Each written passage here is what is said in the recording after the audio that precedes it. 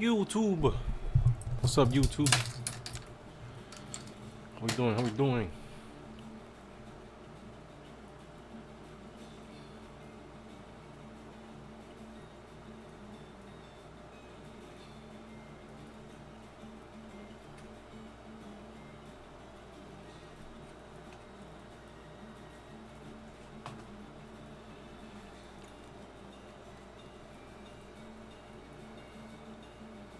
Hey, Freddy. How are you? Welcome back, brother. Hope you're doing good.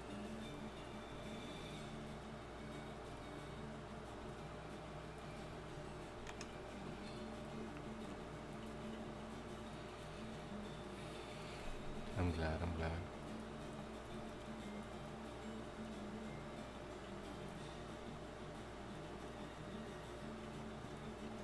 Okay. Make all.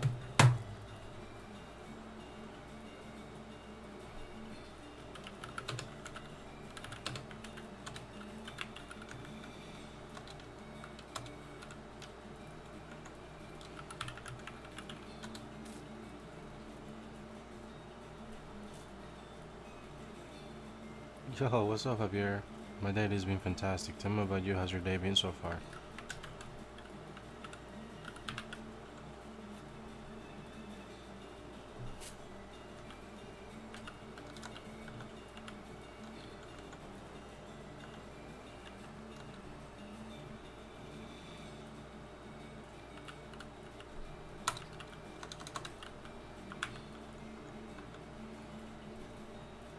Ah, boy.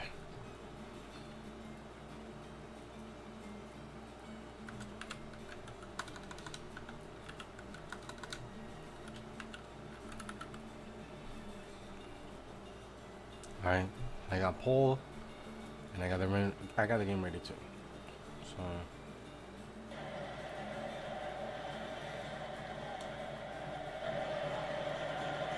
Australia versus the United States of America.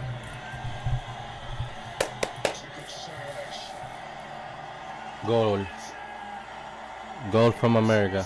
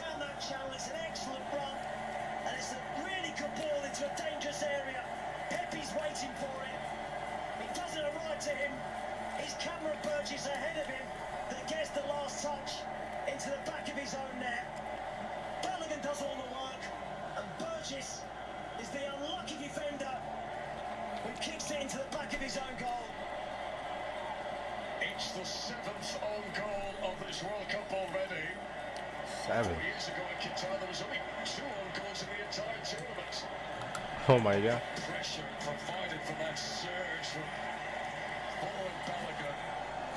And the Australian defense really under pressure at Paul Cameron. Thank you so much, Javier.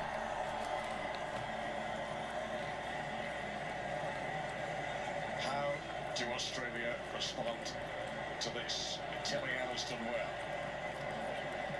Balogun trying to set it up for Leakey. Australia made their own goal, bro, against their own. Crazy. Well, it's a chance. It changes the game plan, doesn't it? That early goal. They have to try and get on the front foot again. Bodies forward. It's always well wide. Just on Cameron Burgess.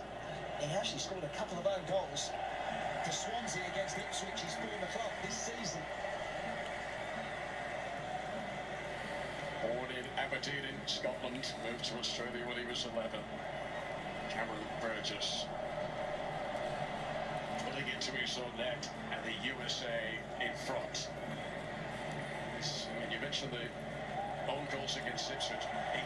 Bro, what kind of pass was that, bro? Own goals now for Burgess since November. And here he is awkwardly putting it out for a corner. USA will hope that this is a purple patch from which they can capitalise on. Well, it's relentless. The pressure, the intensity. Australia struggling to live with it.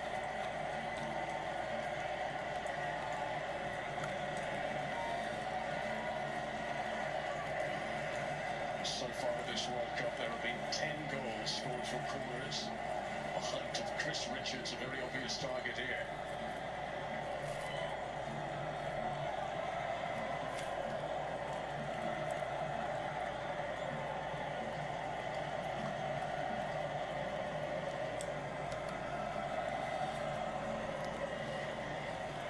YouTube.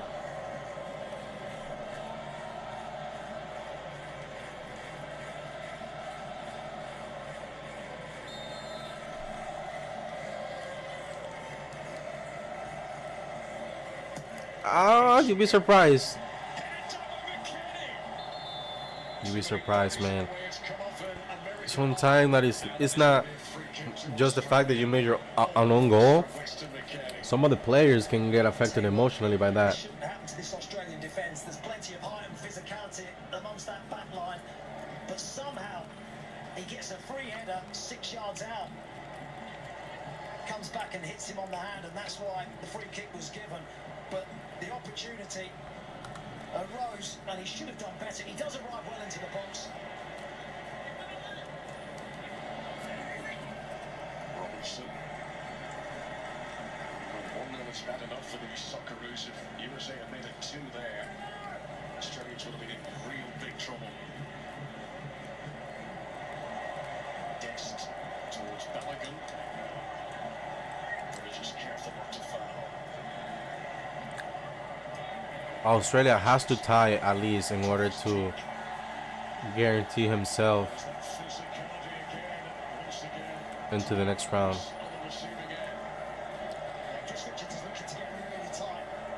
Yeah, Javier, yeah, you're absolutely correct. You know ball, bro, you know ball.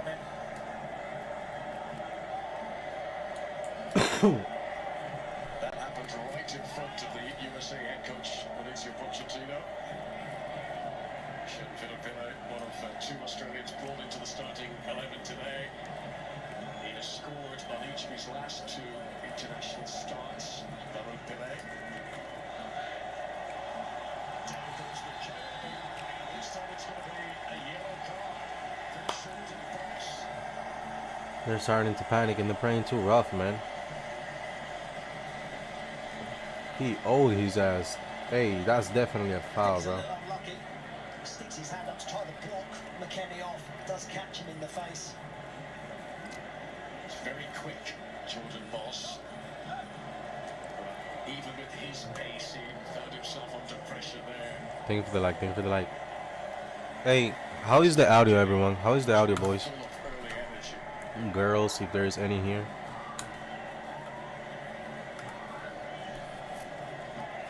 Tillman, Anthony Robinson, the 2 standing over this.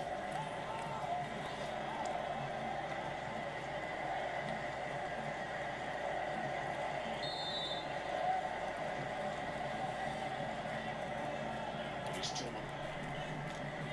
Quite the innovation. McKennie tried to make the best of the situation. That's a very difficult technique to try and turn that one in. It's been a healthy start for the USA. Watching on Robert F. Kennedy, the US Secretary of Health and Human Services.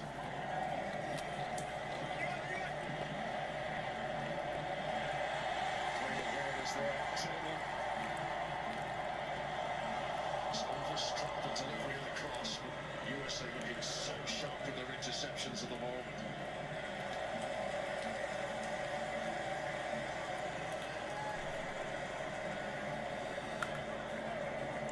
W. Javier, thank you so much, brother.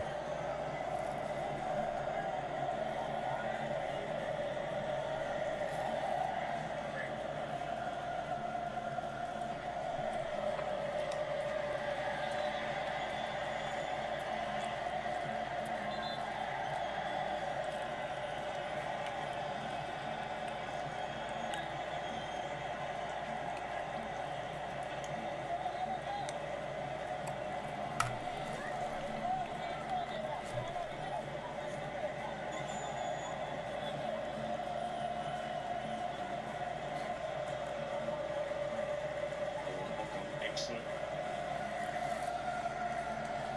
Delay. Incessant pressure for the USA when they throw Paul against him again. He's dead as the assistant coach Paul. Parker, what's up, Parker? Welcome back. Welcome back, my friend. Welcome to the watch party. He's assistant to Tony Popovich and very proud of his son Paul O'Connor being in the team today. They're brilliant with their ball recoveries, the USA. They press immediately, they lose the ball. Against under pressure from the speedy Jordan Box. This is Robinson. Trying to flick it through for Pepe. To Ray, the oldest player to ever represent the USA in a World Cup. McKinney.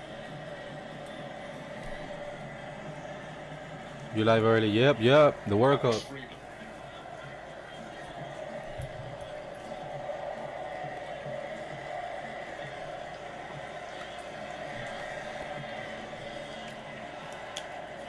USA trying to target down the right wing. Dest a little bit too far in front of McKinney. Good persistence though by Sir Junior Dest. Australia had the chance to clear. Burgess. That's really back helping out the defence. He's got enough on the ground to try and make up here. Freeze has come way out of his penalty area. And he wasn't going to take any chances. Correct.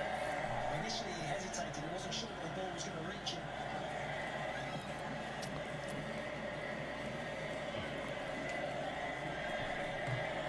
Giving away by Anthony Robinson. Jacob Italiano. Obviously wins it pretty immediately.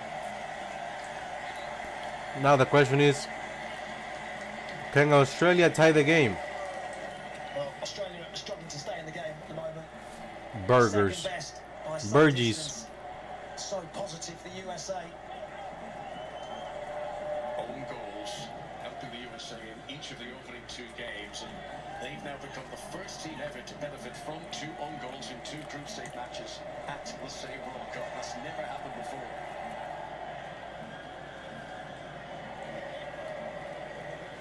Adams trying to get in around the defenders. Pelican is on his mark here, and he just couldn't drop it. That had danger written all over it.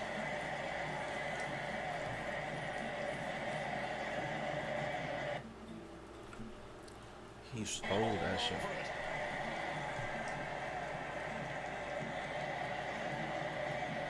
Australia can't get out.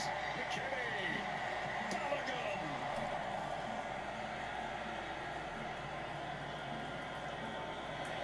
Can Australia relieve some of the pressure? This is Italiano.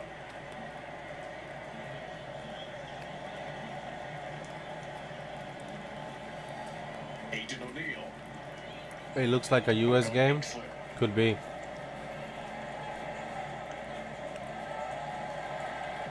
Defending. US is at home, bro. There's nothing like being at home.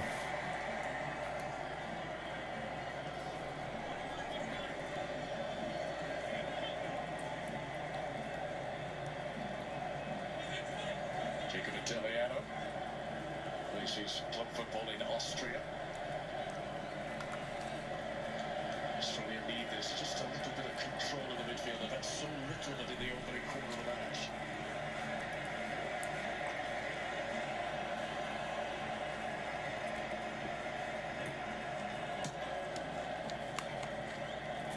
It's back, Lecky. So 3 in the centre to aim for here. Good delivery from Lecky. And that's the most pressure really the USA. Shuffled away and out for Australia's first corner of the match. Yeah, first real danger. Bar that Torre effort, straight at Matt Freese. It's a dangerous ball across the near post. Terrific defending.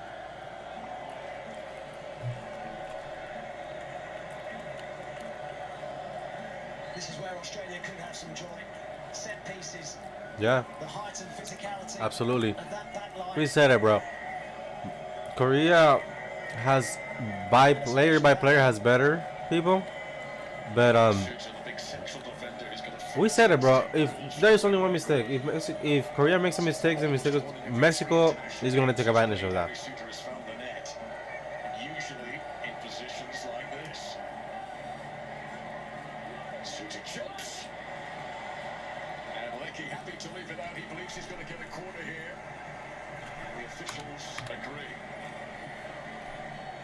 Well, at 6'6", he's going to win most first contacts. It's what you can do on the second. And McKennie does well to nick the ball ahead of Burgess. They reckon he's the tallest outfield player to ever play for Australia, Harry Shooter. In a busy game defensively against Turkey last time out.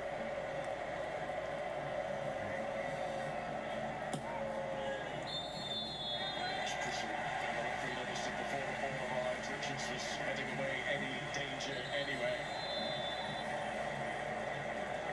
So we reach the hydration break, and no doubt this was going to be a particularly difficult game for Australia.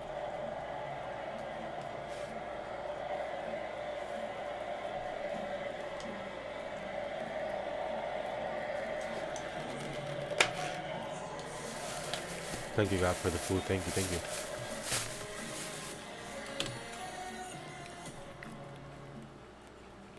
The world.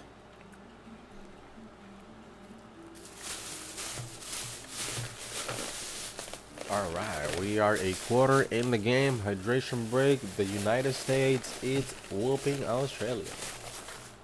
Not whooping though, but it's winning against the Kangaroos. YouTube. Tell me how we're feeling, boys, girls. YouTube, what to do, what to do. It's your boy Platano. And we are watching the World Cup, baby. But first, we gotta get our drink going.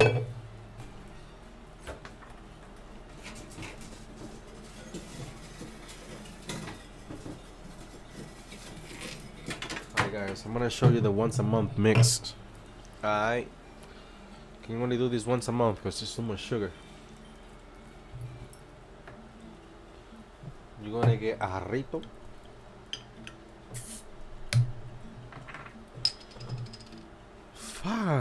No matter what flavor. I got watermelon, you know why. You're gonna pour it on that cup.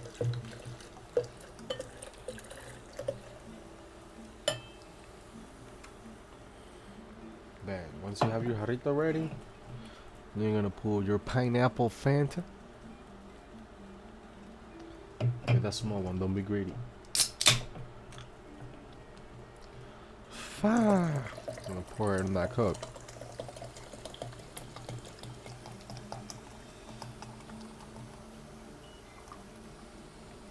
Pour the whole thing? Perfect. We're good. So you finish pouring the whole thing?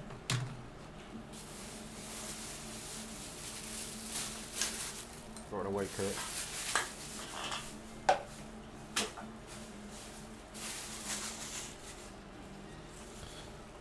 Put some water. And you're gooder, bro. Like, you're set.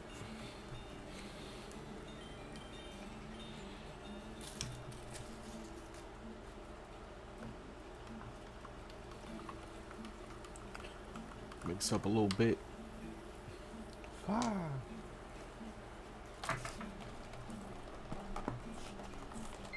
This is how locked in we are, chat. We got our Cuban pastries. We got Joey McFly. Wow. Praise God. Praise. Thank you, God. Thank you. Thank you. Thank you for everything. Thank you for everything you do. Thank you for everything you give me. I am very grateful. Thank you. And we can continue watching the game. Like, bro, what gets better than that? Like, give me something better than that, boys. McKennie.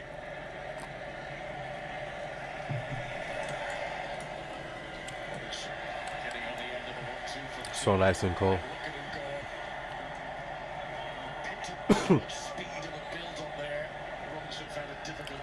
What do you think You were about to make an alcoholic drink, bruh. Pepe narrows off, allows the to get forward, and he loves to do that. Nobody ever said this was going to be easy for Tony Popovic. An alcoholic drink, that's funny. It's the first Sick ass mug. Thank you, bro. It's from the Renaissance Fairs. I try to go every year. It's literally my favorite event. Were there, weren't they, in that first match? They did face 30 shots and only had 28% of the ball. I'm not sure you can do that throughout the course of a World Cup.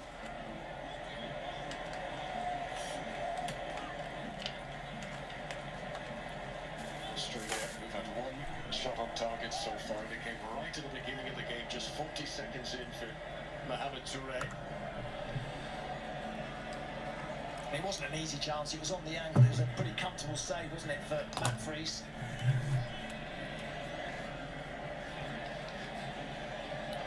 My boys! Welcome to the 2026 FIFA World Cup, baby!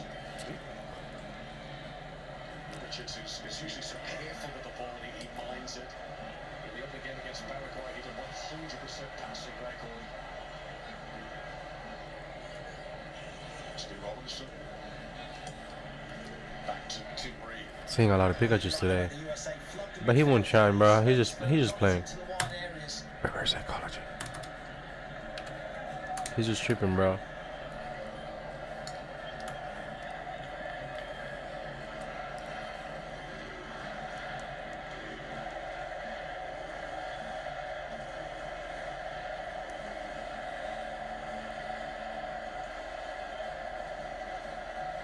High press.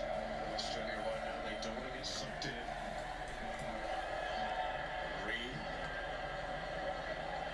Spaghetti. Australia making hard work of what should have been a routine clearance there. Chicken Italiano putting it out for another US corner.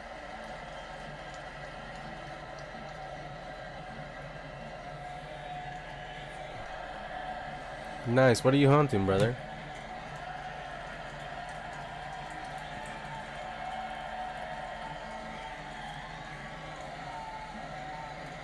Opportunity for Alec Dillon to deliver as we've reached the half-hour mark now in Seattle.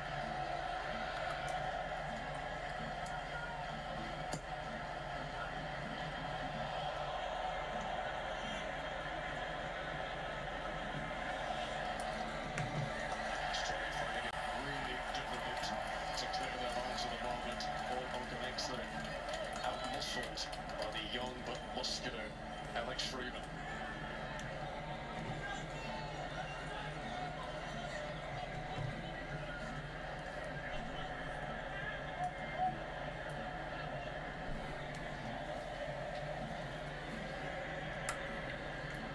Chimcher. Nice.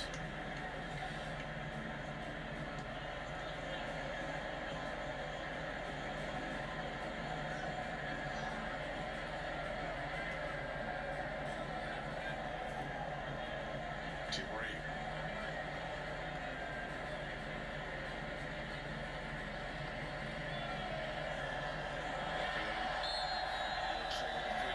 Reaches his pocket again.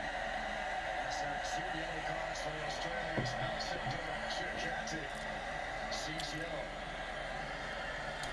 Well, the USA are too sharp and too good for Australia in these opening stages.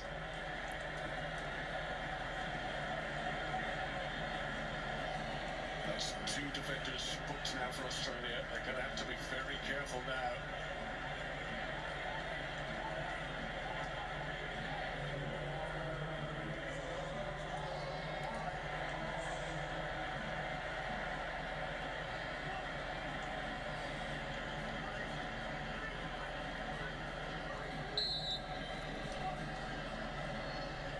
Yo, bro, I downloaded Champions just so I can know a bit more about the other Pokemon. Perfect. Okay, Javier, I'm not sure how long you're gonna be here. I'm planning on being here for a long time. I'm gonna try to get 400 encounters going, and I'll open Champions. Maybe I can help you. Maybe I can help you. So, Alex Morgan, legend of the US women's national team, alongside former coach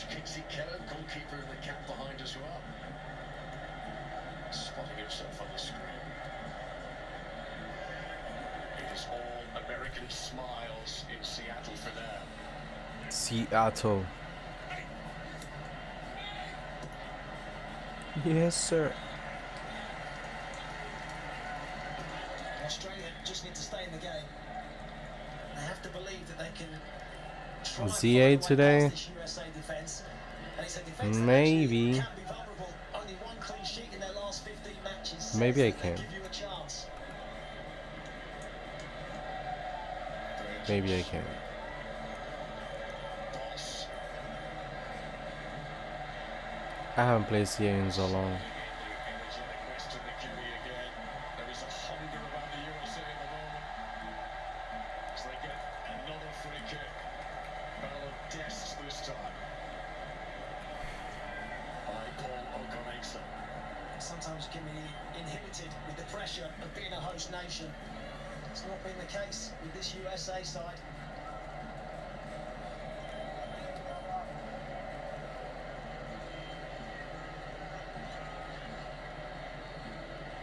Just over 10 minutes of regulation time ahead of the break in Seattle.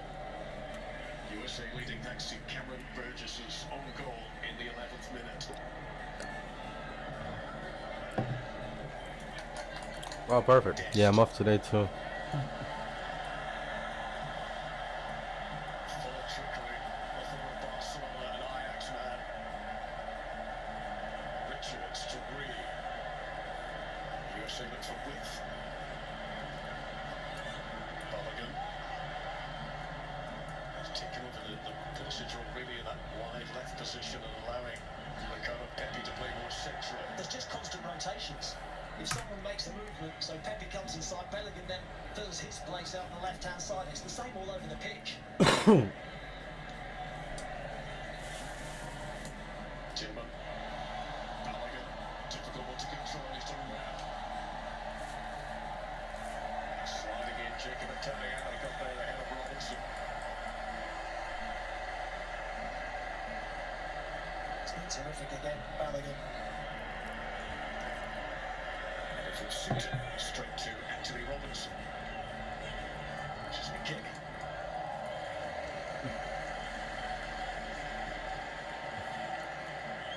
Australia very much with their backs to the wall at the moment.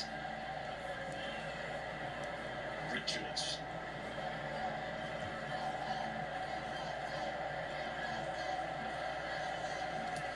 Out of the USA with one second out of the break.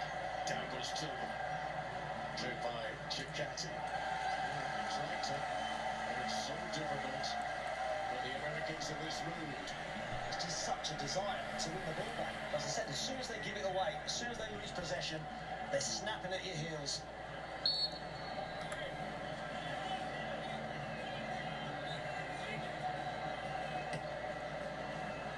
Neil's clearance goes straight to Adams.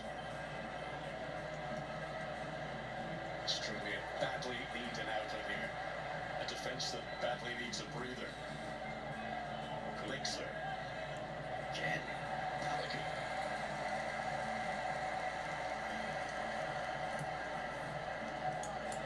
Shiny wind pod.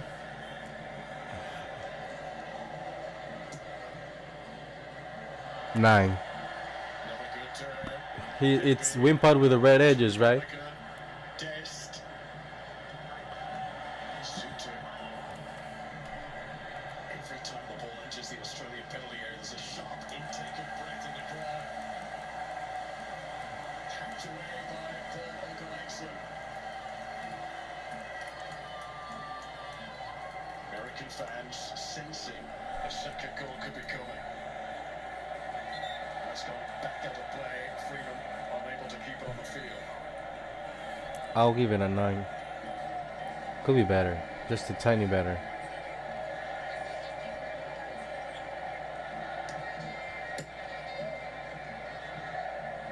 Richards. Heavy clash there. Freeman and Paul O'Connor. They both had their eye on the ball. But a clash of heads between the pair of them.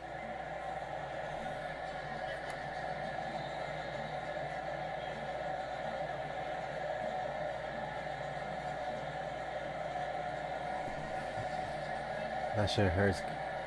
That shit hurts, chat. I promise you. Mauricio Pochettino's team have scored first in both of them. Motherfuckers are taking another water break? What is this? Looking for resilience now for What these is this, Australian bro? players.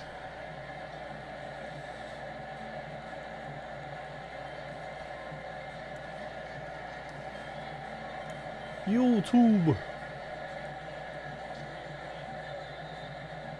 Cameron Burgess on goal separates the teams. Yeah, talked about the rotations, and it's Balogun that did all the damage down that left-hand side, running into the channel, putting it into a dangerous area.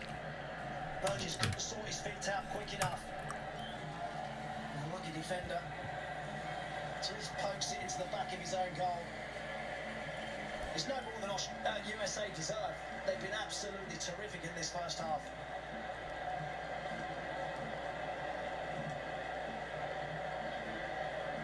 That is Palomachero, NBA basketball player, the Orlando man, very much enjoying the celebratory scenes in Seattle. Freeman. You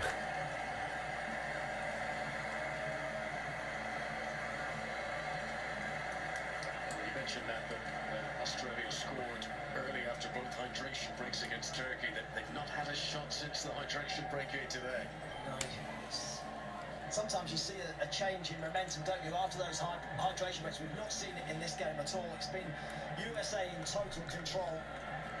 They've been terrific with the ball, been terrific without it as well. That was Paul Oka watching on, father of Paul Oka next there. All right. It's my favorite time of the day. Time to spark. All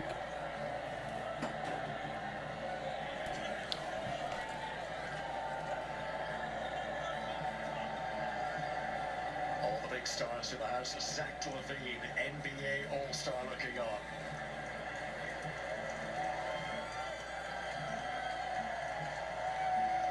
Damn, Zach Levine was with Shorty. What up, Shorty? So both players are going to be okay to continue here.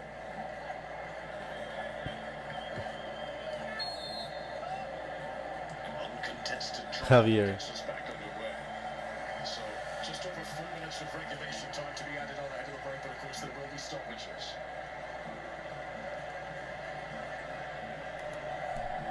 USA hoping to start their World Cup with back-to-back victories.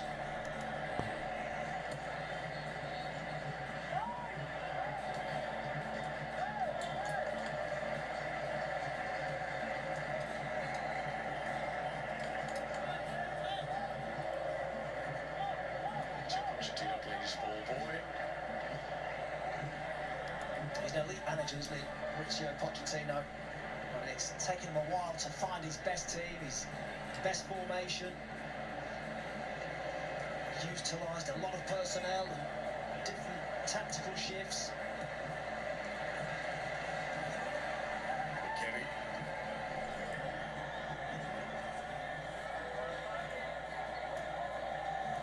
Eyes up, scanning the horizon. He's coming back as well, McKennie. Adams. Freeman. Tricky Dest. Oh, what a lovely fling that was. And he's in here. Dest. Oh, he did well not to go down. Someone have taken a tumble in the penalty area there. That was electric from Serginho Dest. Okanex is going to be careful here. It's a real tussle. Free kick to the USA. Look at these twinkle toes from Serginho Dest. Honestly, what a player. Speedy fullback, full of energy, full of trickery. Jinking his way into the box. Damn. Dancing on him. How close Yeet. was Cameron Burgess? He actually got a slight touch on the ball, did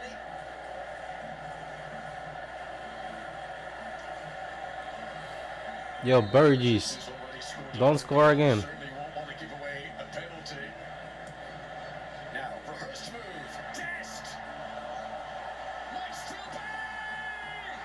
The flag is up. It's not going to count for Alex Freeman. Damn. But the flag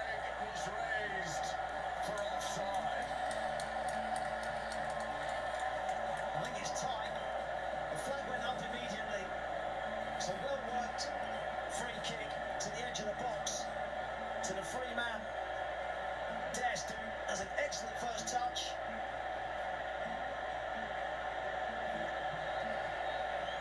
Tell you what, he might be okay. He's really tight. Video assistance is still analysing the replays of this one. Oh my God, they're looking at a possible replay? Not out of the woods yet. Alex Freeman, 2 international goals in the past.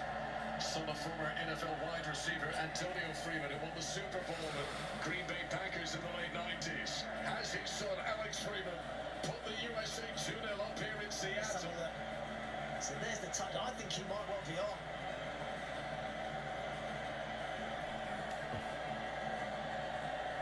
Balogun looks to be clearly offside. He doesn't touch the ball. Might following Balogun though. Oh my God, that can actually be goal. Line of sight. That's why this is taking a little bit longer.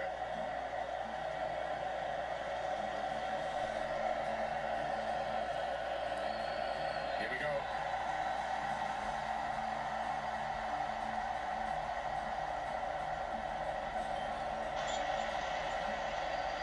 After factual review, the goal scorer was not in offside position. Goal is correct. USA 2, Australia 0. Wow. Celebrations may be delayed, but they are delirious. Cooked. USA all the way.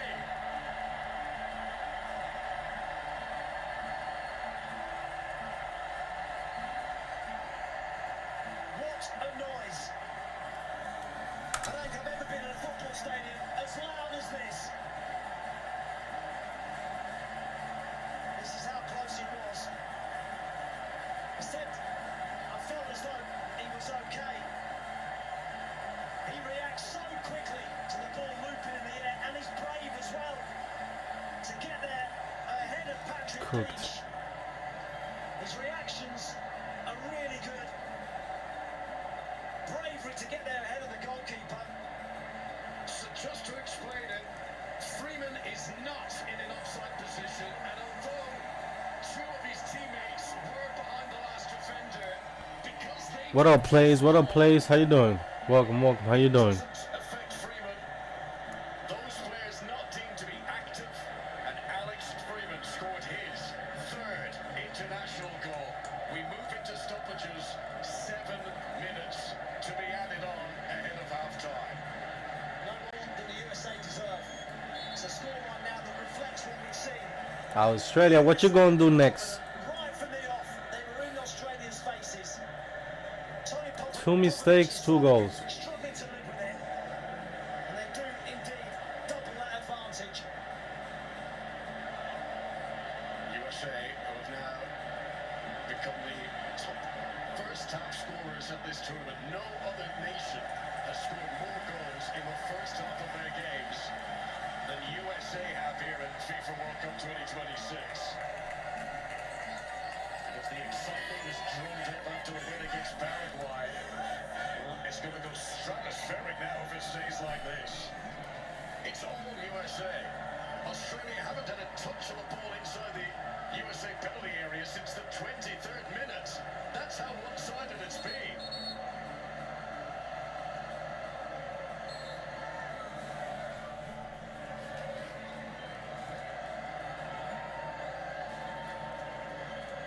Yo, my boy Cade, bro, what's up? Swinger. Richards trying to get there, but the just Dime, ve de lo mío, ¿qué es lo que?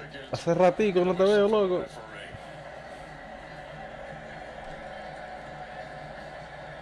So here's confirmation of the goal. Automated. Balogun was in an offside position. Freeman wasn't. And therefore the goal stands. Game and a half into this World Cup. USA have now scored 6 goals over their 2 opening matches. This is just the start to the tournament that Mauricio Pochettino would have been dreaming of. Can be difficult for hosts unless you qualify automatically. It's a long time before this tournament. What? Action for the USA. But they have been so sharp in these opening exchanges. There's a handball here. Jordan Boss there. And that's one of the free kicks being given to the USA. Okay.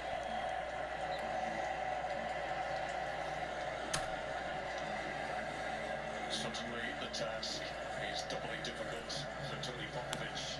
Hey, my boy, always grinding, bro. Life is great, bro. Can't complain. Change the formation. Trying to be the best I can every day, brother. Nothing The else. game's gone.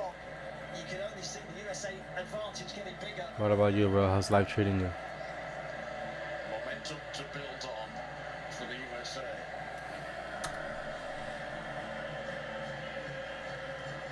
Hey.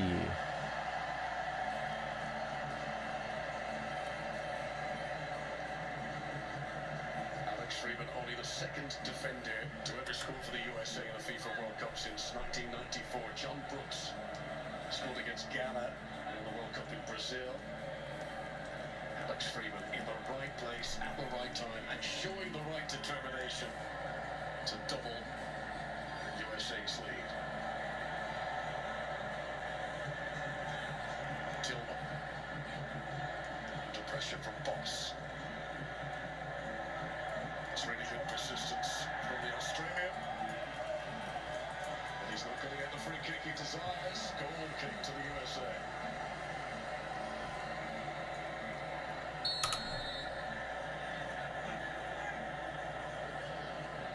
No, loco, está calientísimo. Mira lo que yo estoy bebiendo, te voy a enseñar ahora, loco.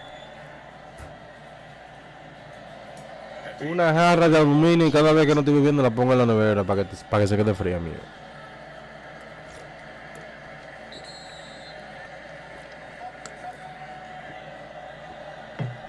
Ricardo Pepe with the German club Augsburg signed him from Dallas a few years back. It was $20 million. Ricardo Pepe became the most expensive home-produced player in MLS history. Adams.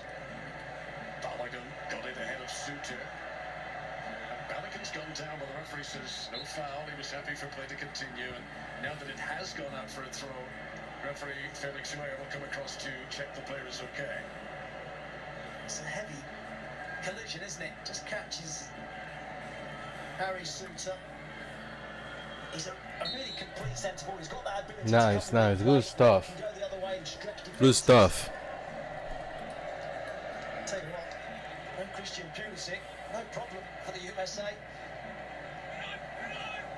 This is the ultimate team sport. It's not about How many legendaries do you have in Soul Silver? Mauricio Pochettino has been able to harness this squad strength.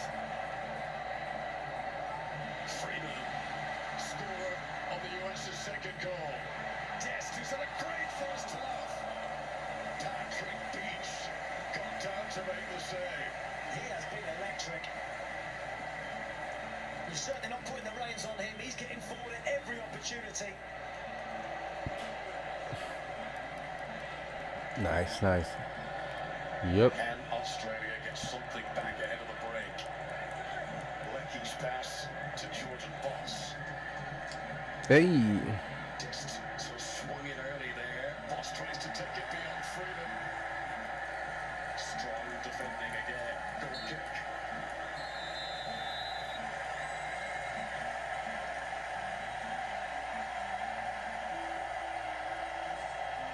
So that is halftime. Cameron Burgess on goal set the USA on their Good way. morning.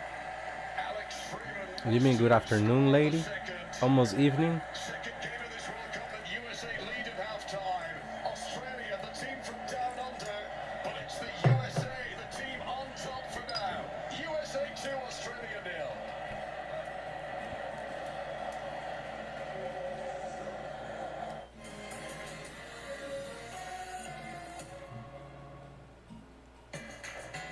There's a reason why people fill bathtubs. Try viral hacks. Find shade. Use outdoor fridges. Garage fridges. Freezers too. That's why I say good day, bro. Our mountains turn blue when you're there. Good day. Welcome, Manny. How are you? Oh shit. Coors Light, cold as the Rockies. This is your captain speaking. Get your captain looking ass out of here, boy.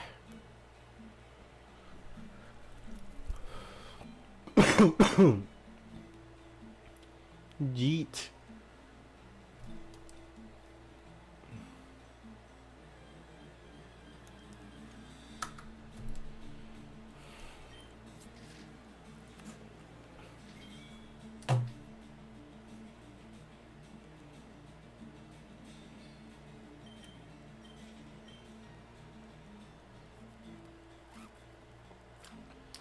Yurt.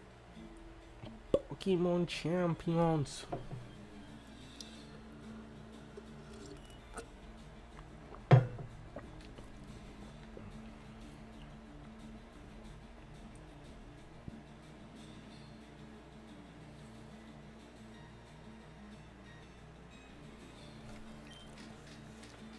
Sounds good, sounds good. You're gooder. At the moment, Raikou and catch by me. There's more of those are from the mystery gift and doesn't count. Started to get a bit of reputation for Alright. hosting huge tournaments. This video is going to Suicune, it's Pokemon Suicune, it's soft reset encounter, so you should be good with Suicune. items, megas, and just sort of my impression of the format as a whole. So you can either have a better idea of what's going on, or I can make you feel better about yourself since you know that what I think is so wrong. So, let's break it down. Let's start with the new items. Of the new items, only a couple are super important in my opinion. A lot of these guys are kind of useless. The biggest one is Life Orb. This item allows your Pokemon to do around 33% more damage in exchange for 10% of its maximum HP each time it attacks. This is a bigger damage boost than any other item currently in Pokemon Champions, I guess unless we count Life Ball, which means Life Orb will invalidate certain defensive spreads that we've seen Pokemon using for its specific hits. For example, Mega Charizard Ys have been trained to be physically bulky to try to live Rock Slide from Garchomp. If you put a Life Orb onto your Garchomp, that extra damage will allow you to always KO those bulky Charizards. It's actually doubly good on Garchomp because it will also mean that your Dragon Claw will KO opposing Garchomp, where it didn't often do that before. Next, the Expert Belt gives a 1.2 times boost to attacks if they hit for super effective damage, which is kind of similar to Life Orb, but is a lot more niche. It's more situational, but it could show up. Now, Light Clay is the other big one. If a Pokemon holding this item uses Reflect, Light Screen, or Aurora Veil, the field effect from those moves will last 8 turns instead of 5. This enables screen-style teams like the one we've seen using Sableye and Arcaludon to be absolutely nuts, because it's way harder to stall screens over the course of 8 turns than it is 5. Expect to see this a lot on the screens that we know and love, and the new one, Grimmsnarl. Next, let's talk Life Lens. This item increases the accuracy of moves by 10%. The main Pokemon super happy about this is Mousehold, so it enables a Technician Population Bomb set that does absolutely stupid damage. Here it is! Population Bomb number 1, number 2, 3! It's doing so much damage! 5! This is Can definitely it a do it? 3! Can it do it? Another one! Give me 2 more! Oh my goodness! This allows Mousehold to be either offensive or defensive, and keep your opponents guessing when you're playing close team game. The other common scenario is on Pokemon like Serena or Weavile, who sometimes want to run powerful, inaccurate moves like Power Whip or Triple Axle. Not as necessary as it's for Population Bomb Mousehold, but a good consistency enabler. Iron Ball has the wielder speed, which may seem bad at first, Good but stuff, can brother, good come up stuff. with a lower Pokemon speed to enable them to move first in Trick Room. We've seen this before. People are doing this with Urshifu Single Strike in Scarlet and Violet. But, again, this is a pretty niche one. Finally, for items, I want to talk about the 4 Weather Extender Rocks. They're like Light Clay for each of the 4 weathers. They come up occasionally, but because weather is changing so often in Pokemon Champions with all 4 weathers being viable, it's rare you'll get much value out of these in this format. If we get a format where weather is less prevalent, they may be a lot more useful. Enough about the items, let's talk about the Pokemon. Of the non-Mega evolutions, the Pokemon... Yo, I ain't gonna lie. This guy looks high as shit. This guy has to smoke way more than me. He looks stoned the fudge up, bro.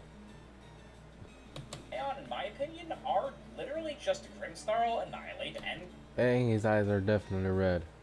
Golden Go. There really isn't a lot of new good tools to work with here. And the funny thing is, all 3 of these Pokemon got nerfed. Grimmsnarl just lost access to Thunder Wave, which is a big deal, but it's a screen setter, and we just got Light Clay, so it's not the end of the world for this guy. He's seeing a lot of use on rain teams early in the format, because even though he doesn't get Rain Dance, he can Fire Shot Javier, and tell me- your Rain Set. Being able Bro. to change the weather after switches and Mega Evolutions is really valuable to win the Weather War in this format. a weather-setting Mega Evolution the way the other three weathers do, they are kind of behind in this fight. Priority pivoting from Grim helps even the play. Plus, our Caledon already likes being behind screens, so he's kind of doing everything you want. Now, Golden Go. Oh, my poor boy. Why did y'all touch? Go down now!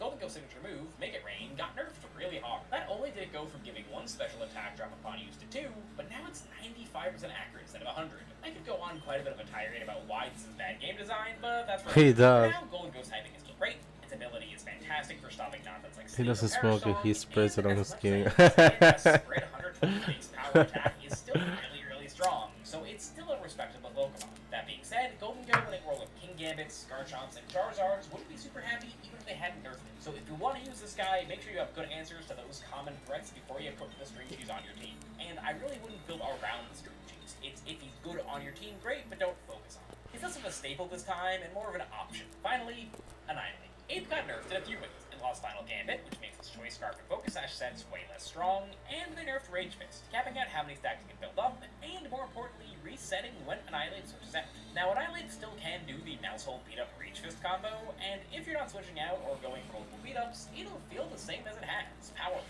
and it can still be a decent stasher with dual stabs if you want to. And I do really like how it lines up pretty well in both Sneasler and King Gambit, 2 of the 3 big Pokemon in the current format. Overall, though the style of Annihilate options that we have has been sort of reduced, I think that Pokemon's still really good at doing the roles it still does. And somehow that's every non-Mega Evolution I think is going to have an impact. Not great. Now let's get into the Megas I think are worthwhile. Mega Blaziken could be an option since its speed boost will let it outrun a lot of common Pokemon, even in Tailwind after just 2 turns. But honestly, I think unless you're hitting really hard, I want more out of a Mega Evolution than just being fast and dealing single-target damage. I think Blaziken's best set will probably be in its base form as a Sasher handing out coasting boosts with speed boost. Mega Swampert. Now, speaking of a Pokemon that hits really hard, this is one I like. Swampert gets specific, and as we discussed in the Quick Snarl section of this video, Rain has some new tools to help keep its weather active. And since Mega Swampert now gets access to Wave Crash, 120 base power water attack, you are getting a lot of damage out for keeping weather up in your No, I got you. Swampert doesn't hit quite as hard as Zeta. I got you, bro. Legion and Rain, it's way more survivable. There's only 1 weakness, Grass. And there's still only like 2 total Grass-type Pokemon worth even thinking about in this form. Mega Swampert will be a key part of establishing Rain as a more dominant archetype in NB, if it'll be dominant. Mega Mawile and Metagross I'm lumping together because I think they're extremely similar. They hit hard, have access to priority and Sucker Punch for Mawile and Bullet Punch for Metagross, have good defensive typing, and they both like to be in Rain. If you're looking for a partner Pokemon for your Mega Swampert that means Floette, these guys will do it for you. Do I expect either of them to be top dog? No, I don't. Do I think they both have potential and can show up on the right team in the right metagame? Yeah, no, I believe that about it. I think they can do that. Now we're up to Star Wars.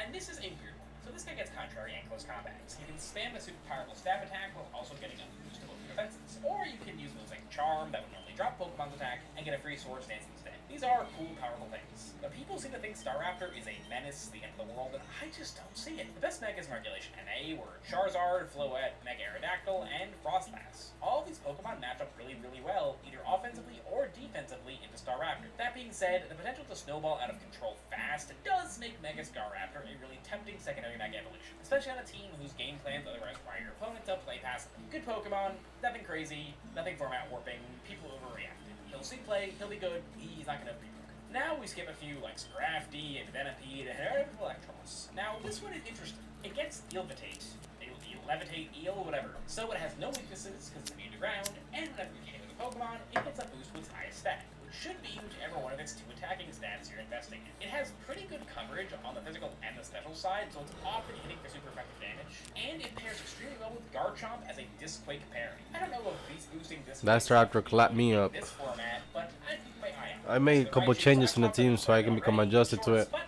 Mega Raichu Y, the Snap Cannon thing is strong, but it's so frail and so hard to protect that I'm not sure it's worth your Mega Evolution. I mean, it does hit Charizard really well, so maybe there's some pairing somewhere with like Mega Frostlass, something like that, I don't know. Mega Raichu X is like all the things I just said, but again, it's interesting because this is the only non-manual terrain in the game currently, but since Sleep isn't really common, and there aren't really any other electric types in the format with stacking with Raichu X, for now, electric terrain is just a kind of complicated life form. I'm sure this guy will be really good when we eventually get the Paradoxes back, unless Tapu Koko takes his job, but right now, I'm not seeing it. And, yeah, no, that's all the Mega Evolutions I think are really worth thinking about for Regulation NB. Honestly, this feels like a half step rather than a whole regulation. If you ask me, would I suspected would be the top 3 Mega Evolutions at Worlds, I don't think I'd say any of these new guys. I'd say, Floette, Charizard, Mega Arrow, or Frog.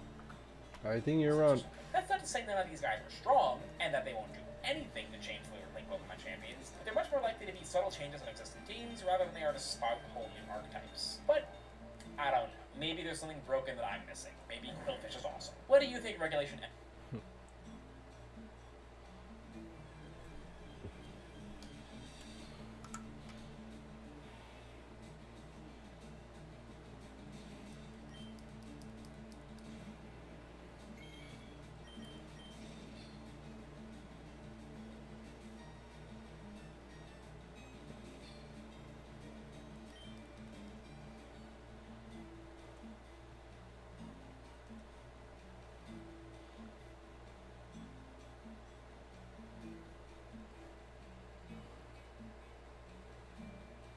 For a long time, bites from the venomous Habu snake were a major issue in a few regions of Japan.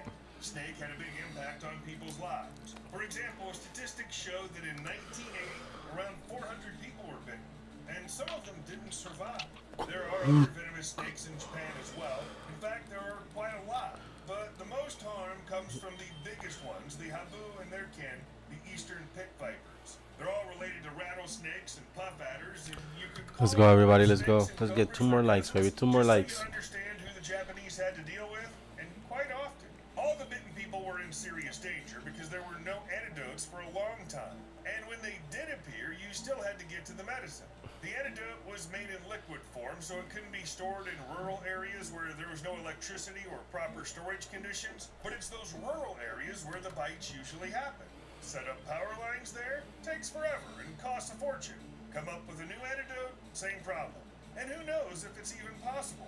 In the end, Japan came up with a solution that seemed like pure genius. Bring in an animal that eats snakes and is immune to their venom. And then, as usual, things didn't go according to plan, but we've got it all under control. So Right. a cup of coffee, an unobtrusive reminder not to forget to hit that like button, and let's dive right into the story.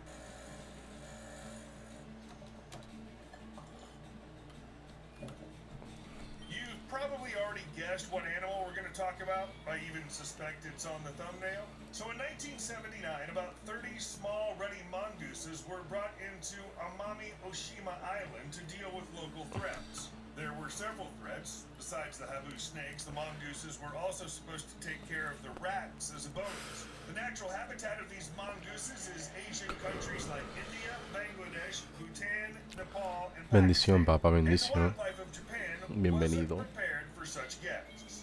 The impact of the mongoose population became really obvious by 1993, and the Ministry of the Environment... Estoy viendo el juego de Estados Unidos con Australia. Get why the officials were concerned, as the mongoose population on the island was skyrocketing, hitting a peak of 10,000 by 2000.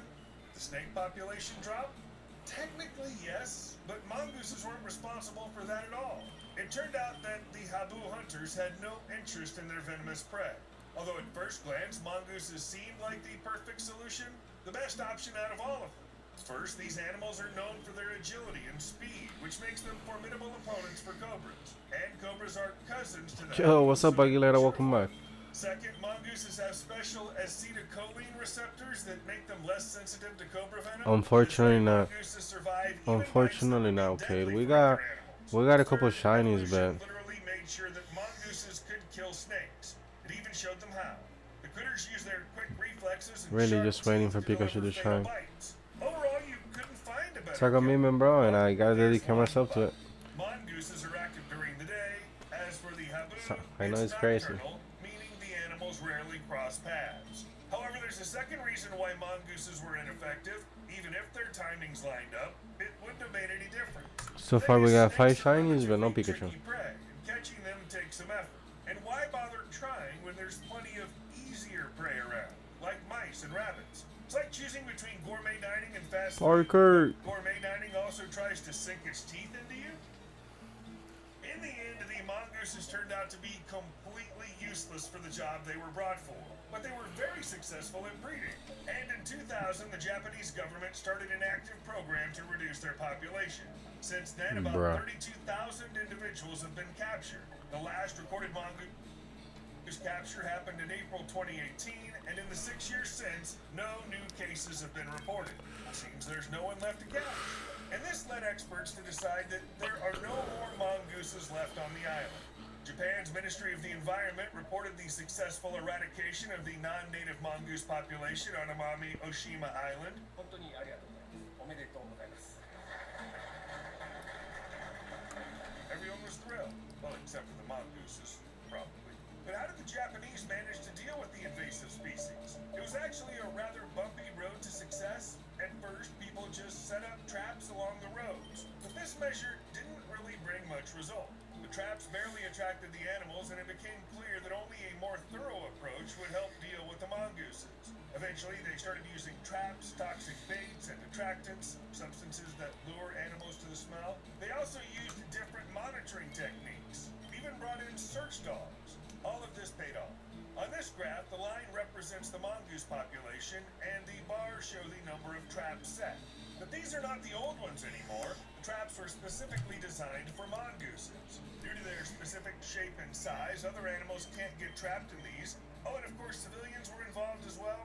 Since 2005, squads of mongoose hunters, consisting of locals and others, have been roaming through the forests and mountains to trap mongooses. Lots of money, effort, and man-hours were spent, all in an attempt to eradicate the population completely. Some viewers might be wondering, why bother with all this? Couldn't they have just left the mongooses alone? Sure, they weren't originally living on the island, but was it really necessary to spend so much effort getting rid of them? Well, yeah. The thing is, instead of controlling the snake population as expected, the mongooses started hunting endemic species on the island, including Amami rabbits and other local animals. It's worth mentioning that Amami Oshima is a subtropical island and a UNESCO World Heritage Site, so it's home to many rare and vulnerable species. The main target of the mongooses has become none other than the Amami rabbit, which is now endangered. These rabbits are often referred to as living fossils because they are the last surviving remnants of an ancient species of Asian rabbits. Once upon a time, these rabbits inhabited the mainland, but now they can only be found on two.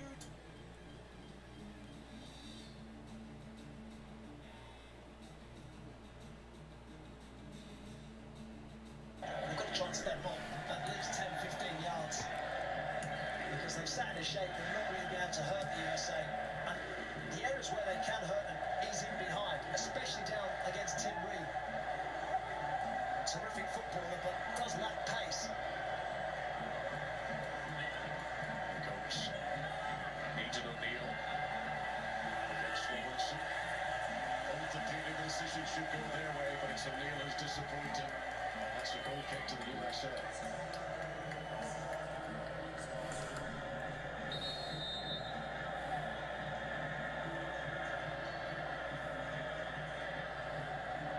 That is a thing. That is a thing. Clearance by Suter.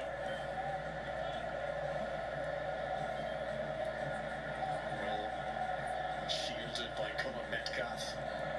He's played football in Germany. With a difficult season though at St. Bally, they were relegated from the Bundesliga. And the decision goes the USA's way. Throw in for Robinson.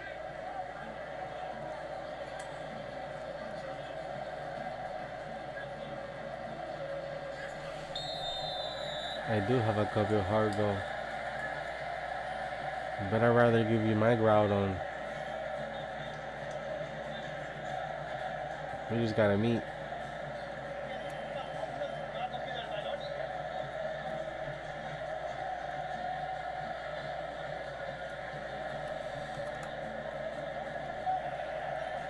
Richards. I don't think it's a surprise that Tony Popovich has made 3 changes at half-time. The surprise is that he's kept the same shape by and large.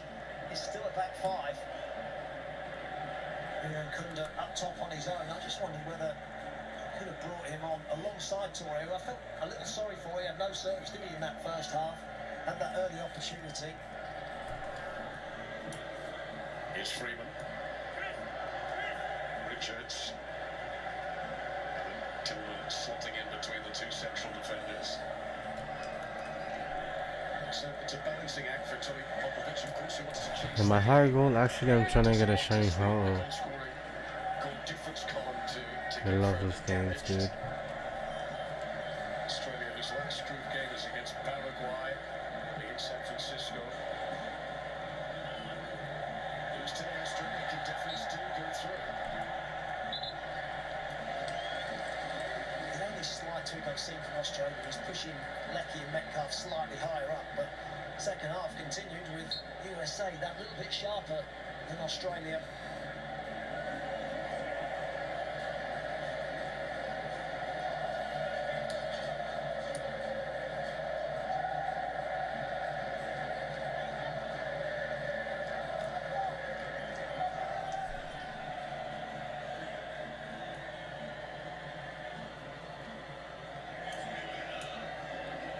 Ole, ole, ole, ole.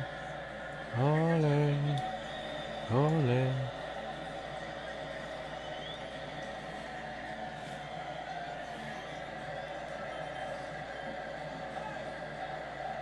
Richards. Freeman. Before Dest. Covered by Chikati.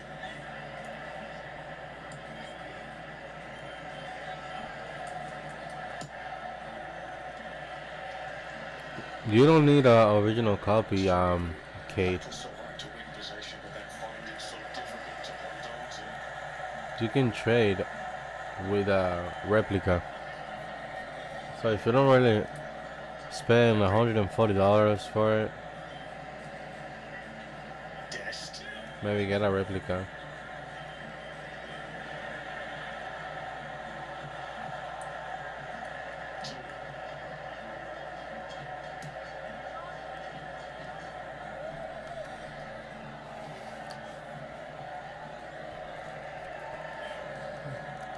Alright, chat, what do we think? Do you think the US is going to score more goals or Australia is going to tie?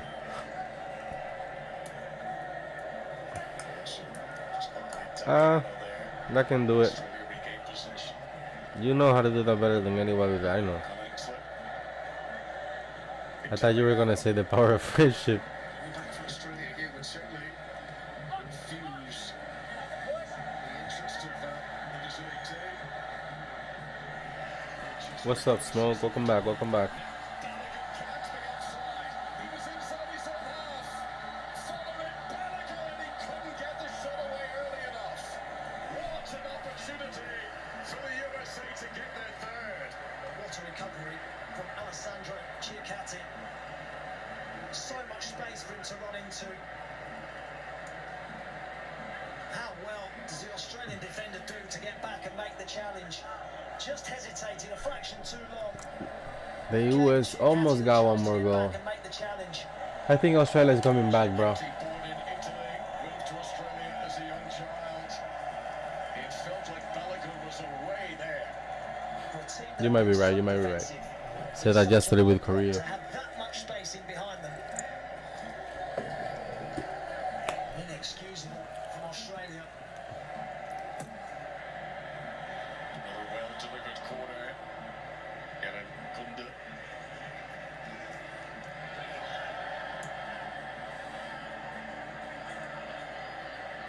Looking for a counter-attack, but unable to find it. They've definitely narrowed off a little more, Australia, to try and combat the area in which YouTube! USA have got Thank you, so Juan. many Thank you so bodies. much, bro.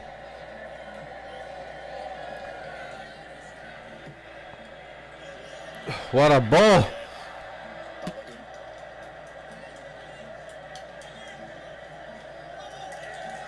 The USA get a corner again.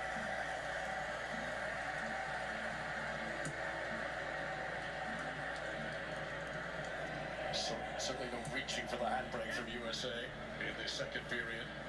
As it was Okay, in the Platinum. Paraguay. Am I surprised when you get a mystery gift? And that's Gets another corner kick. you take it. Well, they're in a position Most of it works. It's just yeah. can't they? It's not something that you're looking to sell, but actually something to just entertain yourself. Could be extremely cheaper. Into the first game and this one. Anybody going to SuperCon this year?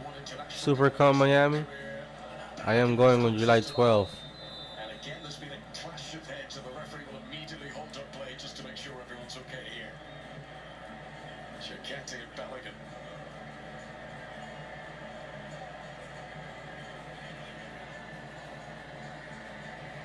as my Poke Bank. Sienna alongside Trinity Rodman. Sienna, the wife of former Seattle Seahawks quarterback Russell Wilson, a R&B star in her own right.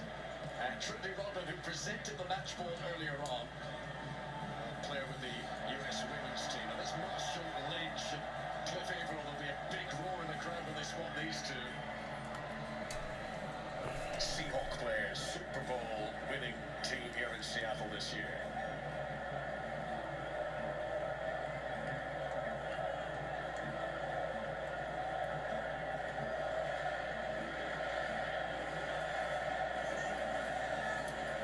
Freeman picks up McKinney.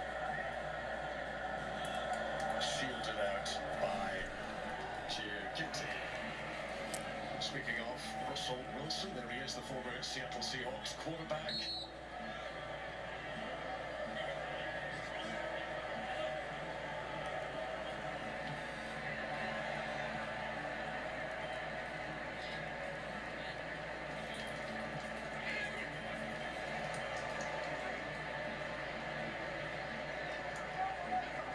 Robinson. Richards now has just spotted a wrong here. Dest.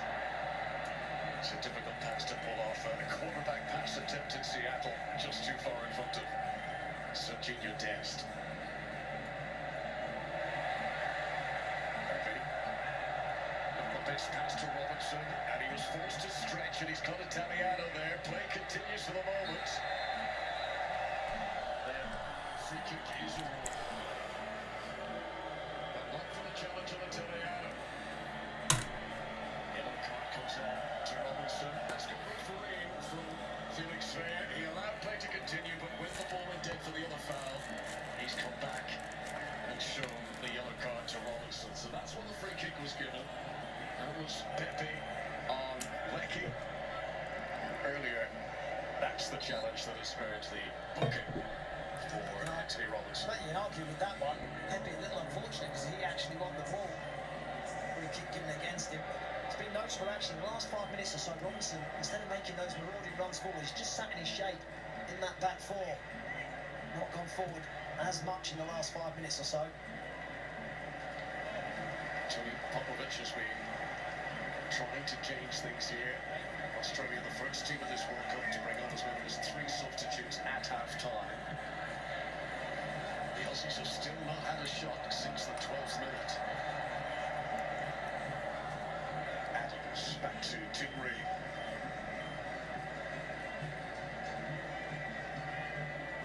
Big player for them, Tyler Adams. He's a real heart and soul player. But he's always available as well, just sitting in front of that back four. Always wants the ball. We'll all start analysing the brackets now and seeing who might get who in the knockout stages. I'll tell you, there's no country's going to want to take on the USA in this form. Pepe's done really well to keep it in. Supported by Anthony Robinson.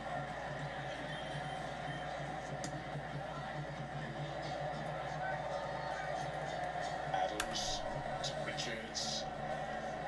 Some space available for the USA players when they want it. Now Dest.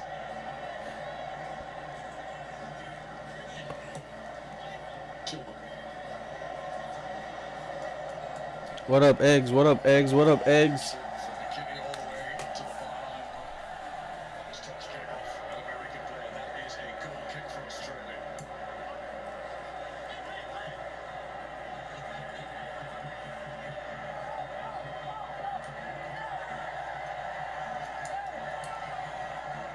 What? You got in front of him, bro. What are you talking about?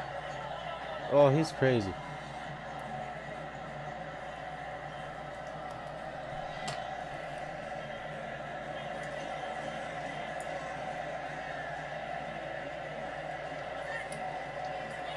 Metcalf. Lecky. Blair falling into the opposition penalty area for Australia. And Kunda attacked it. And it's going to be a corner. Captain, you a liar. You lied under oath. Making noise. I'm not sure if they You lied under oath. something in there, but referee has signaled corner. Was that, wasn't it? Timber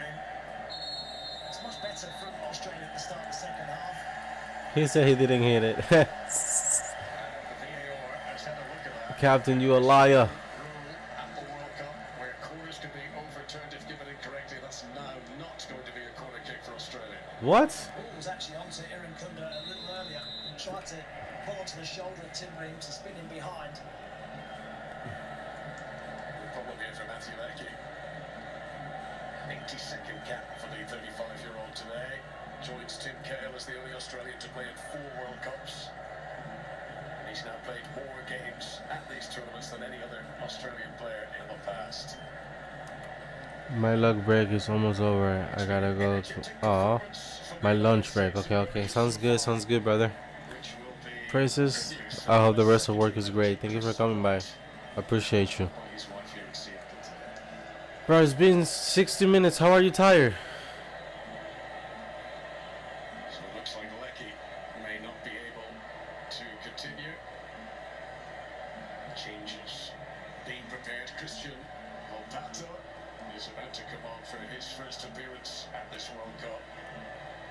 This is a bit of a gamble. Volpato, who was uncapped when the Australian squad was named. Can he provide a little bit of the unknown? Because Australia certainly needs something now. And they've been better without really hurting the USA. It's been a bit more energy about their performance. They've tactically tweaked it with the 2 wider players. Let me turn the AC on, guys. Combat the middle of the pitch where USA are so strong, but somehow they've got to try and get bodies up alongside him and Kunda. Or get the ball over the top to him as well. Utilise his pace. He's a bag of tricks. He's got real quality, score from anywhere, but they need support to the front now. Volpato is a good player. He wants to qualify for Italy. He played underage for the Italians.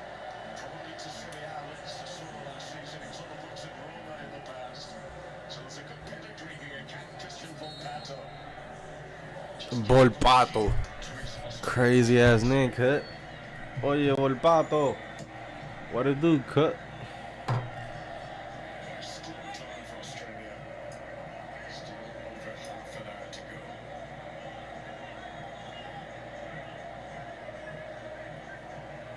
Australia, who usually do score in World Cup games, the last 13 matches in World Cup finals. Australia have only failed to score in 2 of those 13. Here is Balaka. How unlucky is that he couldn't take it with him? Volpato, first touch. Releases in Kunda. Now this is the chance he's been waiting for. Goes with it. Volpato. What an introduction that could be. How do you miss that? That's exactly the sort of thrust that Australia Volpato. This is on the pitch. He said he's really stationed himself up against Tim Ream because he knows he's got the pace on him. He tries to play him offside, but it stays on. It's an excellent run, really intelligent. This is where Australia are at their best, when they try and counter-attack at pace, utilise that quality and that energy. Hey, Colin Metcalf goes hey, goes out that's for a. the I think that's a penalty. potentially checking a penalty. Either way, Volpato should have done a little better when the ball came back to him. On a day of few chances, Tony Popovic wished that one had been taken. The new assistant referee did look at all the little challenges inside the penalty area there and then determined it was accidental, the one they were looking at, so no further action required there. Sorry, Australia. But this is where Australia can have joy. They aren't a dangerous counter-attacking team. They can be electric in transition, and with Aaron Kunda up top, he is a real threat.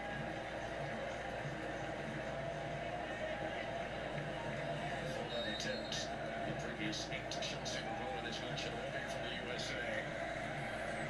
Can Australia turn the tide?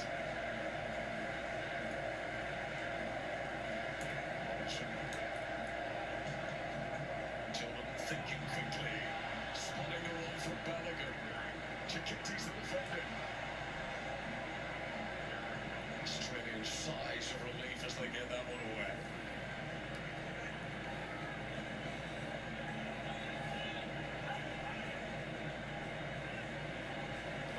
by O'Neal. Metcalf. Boss, in fact.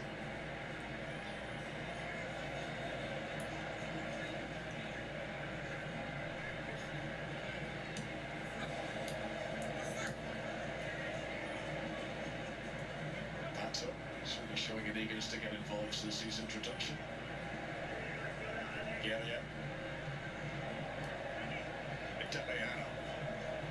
Metcalf.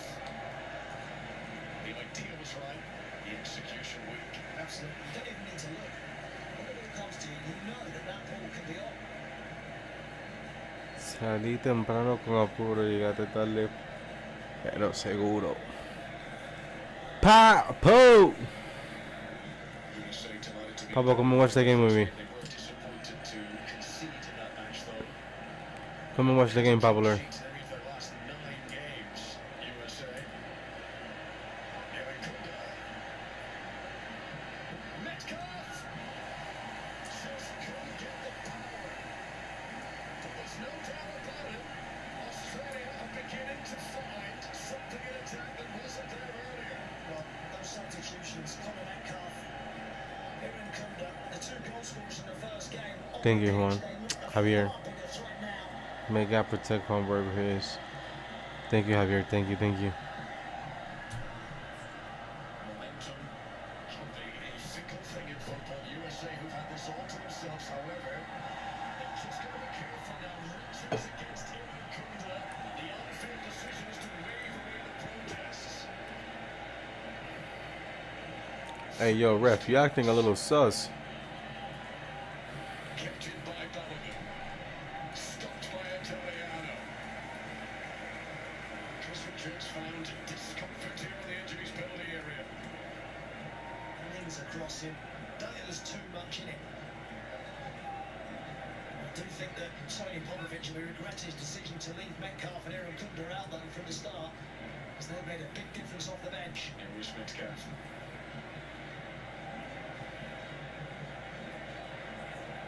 Pato tries to take the ball on. Referee says it's a fair challenge. Almost midway through the second half in Seattle.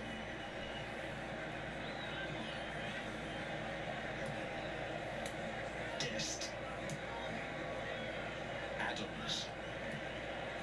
I don't know, bro. It was not a foul. Crazy, bro. In this second half, Australia had as many shots as they did in the entirety of the first half. But is it going to be enough?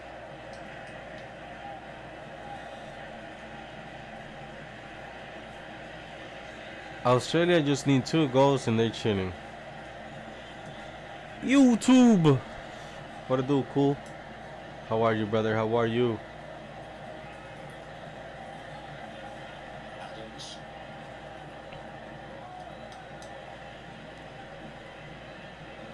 Dest. This is Freeman. This is cover for Pochettino's team. Just a spell of possession to try and... I love how the YouTube is getting influenced by everybody. By the Australians. He's moved on the bench as well. It might not be long before Mauricio Pochettino. It's a couple of substitutions just to freshen it up. Hydration break imminent. You're not allowed to make substitutions during the hydration break. USA might be plotting changes immediately afterwards. So time to take a drink. The scoreline as it was at halftime. USA leading Australia. It's amazing, bro. There have been green shoots of encouragement. Can Australia build on this? Quarter match to go. It's been pretty amazing, bro. I mean, just watching the World Cup. I love soccer, man. Had the day off. Went and got my hair retweezed. Paid my card insurance. Feel pretty good. Got some food. Got some pastries. Life is great, man. That's my life. YouTube. It's gonna shine soon, YouTube. I'm doing good, man. Who's playing right now? You already know the mother home, the United States of America. And then we got the kangaroos of Australia, baby. The humpers. That probably didn't sound right in English, but I'll probably say the jumpers. The jumpers. Be jumping on your ass type shit. No, just playing, man. Australia versus the United States. The United States is winning by an auto goal by Australia, and Australia, it's winning with a goal from Freeman.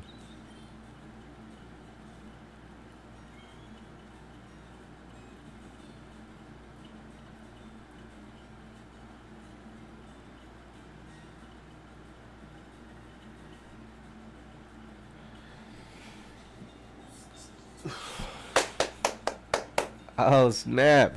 Yes sir, yes sir. Snapping but not turtle. It's a great day. We got smoke. We got pastries. We got water. We got games.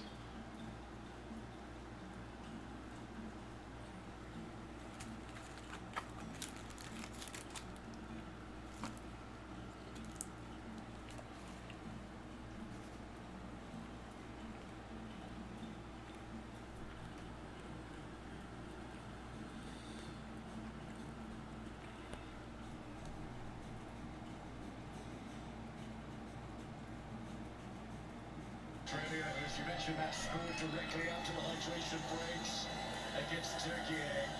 Feel the next 5-10 minutes here is so crucial. Can Australia build on that Yo, Roberto. they've been able to garner? Yeah, we're going to keep trying to get the ball to Aaron Kunder up top. He's been a real live wire since coming off the bench. The USA in the first half of this game had 9 attempts at goal. In the second period, there's just been one.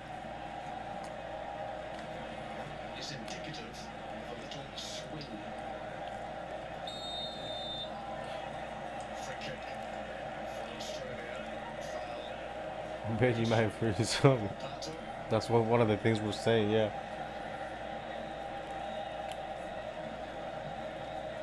Yep. That's it. That's all I need. You're absolutely correct.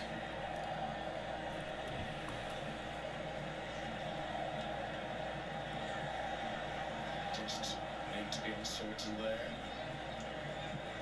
So trying to get it to Gunga. Here's Pepe. Freeman. So composed for one so young. He's only 21 years of age. Alex Freeman, please, like it better.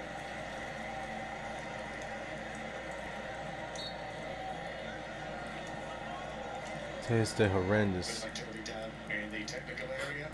Sebastian Berhalter is about to come on. I hope the Rapid Eyes are my level 12 to be a fair match against B Drill. Against Paraguay last time out. Bro, that Rapid Ash is level 90. Hey Roberto, what level is your Rapid Ash? He about his head right now. Just get ready. Metcalf made a good run there, but Okovic didn't spot it. Area. Suter. Italiano taking on Tillman. Better endeavour from the Australians at the moment, but this makes an important interception. Adams under pressure here. Big charging in. Referees his play on. Tackles flying in all over the place. And it's Anthony Robinson who wrestles back possession for his team. Oh, the American crowd love that. Woo. Steals it by Mirav Kunda, and that one is a foul.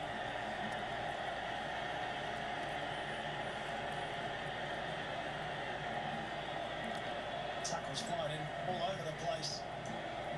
Tyler Adams, tigerish in the challenge. Perhaps a bit frustrated up top. He definitely pushed the fuck out of him. I mean the fudge out of him. Moments earlier, he made a good run over the top. Bro, you sure you're Australian, bro? You know how to say mate? USA are going to make their change. It's Hey, the mate. 15th cap for Sebastian Oh, Berhalter. bloody hell. Son of former USA head coach Craig Berhalter. Craig has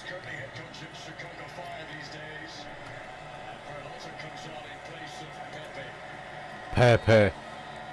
He flew, bro. Bro. He went a couple yards, bro. He went a couple yards. My rapidness is level 98. My rapid next level is 99. Roberto. Decided to do it a fraction after that, just to disrupt the momentum. Gotta love it. Pressure under pressure from Robertson. Balogun and Guerrier. Crashing Antlers. Just getting a bit fractious, isn't it? Growl. Played each other last year. And it Dang. a bit fractious in that one. Spinning over a little bit today now as well. Mauricio Pochettino's team enjoying such free-flowing possession in the first half. Yo, ref. Here trying to turn this into more of an arm wrestle, which might suit them, and they hope destabilise the US players. Yeah, really, they were far too passive in that first half. Here's Tillman, mask of strength, holds up for real. Tyler Adams. Hunter has just come on, gives it away, getting up to speed with the game. This is Jordan Boss.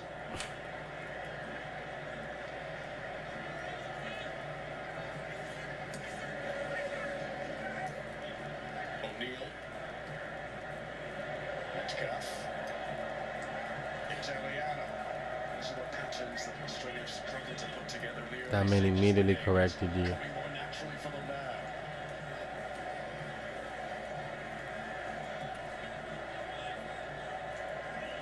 Pato. Just playing with that freedom of a new recruit into the team. Balogun, stopped by Guerrier. Looking for Eric Kunda. Now it's USA's turn to struggle to hold on to possession when they try to clear. Well, it's very unusual to dominate for 90 minutes. You're going to go through periods where you have to absorb some pressure. And that's one of those moments. Kind of realising that the USA need a 12th man here, and there's been a little increase in volume. Pato. If Australia can get one back here, there'll be a lot of them making fingernails munched. That's a good shot turn for Pato. Chris Richards with an important header. And then McKinney completes the clearance. It's taken a while, but Australia. Now the VAR has just asked for a restart to be delayed here. What part of the body does that hit there? Berhalter doesn't come off his arm. Well, I think it does hit an arm. The referee's got the perfect view. Penalty, bro. Check complete for the VAR. No penalty. What? That was ever going to be given as handball. This is key. Australia enthused by what they've seen from their earlier substitutions. Nathan Moore, Jackson Irvine, the joint most international goals in this Australian squad, along with Matthew Leckie. It's a clash. Christian Volpato down. She asked me that was a handball. According to the ref who was in front of it, no. Yes, Anthony Olsen already in the referee's notebook. And he's pleading his innocence here. The referee is waving away the protest. He's happy that if there was contact, it was not worthy of any further action. He's reaching out with his arm rather than swinging it, I think. Yeah, not enough. Not enough. This is perhaps the best. Hey.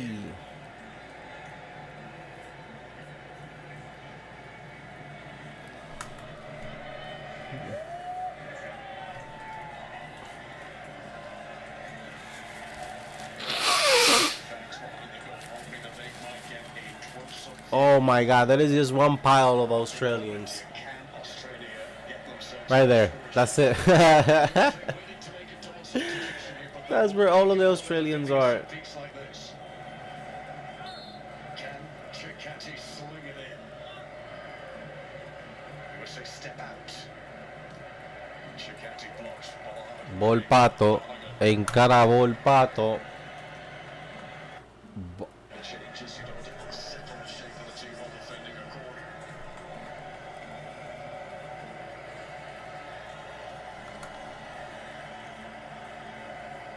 Here it comes. Sutra trying to leap. Freeman who jumped with it. It's going to be a free kick to the USA. What's flying on? Suter it was, but committed the foul. Freeman getting there first.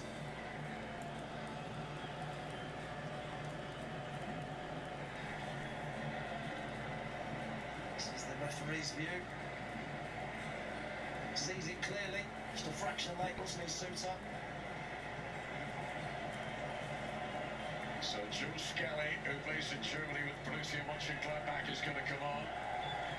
He's replacing Serginho Dest.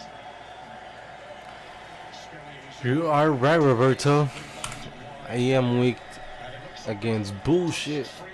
Now this is interesting. USA had 10 seconds for the players to leave the field there. They're saying that Robertson didn't depart quickly enough, and these are the new rules, so they've got to wait. Hang on, is Trusty and Australia complaining here? Trusty has come onto the field, and a little bit of uncertainty. Scally there, and Trusty on. Alex Freeman and Anthony Robertson off. You're not wrong, Roberto. Suter.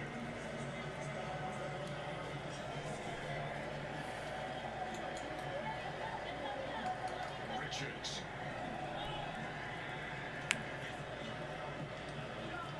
Scally's clearance. USA just trying to step down on the gas again. Just trying to quell this attempted revival from Australia. Jackson Irvine gives it to Jacob Italiano.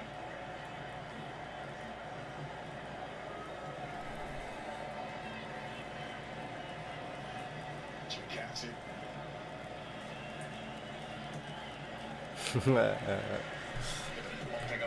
That is my weakness, bullshit. I don't believe in it.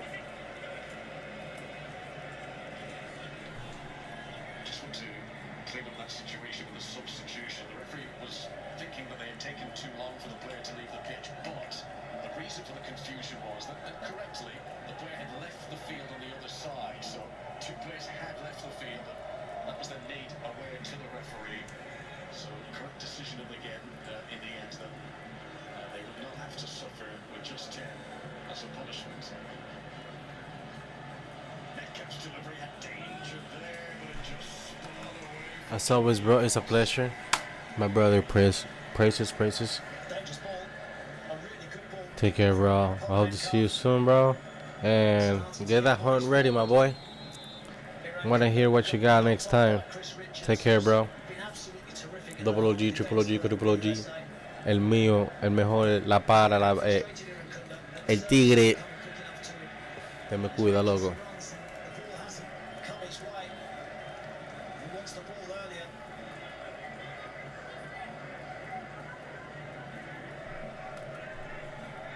Time running out for Australia now. 7.5 minutes of normal time to play. Can Team Reeve and his USA teammates Yo, ref, keep you it love that clean whistle, huh? here in the Seattle Oh, sunshine? Jesus. Pato, Metcalf, a little nutmeg there. Italiano's cross. Shakiti couldn't get control of it. Down goes Kunda. Big appearance on the penalty area. Australia with a spot kick. Video assistant referee will be looking at that in the background. Italiano's cross. It was Chris Richards at the heart of that again. Check is already complete, however, no penalty. Jackson Irvine. And Richards puts it up for the corner. Let's have a look at Chris Richards here. Yeah, huge shout, wasn't there? Ball comes towards him and Kunda. Plus, goes to the back of him, but I think the striker is looking for it.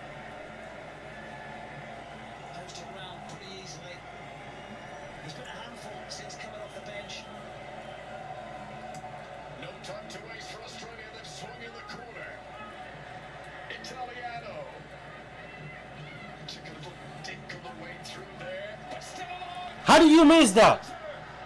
You don't deserve to be in the World Cup. What an opportunity for Australia. The referee's whistle's blown. It's going to be a free kick to the USA. But Jason Garia, he tried to put the laces through it there, looking for his first ever international goal. This was the third or fourth chance because there was a few before him. This is a real period of Australian domination. USA having to withstand. How do you miss that? How? Misses the initial effort. How do you miss that? That's not real. That was not real. To deny Jason Garia. Garia must have thought this kind of opportunity had passed him by. He made his international debut all the way back in 2016. He then had to wait 8 years to be selected by the national team again. But here he is at the World Cup, and he's had one of his side's best chances.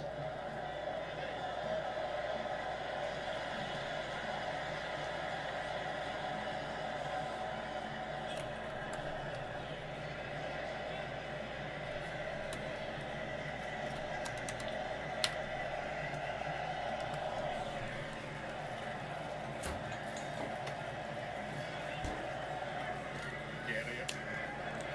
Green. Suter. Pelican claiming he was fouled. Decision's gone the other way. Free kick to Australia. Brother, For Australia to put the you ball were into the 2 meters away from the goalie, bro. making its Like, way forward. you should have not budged that. Goal now. All of a sudden, they'll get a little nervous in the Seattle Stadium. 4 minutes of normal time to play. If Australia have got something up their sleeve, they need to produce it now. Suter, cleared away by Richards. Pato, back to Garia.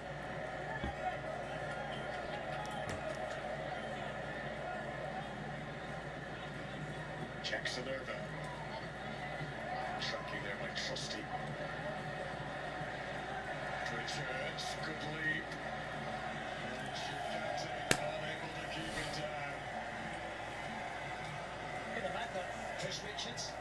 Everything that's come into the box, he seems to have been on the end of. Yo, welcome back, Gray. Welcome back. It's nice seeing you, man. How's everything? Looking on in the stands, George Weah, Ballon d'Or winner in the 90s, former president of Liberia. And of course, most importantly today, father of Timothy Weah, who is on the bench for the USA.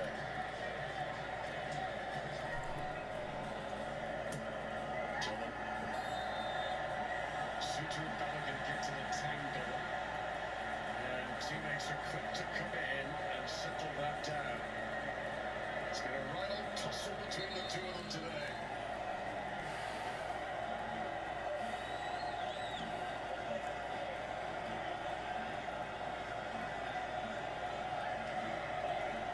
That's good to hear, brother. Praises, praises. There's been another little altercation off the ball here. Jacob Italiano and Aaron Trusty. Just when the referee was distracted trying to settle out what happened between Suter and Balogun. And Italiano and Trusty are going head to head. For a referee these days, you really do need eyes on the back of your head. Yellow cards are plenty. Suter's been booked. Like 6 red cards. 6 yellow cards right there. If you put a parlay that there was going to only be 1 red card, you're wrong. This was the initial collision. Balogun not looking at the ball, just jumping into Suter. And Suter reacting badly to that challenge. It's been a scrappy period.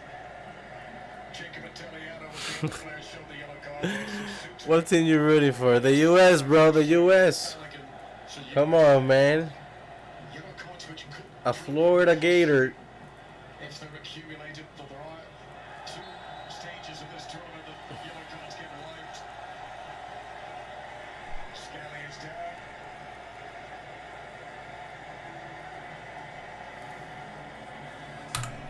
Bro, this game is getting out of hands quick.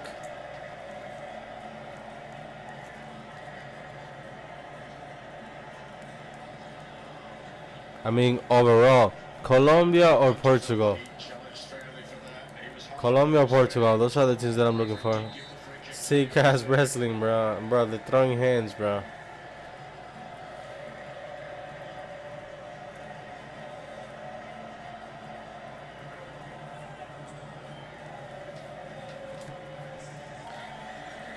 Mods, y'all know what to do. Get his ass banned. About to come to the end of the regulation 90 minutes. Stoppage time to come. Thank you, Bunny. Thank you, Bunny. I appreciate you. Don't just delete it. Just get them banned.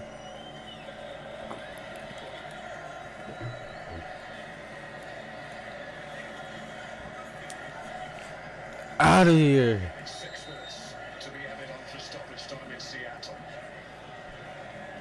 Tillman trying to shield it in by the corner flag.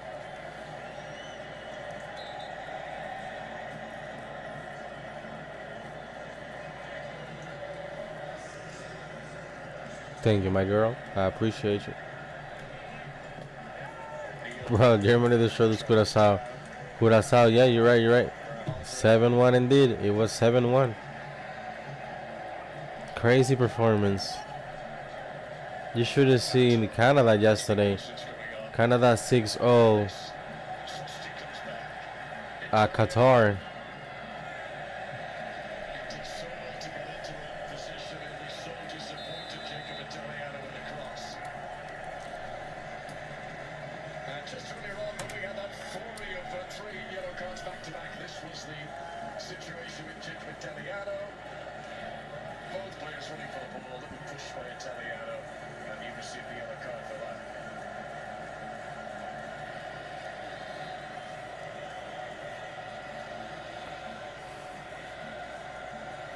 Somebody got their leg broken yesterday mid-game. These USA supporters believe so. Crazy. Plenty of regrets about this performance. First half too passive. Team Popovich will think that maybe Connor Metcalf and Aaron Kutner should have started the game. They've been better in the second period without really hurting the USA. And left it far too late to show any ambition to try and get themselves back into the game. That game was crazy. England and Croatia, that was a good game. But Mexico and South Korea, peak. That game yesterday was near perfect, bro. It was incredible. The US took another dub. Touch was too delicate for Belligan there. Metcalf made hard work of the clearance. The referee almost fell. The referee almost fell, so he overblew his whistle. It's all become a bit scrappy. He knew exactly what he was doing there, Chris Richards. The ball may have gone past him, but Aaron Kutner wasn't. Yeah. Chris Richards. The problem for Felix Swear here is just feeling the strain of a The ref is stretching? down the turf. Wow, I've never seen that. He had a little stumble actually when he went to sort of We gotta give this ref a yellow card, bro. He gotta give at least an extra minute. whether it's crap or whether he's actually put something. I told you, bro, he almost fell, and look, he got injured. Deep in stoppage time. Felix Swear feeling the strain. Keeping up with his game. Who do you think is gonna win this year? Such a Between Portugal, Argentina, and France. Maybe England. Shot it. Damn, shot it. Mexico is the fourth official. Shorty brought the elixir. She's come across just to try and aid her colleague Felix Swear here. Hey, shot it. 15-minute water break for the refs. Oh my god. You gotta love it. We've already had a situation in this World Cup where referee Michael Oliver had to miss a game because of injury. That was before the match even Dear. Only once have the USA ever won back-to-back games at the start of a World Cup, and that was all the way back in the inaugural tournament almost a century ago. Felix Ramirez are going to continue. The ref had a cramp, so they had to stretch his legs and give him some water. That is one of the fun. That's gonna be one of the memes for the World Cup. All right, guys, let me do 30. Australia battling on, but even if they were to get one, surely there isn't enough time for two. Alpato. Took that throw very early. Meant that the USA couldn't make their substitutions, and Mauricio Pochettino's not happy at that. I think they eventually will be coming on now. So a late one out for Giovanni Rea, who scored late against Paraguay last time out. Haji Wright will come on to. There will be a standing ovation for Foreign Balogun. What an impact he's making in this World Cup. What a hero he's becoming for the USA fans.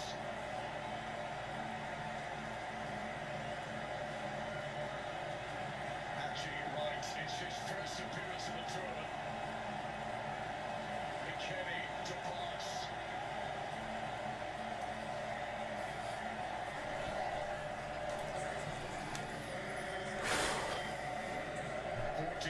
Cap, the Giovanni Reina.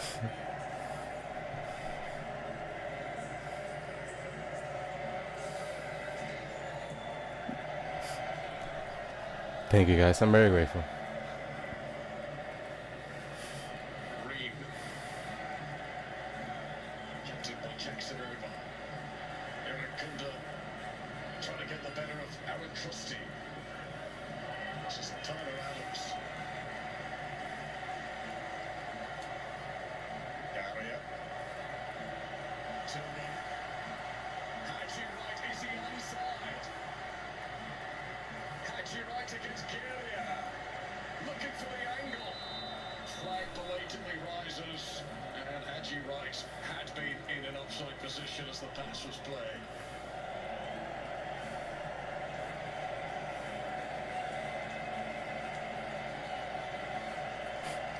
I'm telling you, some people, I don't know. Some people feed out of people that fall for stuff like that. I got my own stuff going on. He got his own stuff going on. So back-to-back opening wins that can almost touch it now. Versus Ivory Coast. Shit. It looks like Germany's gonna do the same thing. In their last 15 matches.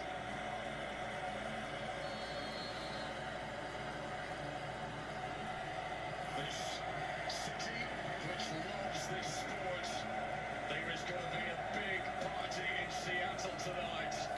Yeah. Indeed. It's not just the USA, of course, Mexico, Canada, all of them at the unbeaten start, all making a statement in this tournament. Tillman with late energy. Chikati just ahead of Wright. As the referee blows the final whistle, We have not loosened yet as a host. We have not loosened as a host yet, boys. 2-0 Australia just got bagged. the stars and the stripes are lit. These people we bang are like, hey, I want to piss someone off. But we don't care. We don't leave for them. We don't believe on them either.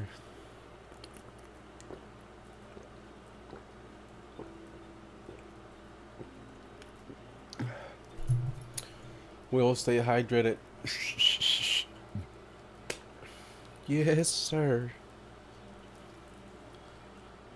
The juggernaut.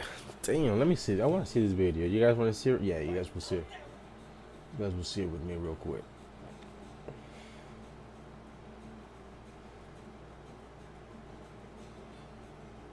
Fuck.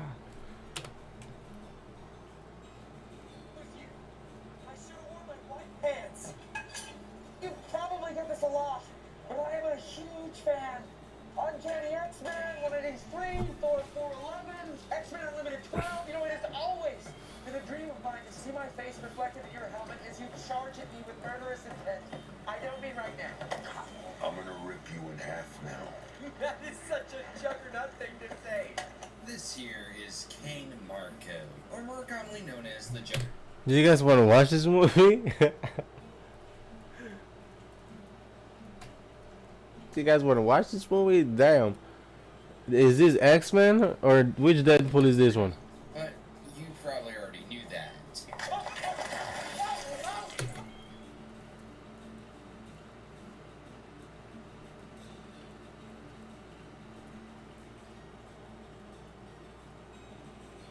What? Yes, yes. Do you got it? I think they just don't care. That's why I'm just like, yeah, one. Yeah, go. Platano got the final say on anything, you know. He can easily undo anything. I don't know, bro. We kind of have the same, you know, mentality when it comes to keeping our space. Because this is not just my space. This is your space too, guys. That's why I give you guys also authority. Because this is your space too. You spend so much time in here that that I can do is give you something so you can actually help me control the environment.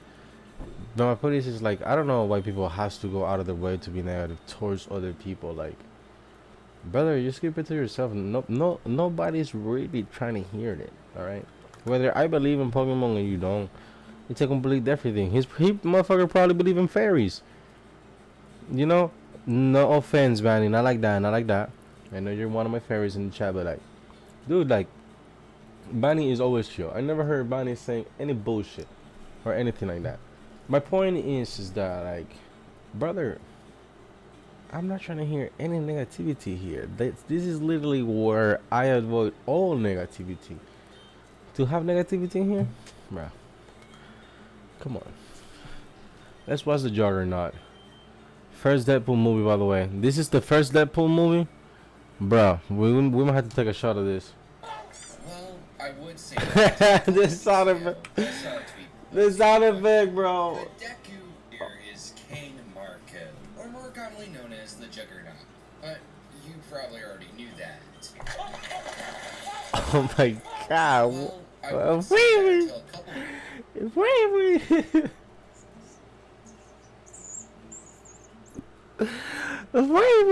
The freaking sound effect, like the little toy. Oh my god, he really ripped him apart, bro. Like, no cap. Oh my god, this is diabolical. This is the beginning of the freaking video. Yo. That's crazy. weeks ago, I saw a tweet posing the question, could Deku beat the Juggernaut? Now, not to be rude or anything, no amount of weather feats could change the fact the moment this guy gets a running start, it's going to look like a quarterback running through a line of infants. A quarterback. Can you imagine if this guy played football? Holy Juggernaut, dude. Bro, that boy got no neck. My man is the build. Bro, what is this unit, bro? Like, what is this essence of a human being? Like, what kind of power they... I gotta investigate the Juggernaut. Bro, no grip, like, he just split Deadpool apart like if it was nothing.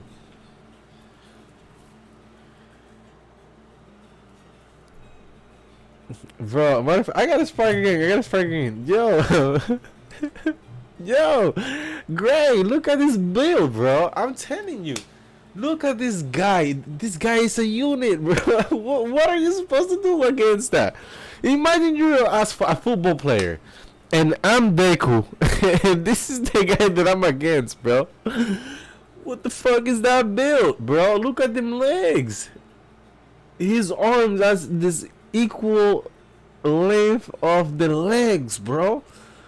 This guy is so thick and he still got abs. Like, this is for sure an experiment gone wrong, bro. This is not real. The Juggernaut. Area over here will be turned into a cloud of red and green mist. What I also saw was people calling him here, which We're either just heading towards. or letting the Twitter brain rot consume me. What to call this guy, who has been in countless cartoons, video games, and even in live action, an obscure character, is ridiculous to me. On the surface, the Juggernaut may come off as your typical bruiser character, a big old brick wall for a hero. Just heading towards. But when you look past that, you can see the Juggernaut is deeper than that. He grows from just your run-of-the-mill villain to a fully fledged hero in the last couple of decades. Seen how most adaptations of the character steer away from this part of the character, reducing him to just being a big old meathead, is a little sad to see because I think the Juggernaut is so much more than that. He's come a long way from being just a villain. He works for damage control, helped the Avengers, and even been an X-Men, despite not even being a mutant. He's just that damn cool. But before I get ahead of myself, I think He's not a mutant.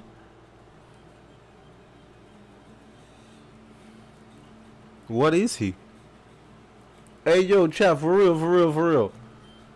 What is Juggernaut, bro? Like, I thought this whole time he was a mutant.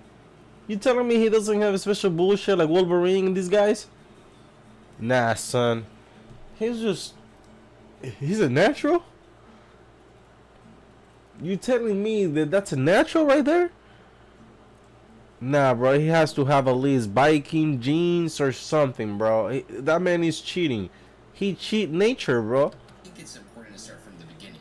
Appearing in X-Men number 12, this first appearance was a pretty important one because this was our first look in Charles Xavier's backstory, as both of their backstories are intertwined. For those who don't know, Charles and Kane are both stepbrothers, being raised by Kurt and Marco. In the 12th issue, we learned that Charles was always the golden child, getting trophies, praise, and all the attention from his father, while Kane was always left in the sidelines, using the only thing he has over Charles, his physical strength. Oh, and Charles would also invade his mind and tell everyone his secrets. Man, this guy sucks. A common misconception is that people think the Juggernaut is a mutant, which I know is surprising. Didn't I just say that? Didn't I just say that this phenomenon... Didn't I just say that I thought that this phenomenon was a mutant? Apparently he's not. We're about to investigate, chat. Misconception is that people think the Juggernaut is a mutant. Hold up. I know it's surprising looking. Hold up.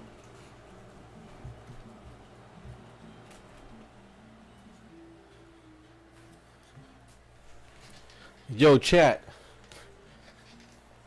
If I see the Juggernaut, bro, I'm running. Motherfucker. Hey, look. He 100% can kill me. He will never catch me, though. Bro, I will run faster than a Ferrari, bro. I'll be springing, bro, like, not life depending on it. Like, if I got a task to see God in person, not, like, you know, not in the afterlife type shit. Yo, chat. He can't just jump. Bro, I'll jump the other way. Adam, but he gets his powers from the gem of Sidorak. He becomes his personal avatar given one mission. To destroy his powers from the gem of Sidorak. He becomes his personal avatar given one mission. To destroy.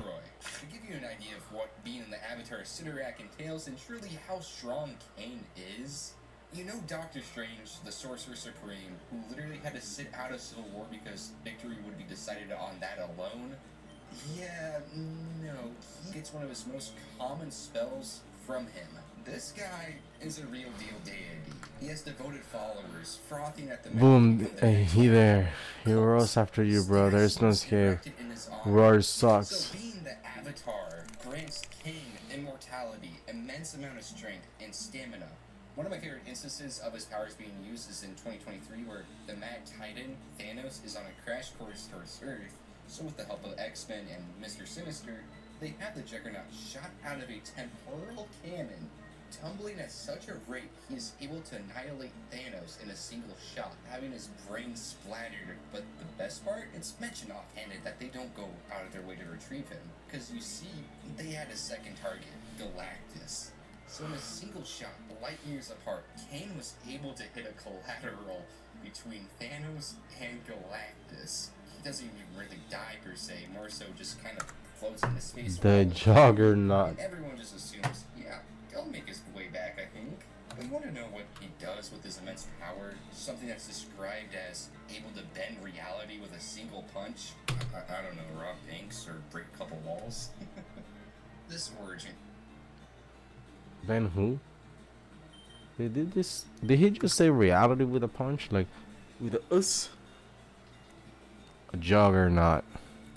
However, would change over the decades. Not to get into too much of Charles' backstory because that in and of itself is a bit of a mess and could be its own video. But mainly what I'm talking about is that Kurt kinda sucked. Like, really, really sucked. Kurt would take much of his anger out against his sons and be physically abusive towards both of them. But mainly Kane Marco getting the brunt end of his abuse. Okay, I didn't say he was the most unique character in Marvel. I said he was Bro, fun to watch. isn't easier to get a Pikachu in Zapdos? Yep, it is. But I had to beat the 6 gyms in order. I had to beat 5 badges in order to get there. I'm gray. It's gonna take me too long. I cannot make it there with one Pokemon only. Only being able to rekindle their relationship later on in life. Though now I know this is me looking away. It's okay, Pikachu will be here soon. 60s, but I think making Juggernaut's main motivation in crime, robbing banks or trying to get as much money as possible, works thematically. Charles is a guy who has pretty much everything, fame and fortune. And at this point in time, he was hiding the fact he was a mutant, his gift from the public. Unlike his brother, only using his gift given from Sidorak. It gives some depth to his character and shows a nice economy between the brothers. For someone who is literally the avatar of a god of destruction, he's quite the normal guy, like you or me. For him, breaking down 5-story buildings and crushing vaults is like punching to work. And I know he's a little vindictive towards Charles, but in his defense, have you met the guy? If you want a classic Juggernaut story to jump into, that's easy to do. I highly recommend issue 84 of the 90s Spider-Man run, Nothing Can Stop the Juggernaut.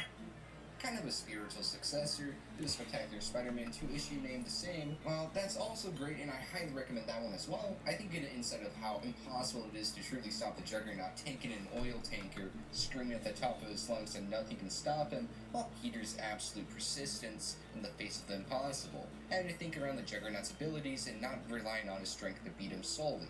I think issue 84 covers more of a sympathetic side of the Juggernaut while he's trying to mow down a child. Stay with me. But the start of the issue is your usual Juggernaut and Spider-Man pair. We have a few quips from Peter as he jumps around, dodging Kane's assault. Despite all his might, his strongest punch only hurts him more than it does the Juggernaut. But we see something interesting. While Crazy. Peter, this kid, Devin, grabs something off the Juggernaut's back and Take a guess. off. This catches the ire of Kane, and he drops all intention of fighting Spider-Man and goes right after him. Spider-Man desperately tries grabbing his attention, but no matter what, Kane won't give him the time of day. All he wants is the sword. Hell, he even shouts that at the cops that all he wants is the sword. We learn that while not entirely noble, he's doing all of this for a good cause. As you see, his friend Black Tom is really sick and needs treatment, and the only way for him to afford it is if the Juggernaut sells a sword.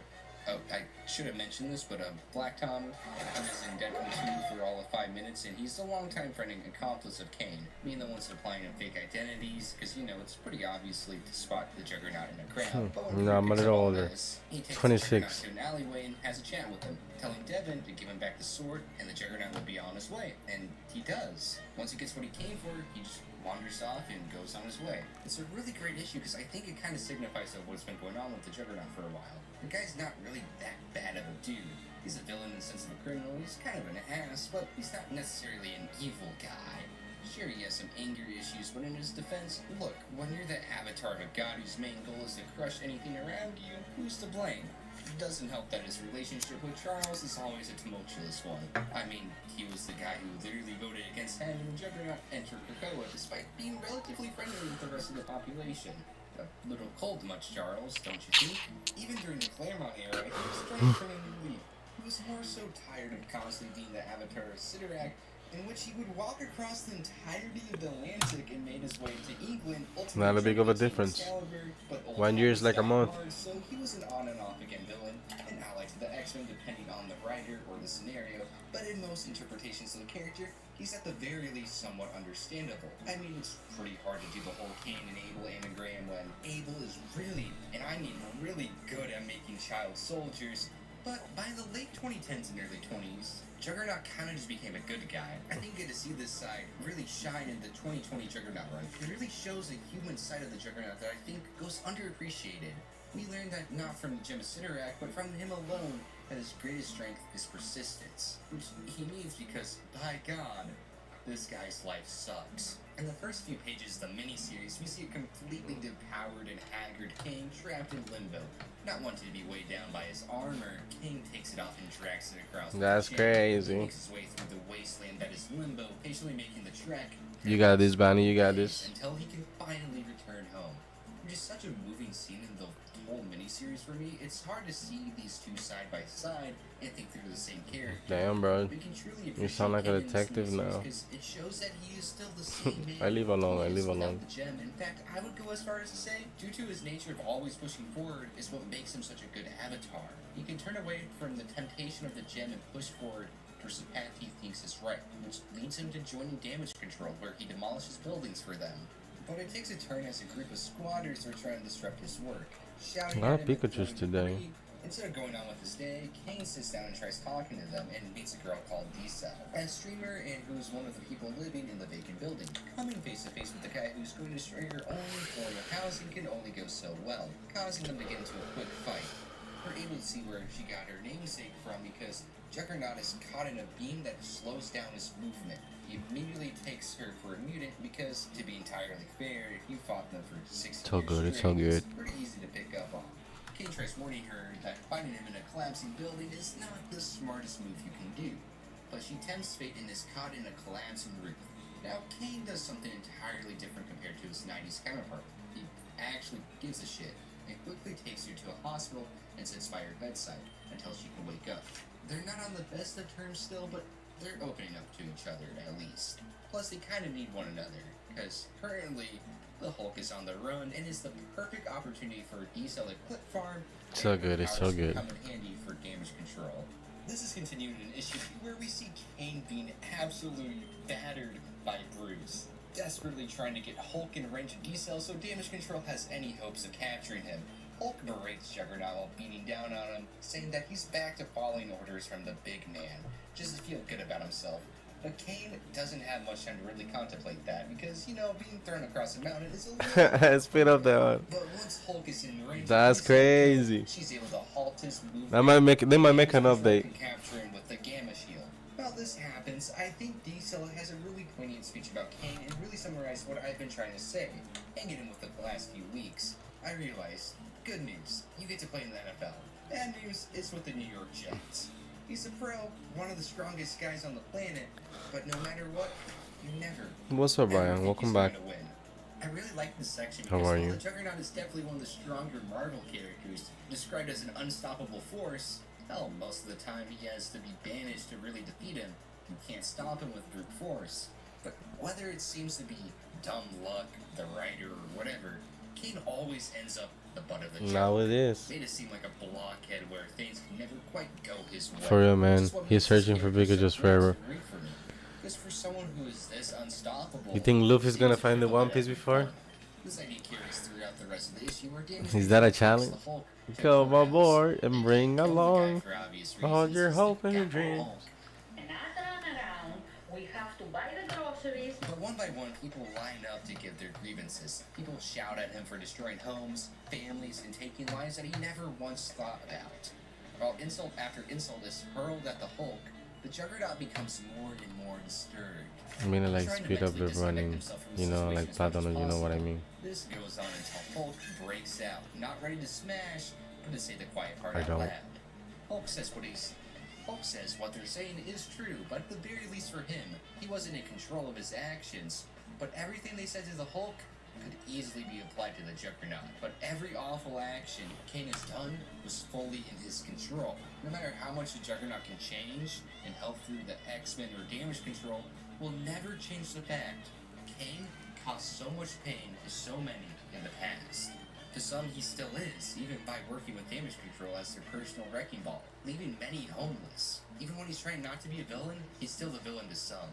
The last thing the Hulk says to Kane before leaving always gets me. I hope the paycheck was worth the guilt, Kane. Damn. Things don't get much better for Kane, as when he makes his way back from the courtroom, he soon has another meeting there because a lawyer hands him paperwork notifying him that he's being sued for the bankruptcy of a construction company for a grand total of $25 billion. Yeah, not great. A couple of weeks later, we see the Juggernaut in a courtroom. With Yeah, because it's only since you started how long you're searching for like the Pikachu. There's like a specific tailor for superpowered people because there's no way this wasn't a special. So you ran out. But just like with Bruce, the prosecutor's main argument is that the Juggernaut, It's been 410 hours since I've been. I don't know how much is that, maybe a month, like a full month. But I started, I believe, this hunt on January or February. So probably longer. But hey, I love it. Because the reward is going to be so big. I got the Pokeballs. I got everything. I'm just waiting for it to appear. But still concerned for D-Cell's safety, wanting to know where the quicksand came from, with people from Damage Control give him a lead saying that she came from a for-profit prison named Absolution Solutions. Corley and Armanzola conduct experiments on superpowered prisoners. Issue 4 picks up on this where him and the team try to raid a prison, while more so that the Juggernaut attempts to do this alone, believing that it's too dangerous and this is a job only for him. But quickly after breaking in, he's captured by the... I know, but I don't want to. I'm aware of that. I'm taking my own pace. There is no rush. I'm not going anywhere. Learning that due to Krakoa being made and most mutants migrating there, mutant test subjects are hard to... I did skip a shiny once. My first one. Juggernaut locked up and seeing D-Cell being taken away is reminded of a flashback of a couple months ago. No, the second one. I miss a shiny Weedle. Shame though, shame. But we came back. We came back with 3. In the name of Sidorak, unleash destruction. No. 3 or What do 2. you mean? I'm not your avatar anymore. Then why are you here talking to me? I'm not. I'm on Earth. Coming to terms that I'm finally free. I'm done serving madmen and gods. Every choice from now on, for good or bad, It's not about how fast I do it. and we see Kane break free It's from how his imprisonment consistent I after do it. Zola. Freeing D-Cell and learns that, just like Quicksand, Zola was being manipulated, and they haven't found the real villains of the story yet. But before he can pay them a visit, he talks to his stepbrother Charles again, wanting to have D-Cell go to Krakoa so she'd be truly free from the prejudice of the States. So the Juggernaut ended up being good. Crazy. Giving her the freedom that he was never given his whole life. Shit, can you imagine? Knowing that she'll never accept it, That's all Pikachu's waiting for me to stop smoking. for all of this. They surround the Juggernaut with D-Cell, saying that no matter how many times they run, Ganja, that's my best Juggernaut friend, gives bro. her one way out. Accept her mutant heritage and claim asylum to Krakoa. Always listen, Kane doesn't never just want her to screams. accept asylum, but she wants her to Give me face pretty the good truth, advice. just like he had to do. That because of her power. Always is the tells me to reason why her chill. parents were killed and she was homeless for years. And accepting Always her tell me to status as a think mutant twice. and going to Krakoa is the first step to that. Unlike Juggernaut, who is on the run again. Come on, Attacking cut. person does that, you know. But now Gotta love it.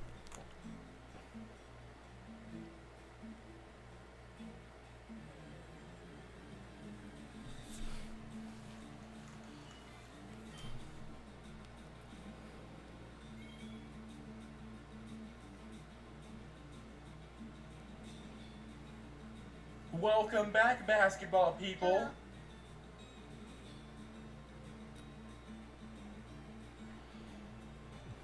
No seasoning people, building people, hard eyesight difficulty people. Today, I'll be covering all of Hunter x Hunter. And before you complain, but you suck! No, it's technically not a compilation because I added 2 new arcs, so go watch that. I also uploaded on my second channel, so go check that out too. If you stick all the way through, I'm gonna have to shake some for you, bro, so make sure you do that. By the way, this video is destined to get copyright strike, so at some point, things are gonna be muted, things are gonna be removed. So if you see some weird patchy spots, okay, just know YouTube is not playing with me, bro. If you think Hunter x Hunter is peak and we should punish Make a Wish children, I have keep not on grade. watching. And if you're wondering, I have not.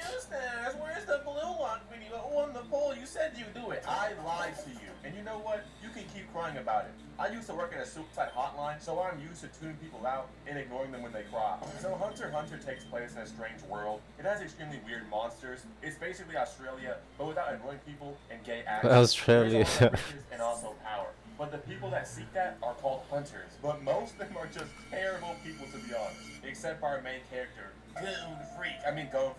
Today is the day he can finally set out to become a hunter through the hunter exam. So he hops on his boat and leaves Whale Island. But we see there's a bunch of freaks on this boat. Like, why y'all got broski posted up, butt booty in the air? Like, come on, bro. Y'all finna stuff his hot pocket? But Gon turns into a Foot Clan ninja, jumping up the mast in a boat, and says he can smell a storm coming. Bro must have the bruised up mob sniffer. Hey, he was not lying though. A storm did come. He almost turned to the Titanic up in here, bruh. But once he got inside, he met the goats, the femboy Kurapika, and the motion aura man Leorio. Take that back, Leorio! It's Mr. Leorio. I said take it back. It's Mr. Leorio. They get off the boat together and decide to head towards the hunter exam site. On the way, they get stopped by a grandma, and she's like, "You must answer correctly to pass. BLM or single mother's wife. Fuck both those, nigga!" Leorio had the correct answer, and he got led down a path to a couple's house in the mountains. When they finally get to the house, they open the door and see Alakazam robbing a couple. But bro instantly jumps out the window, kidnapping a girl. So they chase this man, jumping through the trees like OG Naruto. "Come here, nigga!" He smacks this man in his dome, but he keeps on running while Gon chases him. But since he doesn't know the area very well, he's tricked and almost gets whacked by this man. But he's like, "Yo, who is you, twin? You was not the same Digimon I was chasing from before." The same You was Digimon. completely different." And I thought bro was tweaking. I thought he finally done lost his mind. But they passed the test. This whole thing was a fake scenario by a family of Alakazam. And with this right here, they pass the test and get a ride by their feet flying out of the forest. Like, okay, bruh, only way I'm gonna do You going to this is sleep? that Sounds good, bro. with them goth toes. God willing. They Godspeed, arrive at brother. the hunter Godspeed. exam, and you can just You tell find a them by Pikachu name. as soon as Like, possible. "Who is Thank you you?" for the They don't thank you for the know good you, luck like, charm. you Thank you, don't thank you. know they voice. It's nice seeing you, Just Gray. Thank you for coming back, brother. I know you got I time appreciate for some you. Pokemon, bruh. Hope you get some like good a rest, bro. last-minute illustration. YouTube. You just know half these bums are gonna get cooked on the first test. They're here for dramatic effect only. But right here we meet this fat guy, Rookie Crusher Tompa. Rookie Crusher Tompa. This nigga might be dumber than Fabio Four, and he can't spell Miami or demonic or make a good song. Bro looks like every New Jersey Italian scumbag. Sorry, Los Pollos. But then we see this dude walking in Bumpy Soka. Then we hear a scream in the background, and oh my gosh, where are this nigga's arms? How unusual. Seems this poor man's arms have turned into flower petals. Now you see them, now you don't. How is this even allowed in the hunter exams, bro? Like, whatever, man. Los Pollos offers them a drink, and they're about to drink poison soda, but Gon spits it out because it quote-unquote tastes bad. You know my boy Goon Freaks is codeine crazy. Let me drink that purple syrup. That will be pouring up, boy. Gon be pouring up. Hey, my name's Killua. I'll take one of those drinks you're offering. I'm really thirsty. Okay, my friend. Only for you. 1.99 Only for you, my friend. I give you one soda. I'm about to put this little nigga on the news. Nah, don't worry about me, Wreck-It Ralph. DX. Don't affect me, you fat bitch. That right there was Killua Zoldyck, and that anime kid is too clean, bro. With the white hair and skateboard, you should have known better. That man just robbed you for your drink and flexed on you. But then the exam starts, and their first mission is to follow the examiner. And bro starts walking like a damn Lego stop animation video. Lego stock animation video. Moving like Squidward. Had everybody running in minutes. This nerd was like, according to my calculations, okay, the test should be over very shortly. While the Oreo old ass was about to have a stroke. Killua cruised past this man on a skateboard, and this is where he hops off to meet Gon. And by this time, the fat kid was about to die. Bro is left in darkness. Yo, this is how it felt to play the game with your older brother, and then his friends join, and you already know what time it is, bro. You finna get kicked and left behind, bro. It's over. They finally make it out of the tunnel, and half these niggas had lost their mind on the way up. The examiner says, you gotta make it out the forest and follow him. But someone's like, wait, that's not the real examiner. I am. He's a man-faced ape pretending to be me. He so could gun this man down so quick, bruh. I knew it was over when he hit that devious side eye. He knew it was up, bruh. So the examiner starts, and they're running off into the fog like in Silent Hill. But with all that fog, people split up and get lost. Some get taken out by literal plants. Others get slumped by butterflies, and others fall into spike traps. Like, what? Hunter exams looking more like Squid Games, bruh. Now, how y'all finna let children in here, bro? Like, come on, bruh. I feel like only my GOAT and master, Cole Palmer, could pass this test. They had Kurapika fighting Diplodoculuses, and going to Killua was inside of a toad. Like, what were y'all freaks doing in there, bro? Like, pause. But eventually, these dudes make the foolish mistake of trying to jump Hisoka, and he showed why he's a true booty hunter, bruh. The booty hunter. Then chase down that butt like, yo, what is he doing? Then he gets into a fight with Kurapika and Leorio. This was just sad. I knew my aura motion go was gonna get slammed. Bro tried to swing on Hisoka and got hit with substitution jutsu. He had to get saved by going with that fishing rod, and I have to say, originally, bruh, I didn't even watch the show because I seen Gon had some booty shorts on in a fishing rod. I said, yeah, this guy's lame. I'm not watching the show. But you know what I'm saying? It's actually peak though. This man Hisoka locked in and started aura farming, dodging all of Gon's attacks with his eyes closed. Then he grabbed this man by his neck and dropped him. Then called Gon a good boy and left with Leorio over his shoulder like a beach towel. Kurapika gonna pull up like, Gon! Oh no, Gon, what happened? Are you okay? You probably know if you showed up, bruh. Where was he, bruh? The whole fight you was missing. Where were you at? They finally make it to the next Hunter exam site, and Leorio says he can't remember anything. Yeah, bro, because Hisoka just took that butt, that grown man dussy, without your permission, bro. I'm sorry, okay? This gate opens up, and we see a baddie with some fat dude talking about some, cook me a meal. With all respect, miss, you're the woman. You get in the kitchen. Guys, it was a joke. It was a joke. I'm kidding. It was a joke, okay? I'm sorry. I'm sorry. These boys started cooking like Gordon Ramsay was finna pull up and yell in their ear, calling them an idiot sandwich, bruh. And then she fails them all. Not a single dish she liked. You wanna know why? Because she didn't even try them, bro. Not a single bite, and she fails them all. Imagine losing the Hunter exam, what you risk your life for, because Shorty said your cooking is bad, bro. That's not no cooking test, bro. It ain't the cooking test. Until the chairman of the Hunter Association comes down, and he's like, nah, Shorty, you tweaking. This test is nonsense. You just made Eustace cover this for no reason. Yeah, you're damn right you did, bro. Y'all better like and subscribe, okay? Because I'm gonna crash out, but I'm actually get mad, bro. I ain't gonna lie, bro. So instead of that nonsense she made me cover and waste my time with, she makes him hop down into a cavern and steal an egg. Pretty peak episode. They get onto a blimp to the next exam site, and Netero pulls up to troll Killua and Gon, bro. He challenges them to a soccer game, and first off, buddy, you're not my GOAT, Cole Palmer, and second off, finally, a teacher that won't make you play ancient North Korean testicle tag like broski.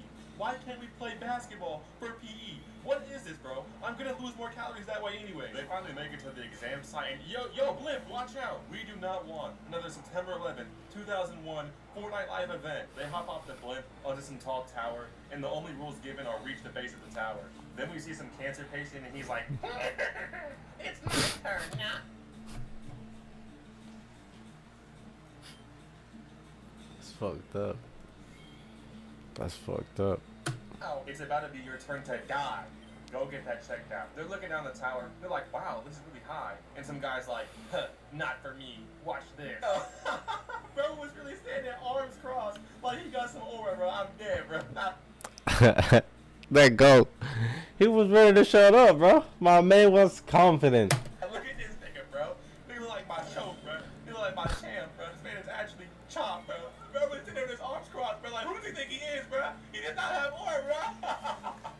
Bro was timing for about 10 seconds and got snatched up by some evil baby-faced bird. Like, watching this back, I do not remember this test or know how to beat it. They look around and notice less people standing on the tower than before, which means either people are falling through trap doors or somehow teleporting. I know which one I'm gonna guess though. So they figured out obviously and decide they're gonna split up and meet back at the bottom of the tower. So they individually trigger the trap doors and fall straight down, but land in the exact same box. They're in the same room now. Another person falls down with them.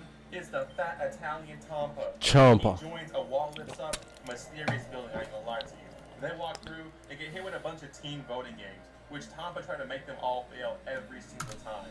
Eventually they get to an arena, and I was hoping, I was praying, I did a whole Arabic prayer that Tampa would die. This guy steps out as their first opponent, and every hour he's not defeated is a year off his life sentence. And Tampa decides, I'm finna catch this fade. I thought I was gonna sit down there and waste all their time, but he actually didn't. Tampa went Kaioken times 50x. He was really getting hyped, just to immediately back down and beg for his life, bro. Bro said, I'm sorry for talking crazy on the internet, please forgive me. So they lost a team point, and if they lose 3 times, then they're gonna fail the Hunter exam. Then this emo guy pops out, and look at him. They probably been forcing meat down this man for a very long time in jail. And Gon decides he's gonna punish bro just for looking like that. But the Valorant player decides he wants to play a game with candles.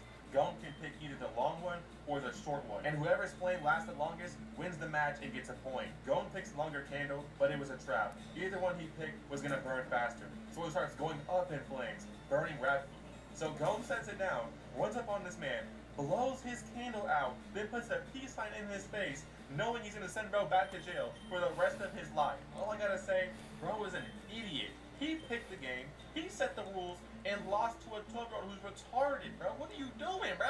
Then this dude who's blue for some reason goes up against Karapika. Bro is chopped, like he must have snuck past Heaven's Gate. There is no way God made him. He challenged Karapika to a fight, and he was surprised that bro was not scared at all. This man starts flexing all his muscles, then jumps in the air towards Karapika. Bro dodged it, but damn, like he low-key punched a hole in the arena. But then, when he turns around, Karapika sees his fake-ass Timu Phantom Troop tattoo. Not gonna lie, bro, kill your tattoo artist. Why would he do this to you, bruh? He just set you up to get checked so hard. Karapika looks up, but now he's got the Sharingan. And in an instant, bro, The Sharingan. yeah, though. He spawns right under this man's jaw. He says, "No, please do not do this to me."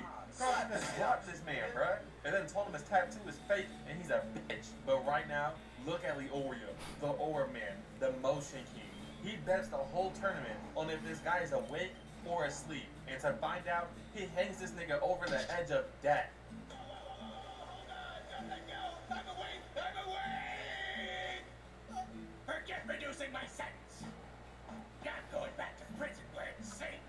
Bro really thinks jail with killers and criminals is safer than being in the presence of Leorio. That's crazy motion. Next up, we got a crazy fight. This man walks out, dragging his hand through the wall, bare hand. And Leorio's like, yo, I ain't gonna lie to you, my heart killer. I'm gonna tell you right now, that nigga really like that, cuz. Like, I feel like only me could even take him on. Like, I ain't gonna lie, Killua, don't do that fight. But Killua doesn't even care. Bro just hops out there, ready for the fade no matter what. He reaches out for Killua, but in an instant, bro blitzes past him, and we see a hole in this man's shirt.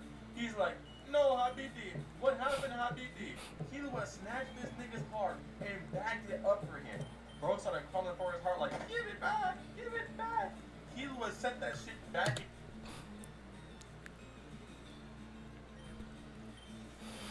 Bro, he literally just put it on his palm. into his hand, bro. No, this man Killua was too cold back in the day, bro. Bro was really him, bro. I ain't gonna lie to you, doing the impossible. And with that, they find the nigga out of the tower, ready for the next test in the Hunter exams.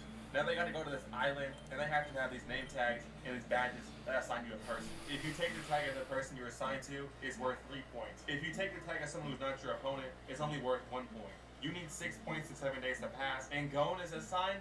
Hisoka! No, please spare him! He's only 12. He's also autistic. Please! How are we supposed to win this? They hop off the boat, and everyone starts going their separate ways. Not too many people still in this. Almost forgot to mention, guys. There's a party at my house 6 p.m. tonight. Girls only. I'm having passionate sex with everyone. If any guys pull up and get shot in the fucking head. Gon was chilling in a tree, and he sees the man that's about to get smoked for his badge. They was really out here going crazy, bruh. This man got robbed for his badge. Last minute illustration guy, no! How did he even make it this far? Many days pass, and people are just chilling out, you know what I'm saying? Getting prepared to rob their targets, and Gon is also getting prepared. But eventually, he finds Hisoka, and stalks this man all the way from day to night, and continues for a couple days. But one day, Hisoka got morning wood. He needs to kill someone, and kill someone fast. So Hisoka finds Potato Nose Joe, no! And kills this man. But in the process, gets robbed by Mr. Goon Freak. He starts running away, but starts geeking, bruh. I had no idea, bro, was a geeker. Must have took that Park 30 and did the Park 30 dance, bruh. A little glitch for the Twitch, as they say. Just kidding. He's getting robbed by a black dude. Well, well, well.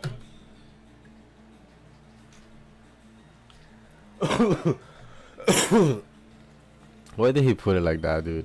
Surprise, guys. Typical. So Hisoka kills that nigga and gives Gon back both his badges. W Hisoka, punishing that thug. He goes to leave, but Gon says, no, take your badge back, Hisoka. I don't want to win like this. Nigga, crack that man in his jaw, bruh. He said, you gonna take it whether you like it or not, before I really make you take some. I said, whoa, chill. Chill. Meanwhile, Killua's walking in the forest, getting stalked by this guy. And his team pulls up, and they start bullying this man, Killua, kicking him right in his stomach, like, nah. But this is ridiculous aura farming.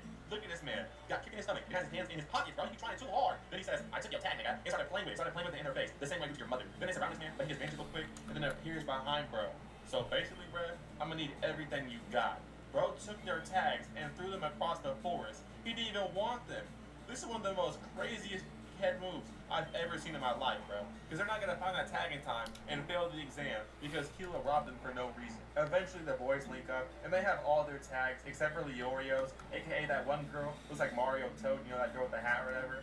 Eventually, she leaves her legs open, and Gon can smell it across the map. She's in a cave, all alone, so Leorio says, you know what, I'ma handle this. He goes inside to find the girl, but also some dead guy that apparently used snakes to fight, and he surrounded the whole tunnel in snakes before he died, bro. Like, damn, come on, bro, you think he Ninjago? You think he a fucking Serpentine King? Why he got all these snakes, bro? Like, why? I got a snake as her sister.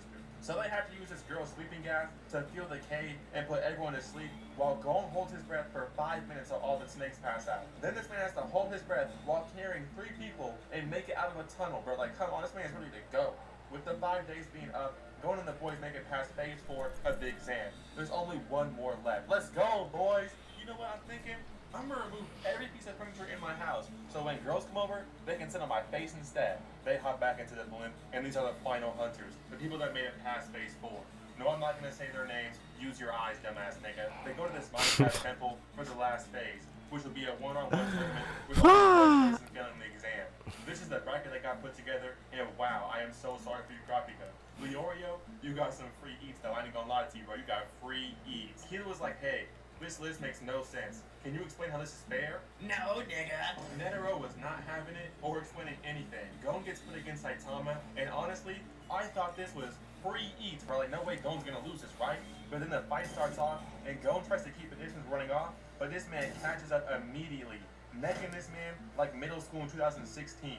He instantly knocks Gon out, but bro was on the floor geeking, but he would still not quit the match. This man was getting tortured. He was like, Bobby, you must quit the fight.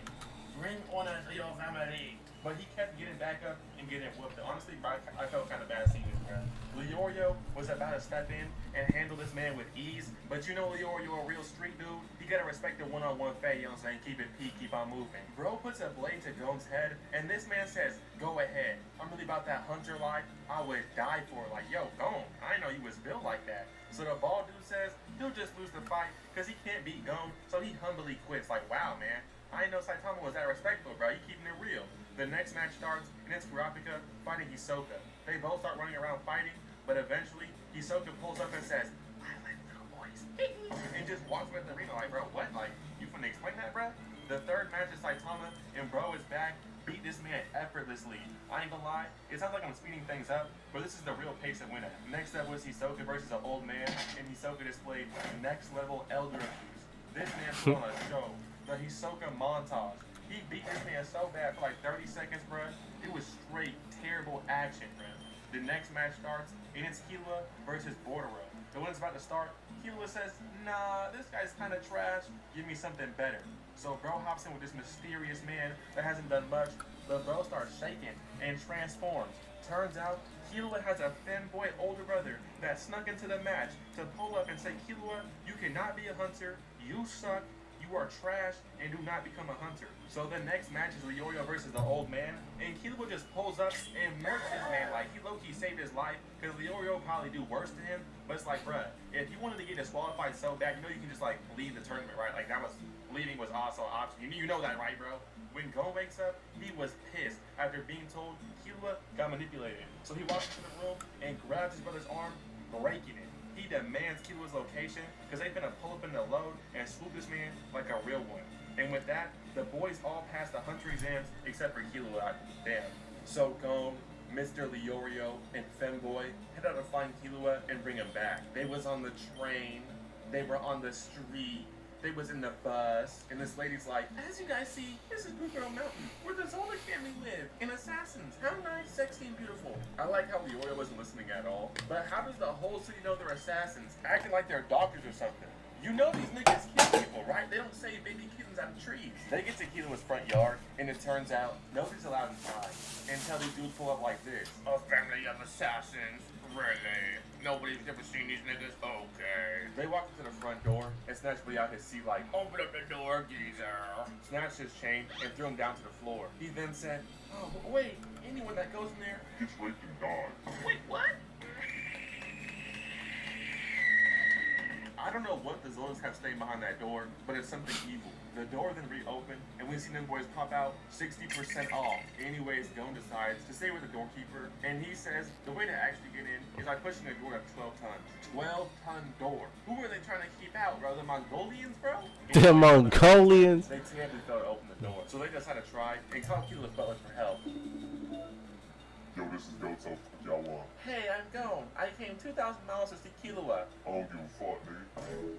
So it was looking like they're gonna have to take some steroids and get big enough to open this door. So the doorkeeper gives him some weighted vest and starts making them do various tasks. They was stacking chairs on, bro. They was making them make the one-arm push-ups. It was a nice little training arm. So they were finally able to open the door and headed on their way to Kilua's house. But they run into a slave, I mean a butler, but basically she said the doorkeeper gave him the mission, but the butlers did not. We got down here. She said slave slash butler. So those butlers gonna be when I pull up with a switch and extended clip, huh? How tight that gonna be then?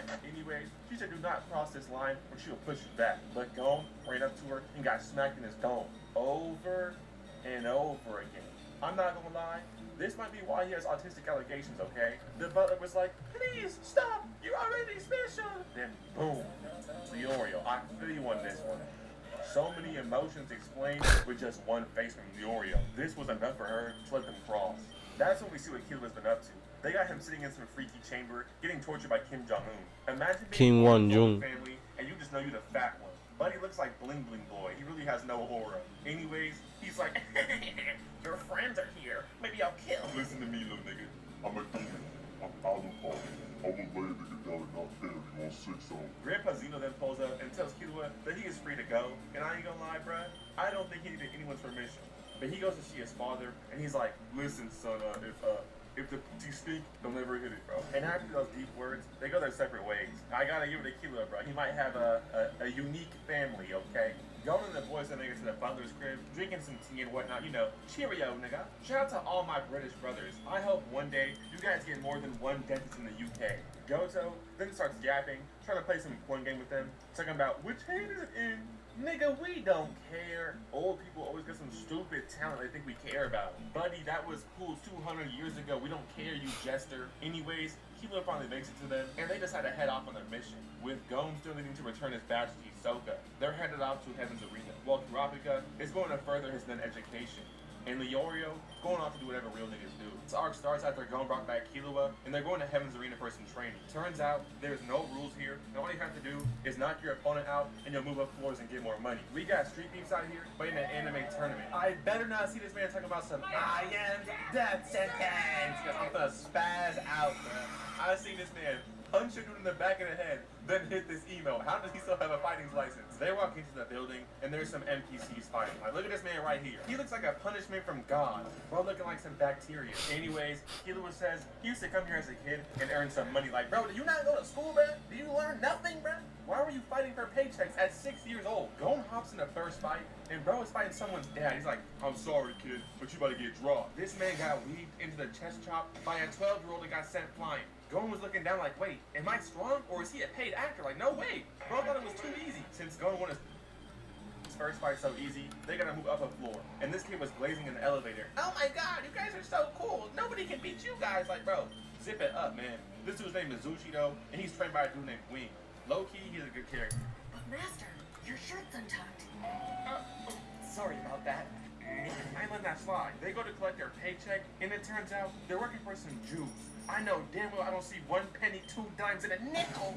A nickel? I haven't seen a nickel in real life in so long, bruh. They even make those anymore. They just risk their lives for this? It can't be. There's no way. There's no way. They was looking at that money in confusion, agony. They couldn't believe it. They went to sit down, and the announcer said, "Next fight, Killua versus Zushi." Oh, wow. I'm honored to face you, Killua. That's crazy. Appreciate it, little bro. Like, damn, bro, can we show some respect? He's out here with his hands in his pockets like it's a free win. Zushi low-key knew it, though. This man was crying, bro. He did not want to fight Killua. Killua started just walking up to him, dodged this man, and hit him with a chop to his neck like Austin Powers. Had this man seeing ghosts. Matter of fact, he was seeing stars. Like he was boxing Matt from Wii. Like, bro got chopped up quick. I ain't gonna lie, y'all. This man used to terrorize me. He was my King Bone back in the day. But somehow, he still got back up. Then decided it's time to lock in. He came at Killua, and he was low-key moving, I ain't gonna lie to you. But it wasn't enough, considering his hands were still in his pockets. Like, come on, bro. Then he just gonna knock this man out like, ref, do something. This is not fair. But Zushi still got back up.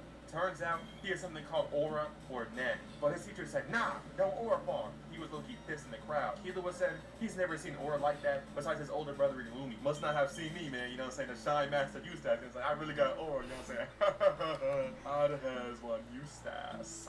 Anyways, Zushi got off screen. After that, Gon and Killua went to rank grind the arena, but only using a single chop and a single push. They even grinded out a free room just for being so highly ranked. They was on level 100 just by pushing people. It was looking like they already beat the tower and then came back to smirk some news. Why are they in bronze lobbies? Like Kanye versus kids in a wheelchair. What is happening here? It's like when Flight Reacts 1v1 the Bone Collector. Like, bruh, he is not going to win that. His name is a Bone Collector playing Flight Reacts. He's known for being bad. But to get even stronger, they just had to learn Nen from Wing and Zushi. Basically, though, he says, "Ero, I am ring. To become cup, you must become water. Get out of my store," or something like that, okay? But low-key, he got some aura to him. So much, Killua got scared and decided to hide in the corner of the wall. I don't even know, bro. Certified aura farmer can't handle aura. Like, what? They go back into the tower, and this dude going out here fighting the X-Men. And look who Killua's fighting. Bro, go back to Black Clover, bro. I know who you are, buddy. I'm on to you. They charge at Gon and Killua at the same time, and look what happens. Oh, no. Come on, brother. Who's not...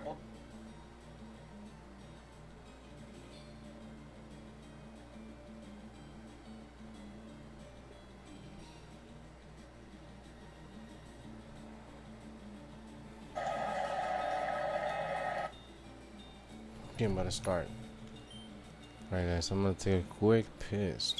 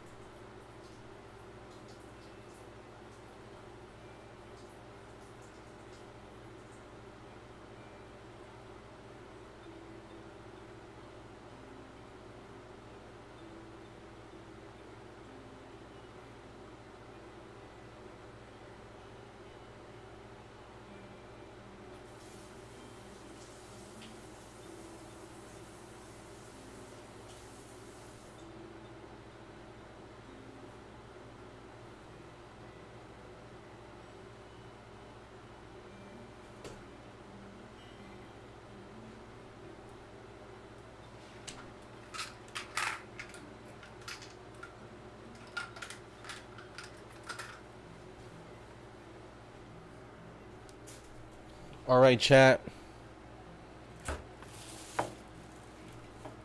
That was Hunter x Hunter.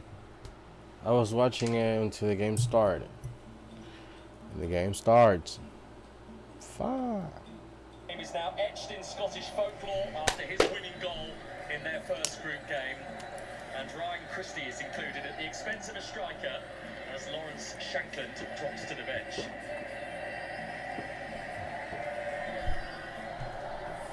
Yassine Bono is now Morocco's oldest ever World Cup player at 35 years and 75 days.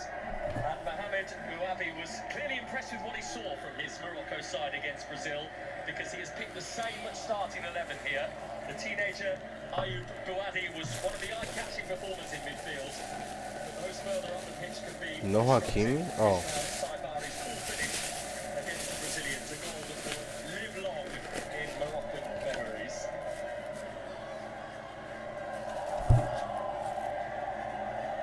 Morocco, all day.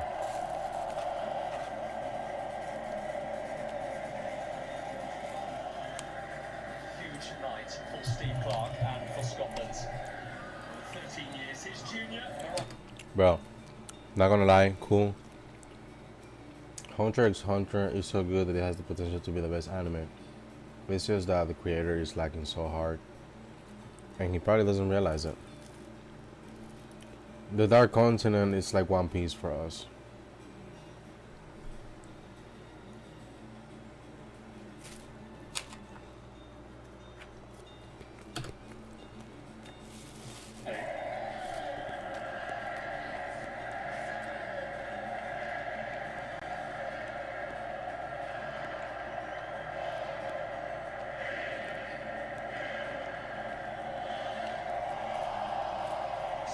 Two of this Boston chapter for Scotland, back in the city already with memories to last a lifetime. And Morocco, who had Brazil on the ropes for a while in their Group C opener. That has certainly ignited hope in North Africa of another special year. 100%, that was the best. They carried a greater authority at the outset. I think Morocco will feel that they should be in the driver's seat. They should have the bulk of possession. I think Steve Clarke's right. The Scotland will be the underdogs. You saw Paul already go back to gun, and Morocco was pressing it, so they've set the stage that they're going to high press and try to be on the front foot. But the Scotland team has a lot of quality in their side as well, and they can definitely get at the back two of Morocco. Scotland with their hand on the shoulder of history win here, and they will be guaranteed a spot in the round of 32. Never before have they stepped beyond the group stage. That's a FIFA World Cup. There is Ayub Bouadi, how impressive he was in that 1-1 draw against Brazil. And through it goes for Morocco's first chance of the game, brilliantly taken. Morocco already scored. That's crazy.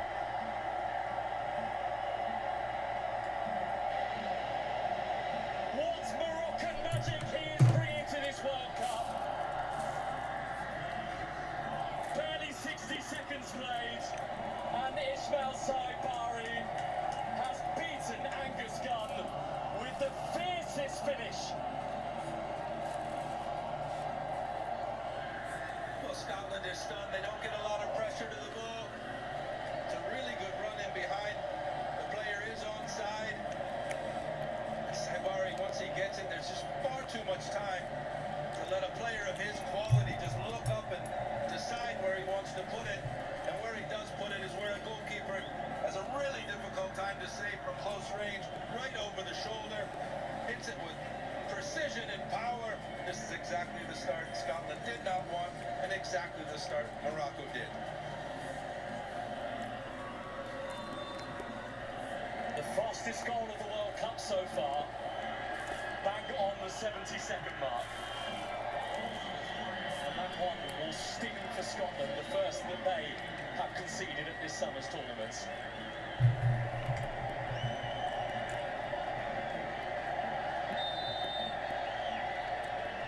But taken by a man who is in red-hot form right now, Ismail Saibari. Steve Clarke would have done his homework on him. He's probably one that focused in on more than anyone else. PSV Eindhoven striker, bound for Bayern Munich by all accounts in the days to come. Second World Cup goal for him. And two quality finishes. The finish against Allison in Brazil was of the highest class. This one against Angus Gunn was also of the highest class. Two completely different strikes. One power, one with guile.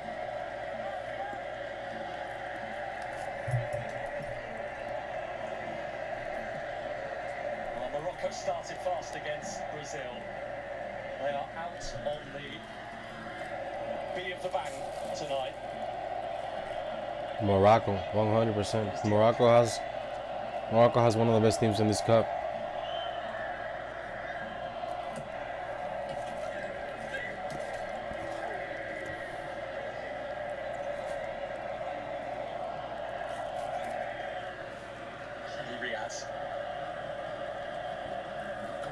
unmatched Morocco 11 tonight from the 1-1 draw against Brazil.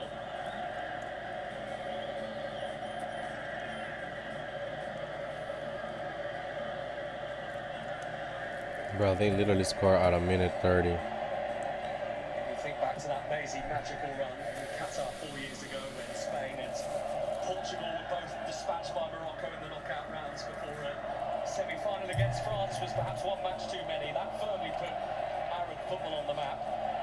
Morocco back around in 2026, repeating the same tricks.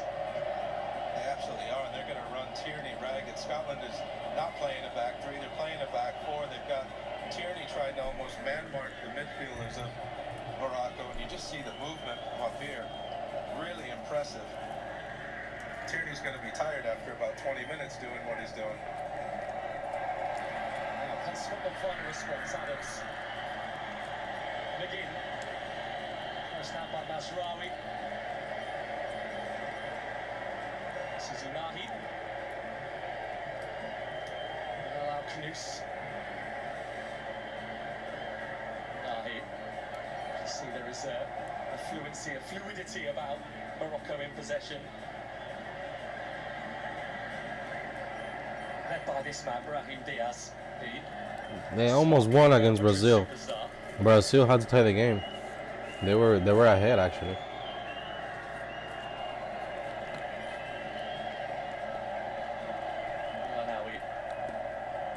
They play really good collectively. There's Manchester United's Messiah Masraoui.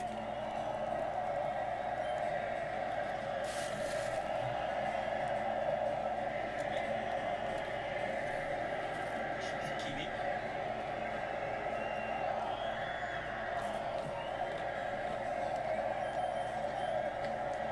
Knus, it's a good one to bring down.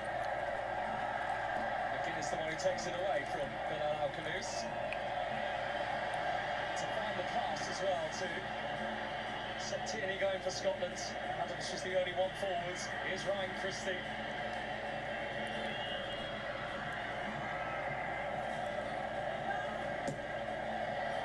Just want to grab whether the early Morocco goal might just force Scotland into a slight change of game plan.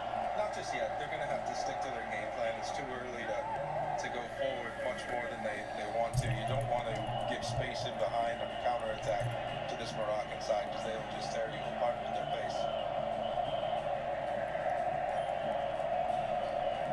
I'm sure you will not be surprised to learn that that goal from Ismail Saibari is the fastest goal for Morocco in a World Cup in history, and it is also the fastest goal that Scotland have ever conceded at this tournament too.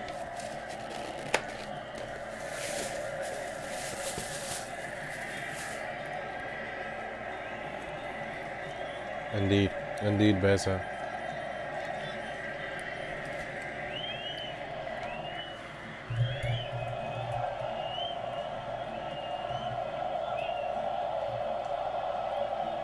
Ready. Spin from Diaz. He's the one who's made the forward run.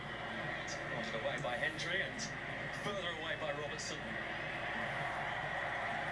Adams crowded out of it. It's the goal scorer, Saibari. Just a bit too much for Al-Anawi.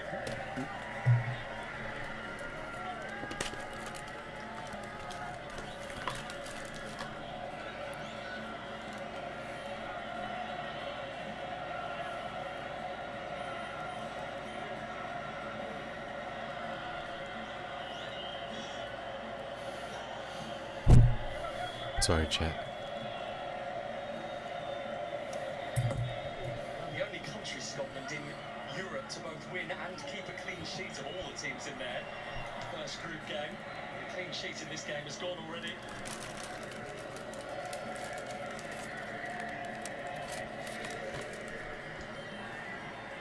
So Diop, who switched his allegiance to Morocco in March.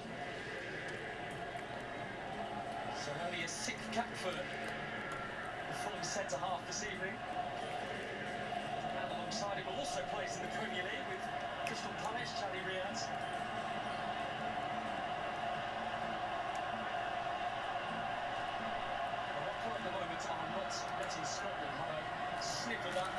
until McTominay got involved anyway.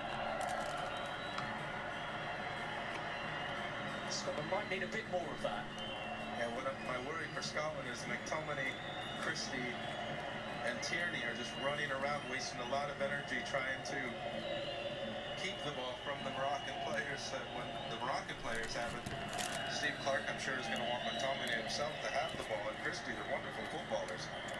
But the more that McTominay runs around defending, the harder it is for him to have the legs when it matters to get up front and try to score for Scotland or link up with Che Adams. No foul on Christie. This is Saibari. Unahi. And all the way across and out of the reach of not one but two. The latter of which was Al-Anawi. Well, this you can't do against Morocco. You cannot lose possession. If you think it's a foul, you're going to have to stop the play going the other way. And if you look, 1, 2, 3, 4 Moroccan players in the box. Very fortunate for Scotland, unlucky for Morocco that they couldn't get on the end.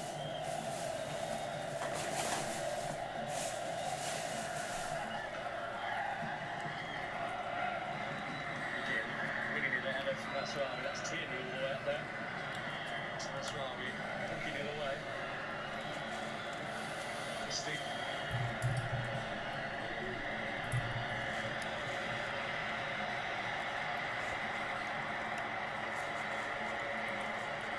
Can break again here. The goal scorer Saibari. Able to find the pass out Kudus, but they are deep at the moment, Scotland, and they are feeling troubled. He couldn't take it with him, but he will take the Morocco corner. Kudus just got stuck in two minds. The shot was on, but then he saw a runner on the right-hand side. He just delayed a little too much, and Scotland was able to recover.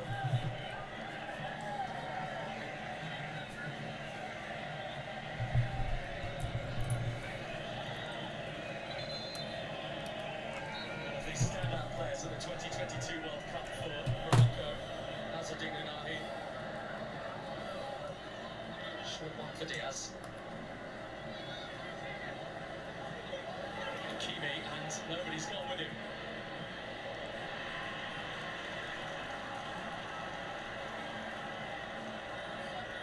Finding pockets of space with regularity right now, Morocco.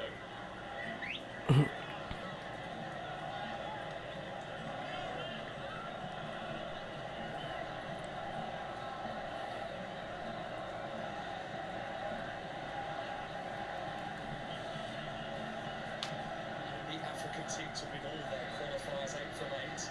And a refresh from 4 years ago as well.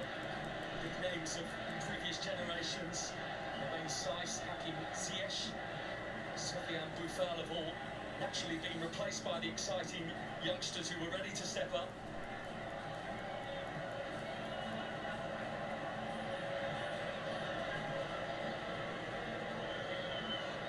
Anawi. Diop. Launching his pass forwards. Making sure that Gaston can come and get it.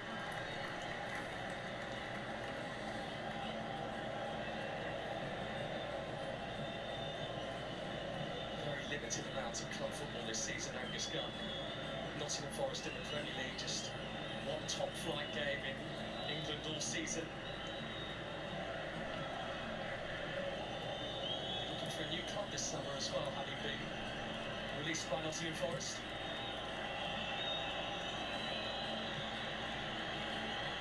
Adams giving chase.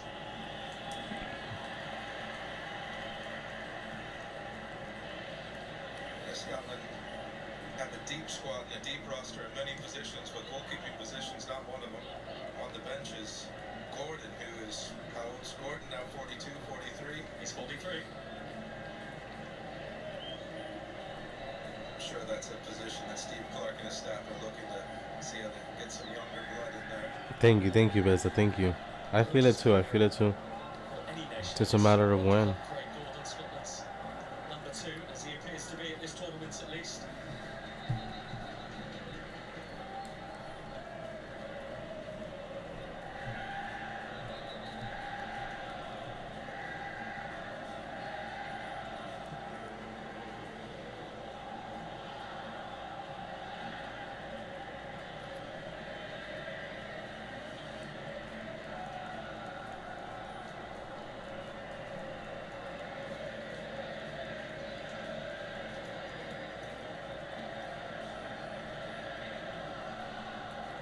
kick. Longer. I've been at this Pikachu for months. So much movement from those in white, darting across the pitch in and out of the sunshine in the shadows of Boston Stadium. Couple months.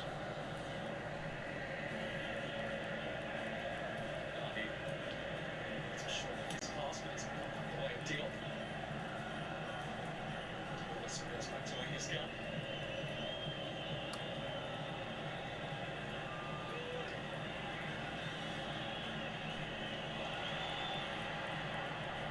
A bit fortunate with his pass. Here's Patterson. McGinn.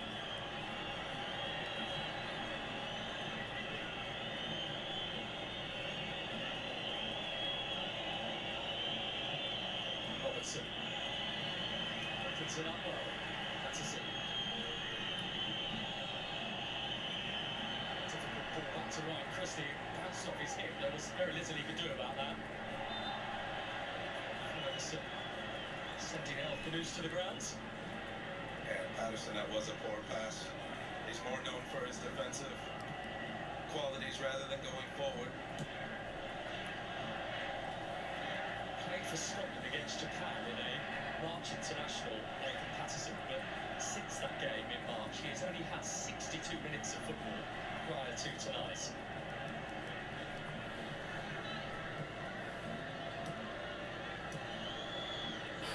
Hungry, welcome. How are you, Hungry? Welcome back. I hope you're doing well. Thank you so much for the support. Thank you. It's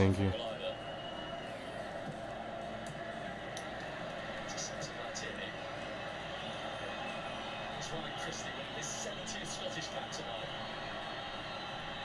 McGinn. Patterson.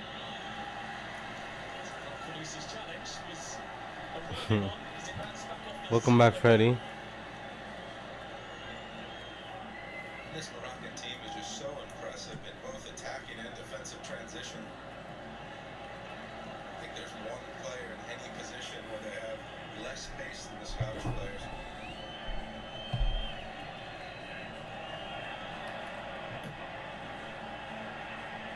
It's winning the duel with Patterson. Lanawi, very famous name in sport in Morocco, his father, Yunus. As high as 14th as a professional tennis player in the world rankings. Hadley tried to cut it back to gun, that was almost a terrible mistake. And Scotland get an escape. Yeah, gun recovered well. They're still under pressure now, but hesitated a little.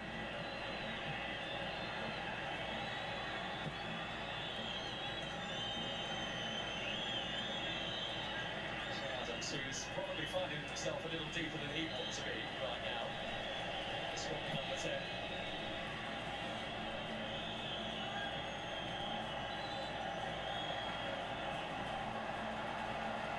He's penalised. Morocco's making these very good runs from deep in behind the Scottish defenders. Gunn just hesitated to come out. Hanley wanted him to come and collect the ball easily. Fortunate for Scotland that Gunn just got his right foot there.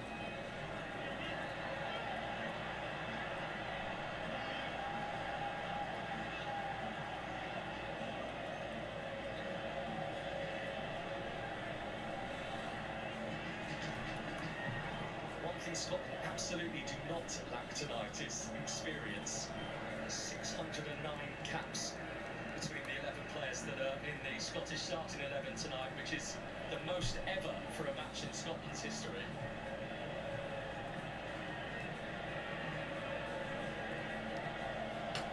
Why was the skeleton scared to cross the road? Because he didn't want to fall apart. I'm not sure why. He will have a chop on his hands dealing with Ashraf Hakimi this evening.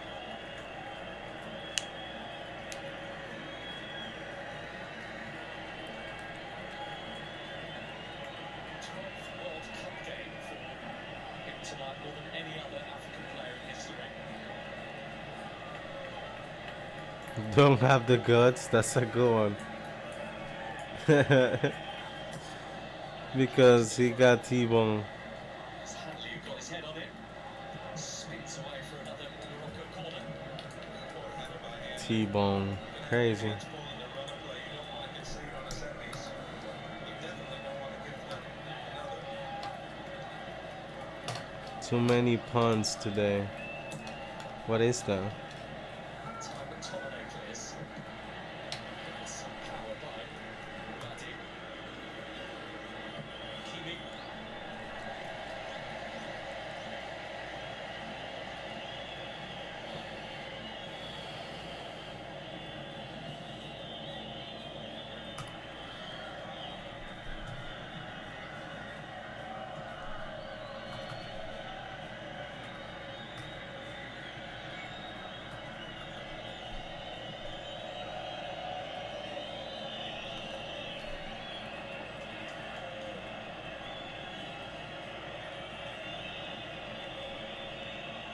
One of Steve Clark's criticisms of his Scotland team against Haiti here a few days ago was lack of creativity. Still waiting for their first shot tonight, Scotland as well.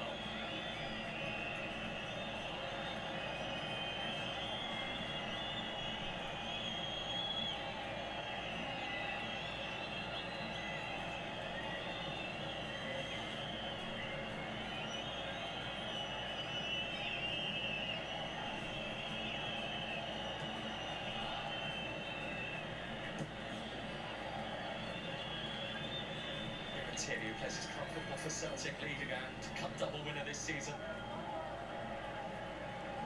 Hanley. Taken by Ferguson. Jack Hendry. It wouldn't be a Scotland World Cup without the surname Hendry, would it?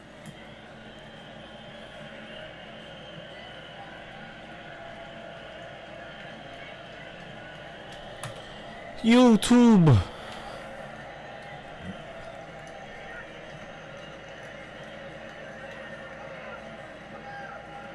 First time really in a fair portion of the 22 minutes we've had so far. Sustained Scottish possession. Patterson. To tackle involved with Dion and Adams, which is ultimately a red card for us to Dion. First booking of the game for the Moroccan centre-half. Until the foul, until the yellow card, I think Moroccans were quite happy having a little breather. Scotland was going nowhere with their passing. It was a good run, probably the correct decision by the referee. Scotland has rarely let them go, at least across in the box. It's Morocco to be booked at this 2026 World Cup, Mr. Dion.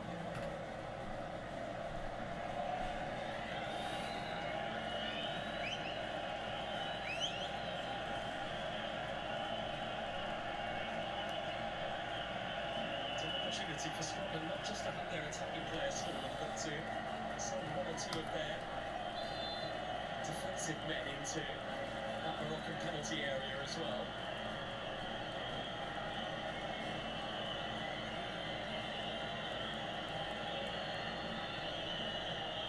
Comes from Ferguson. Toe for the head of McTominay. It's Mashraoui.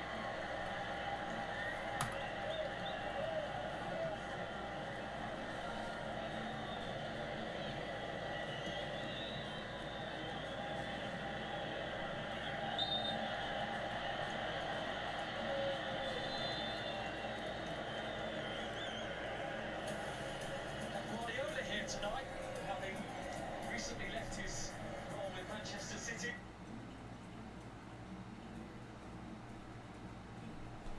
Small hydration break.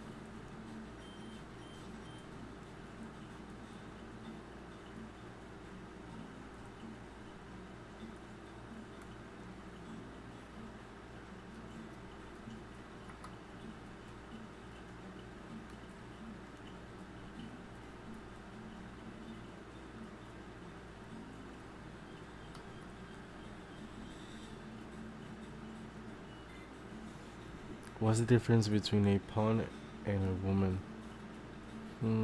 Not sure. What's the difference?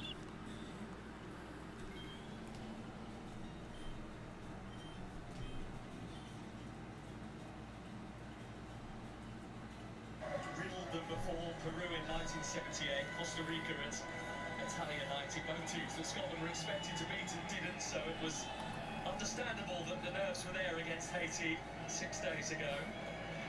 It's a sticky night at times for Scotland, and I don't think any of the players will tell you any different.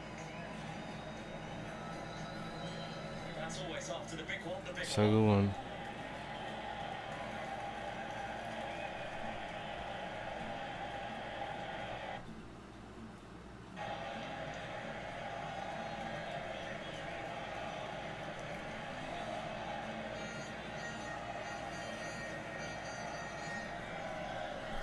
I don't get women either. Remotely even trying to, not even trying to understand.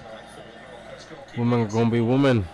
Now joint fourth on the all-time Morocco appearance list. He has gone level with Youssef En-Nesyri this evening.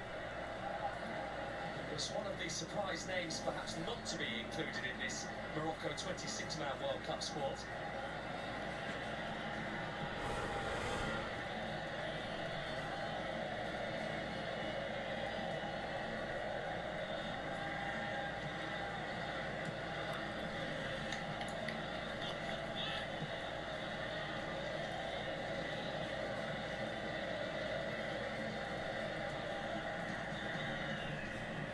Welcome, welcome, bruh. Bruh, welcome to the stream, man. How you doing? Good luck in your hunt, bro. Don't give up. Bro, those words are not even encoded in my head, bro. So believe it. Just a little sleep, just a little sleepy. We've been grinding almost for 4 hours. But brother, I got this. Thank you so much for passing by and showing your kind words. I appreciate it. Something this World Cup. He has quality. Taking with the initial interception. Ball is back with Bono now.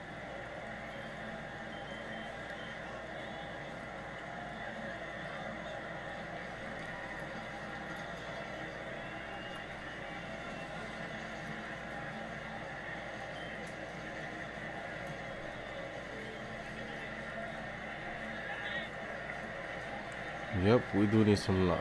But God, I believe in some luck. We got it. This is cakes, wraps. Making a similar run. Hendry was in a better position that time. Raheem Diaz powering forwards.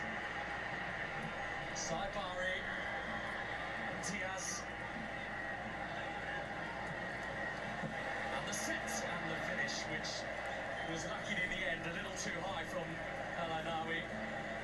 After that strong initial run by Brahim Diaz. Yeah, really good run, and then really unlucky here by Saibari that he just overhit the 1-2. There's all sorts of space. There's lots of runs and behind players. A lot of Scottish bodies, but not a lot of pressure to the ball.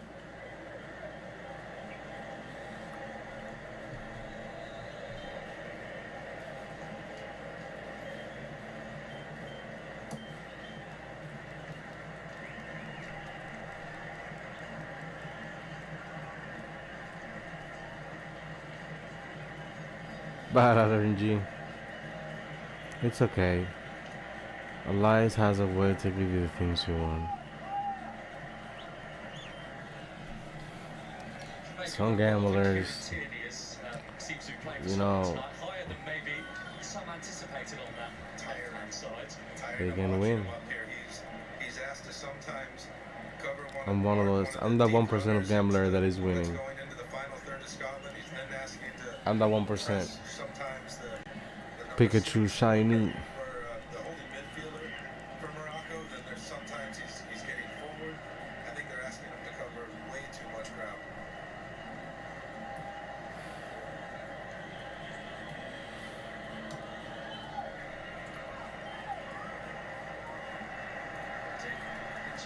Christie, but diverting it towards McGinn, who lost his footing. El Anawi. His feet tangled up, and then away the free kick.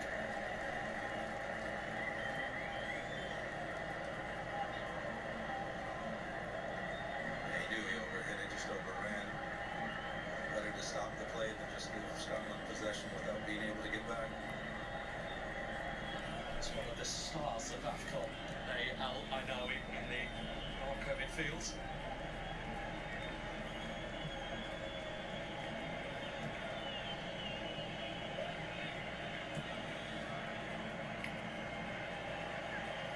Inclusive of that 3-0 awarded win in the AFCON final against Senegal. You're true. Are now unbeaten. You're absolutely correct.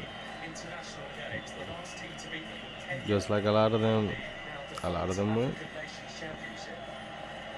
A lot of them living doing that. It's called life. It's called living life at the edge. Choose your poison.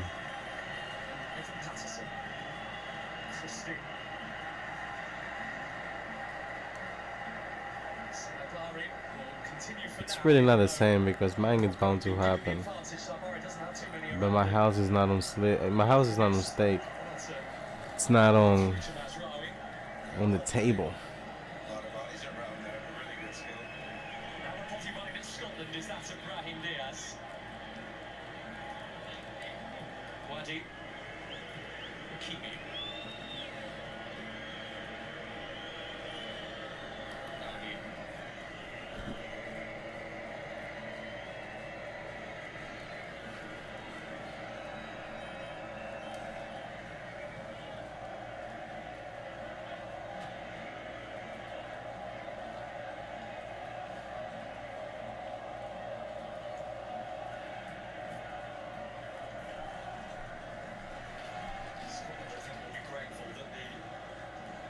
Harsh sunshine has largely now disappeared from the Boston Stadium surface.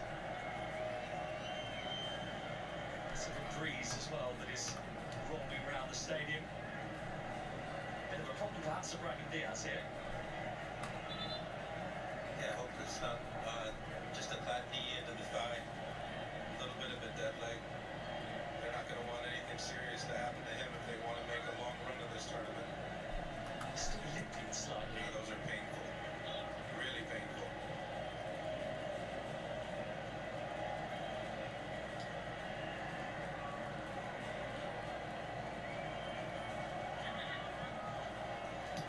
It's a found pass for Saibari. Continued his run. Elkanous didn't get the power on the poke towards him, but he has got it to Mazraoui. Mazraoui across. It's in him.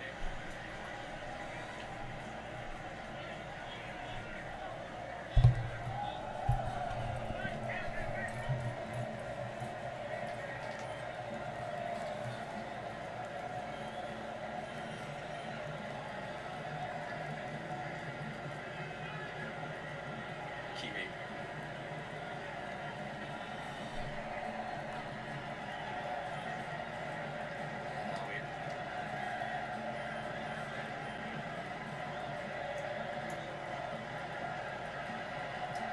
Stands ahead of that Brazil-Haiti game later in Philadelphia. Morocco will be at the top of Group C with this scoreline. The teenager, the very impressive Bouadi. That was asking too much of Elkanous.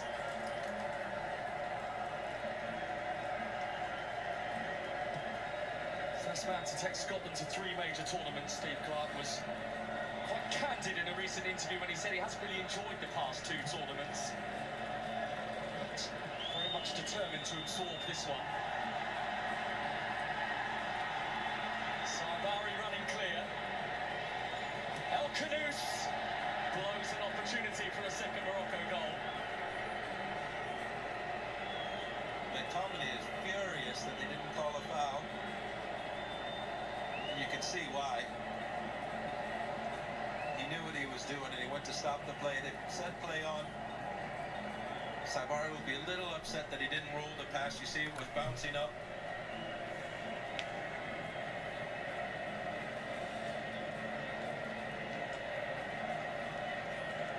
He's got a more prominent role to play in this World Cup. Bilal Elkanous, who was 18 when he was involved at the previous tournament, became Morocco's youngest ever player at a World Cup.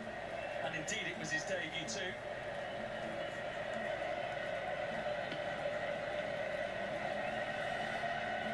Facial injury for Al-Ainaoui.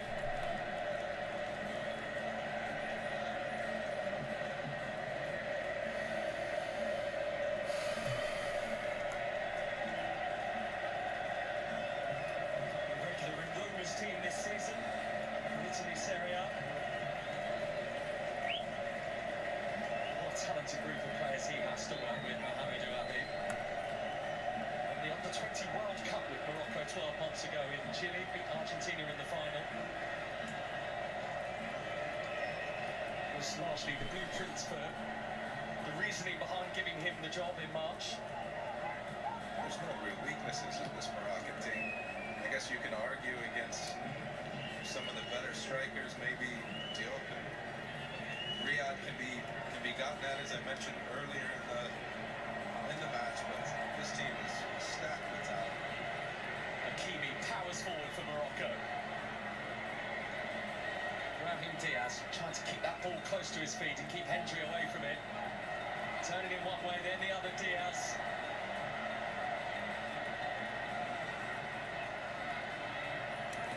Turned to him by El-Anawi.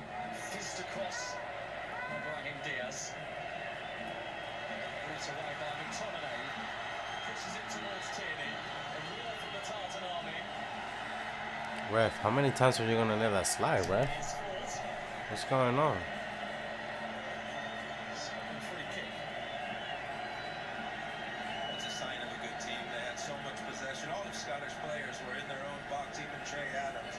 They tried to break, but who's better on transition? The Moroccan team. It is a foul. I don't think that Morocco can complain about that. Just the transition from attack to defense is really, really sharp. One of the strong points for this Moroccan side. So that El-Anawi had the bit between his teeth there.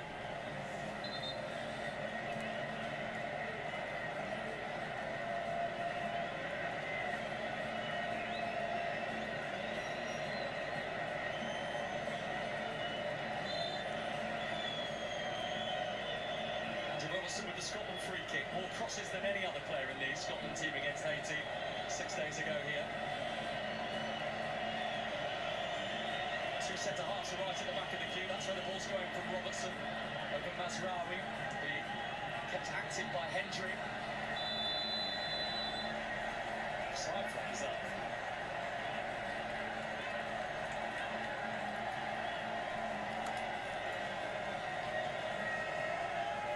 I don't think Steve Clark will be happy about an offsides when you're able to look across the line. It's on Grant Hanley.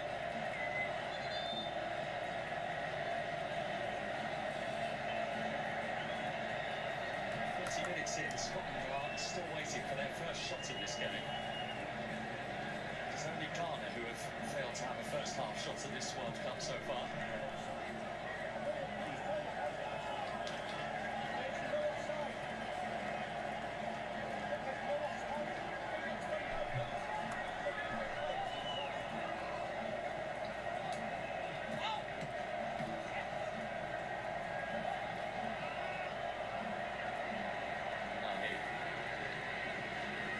Hakimi.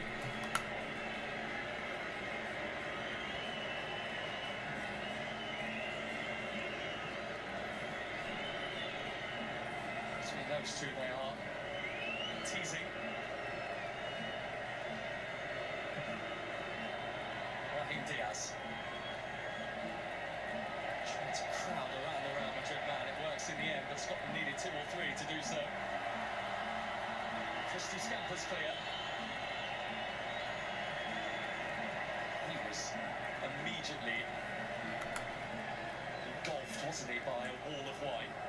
And when they lose the ball, they win it back quickly. When it goes back to Gunn, they press quickly.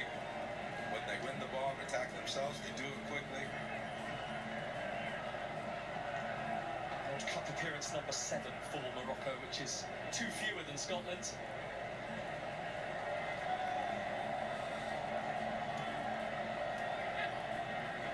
Sharp turn by Bouadi. El-Anawi. Mazraoui.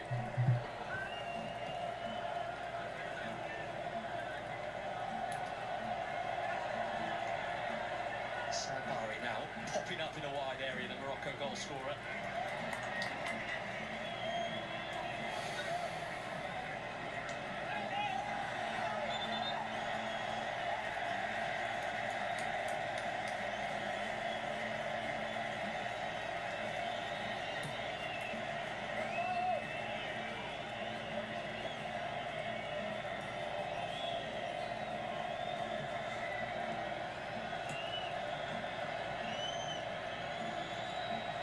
Much of the momentum so far, Moroccan momentum.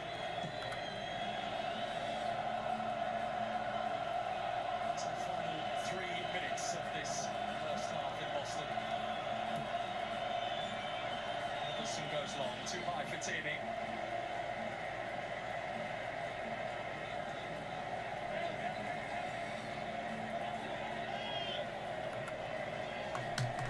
Good form as well, Scotland. 3 wins in a row if you include the friendly games pre-tournament against Curacao and Bolivia.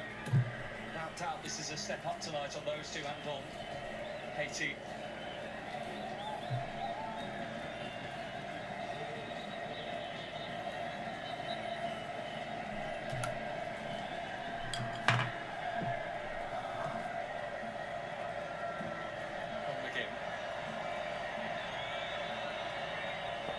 Some Scotland history with his winner against Haiti. But he's won there as a foul out of Mazraoui. And Tomlin gets the ball, and McGinn gets the ball. Once they take 1 touch, 2 touch, 3 touches, they have 2 or 3 Moroccan players around them.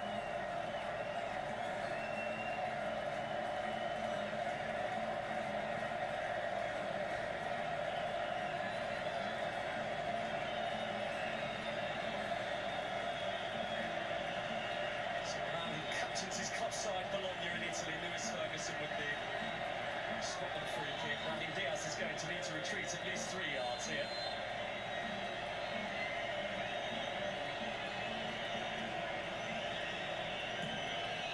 Ferguson's free kick. Not a touch which has carried it through to Hakimi.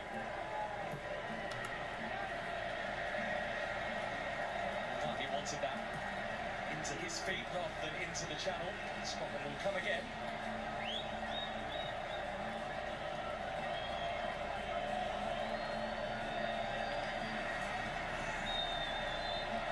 In with the shove in the back of Mazraoui right under the eye of the assistant referee. That was one that wasn't going to be missed. Welcome back, Benny. Yes, so far the only negative for Morocco is they've been a bit wasteful in front of goal. The longer it stays 1-0, if Scotland can't get, as we just saw, their set pieces or a counter-attack, you never know what can happen in football.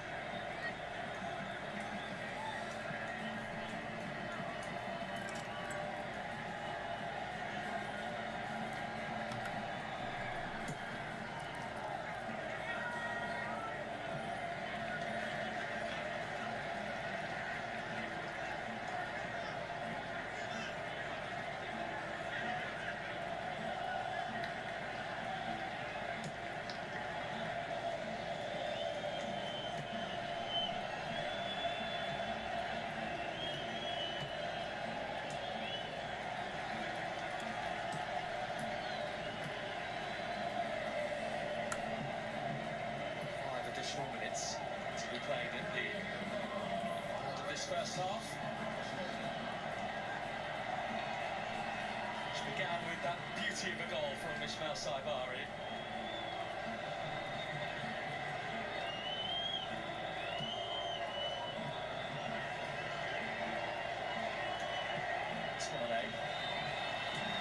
Tierney is the one who wants it from Robertson.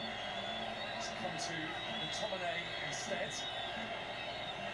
A bit of pressure from Bouhaddi as back to Hendry, Ferguson. This is Bournemouth's Ryan Christie. Patterson's delivery missed by Shea Adams.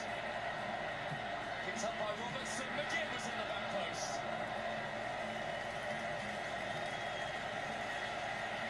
Awkward one to control. But a bit brighter from Scotland. Yeah, best spell for Scotland by a long ways. They were able to keep possession. They had it one side of the pitch, the other. A cross in, Robertson gets farther than he can whip a ball in. Lucky for McGinn that he's just a step behind it, a little too high for him. But by far and away, the best spell of possession, the best pressure they've put with the ball against this Moroccan team.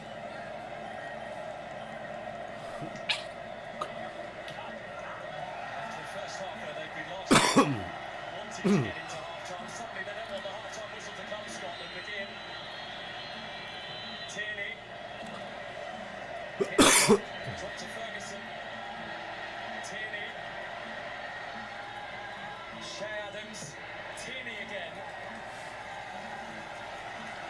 Scotland are rallying here. Yeah, much better game on.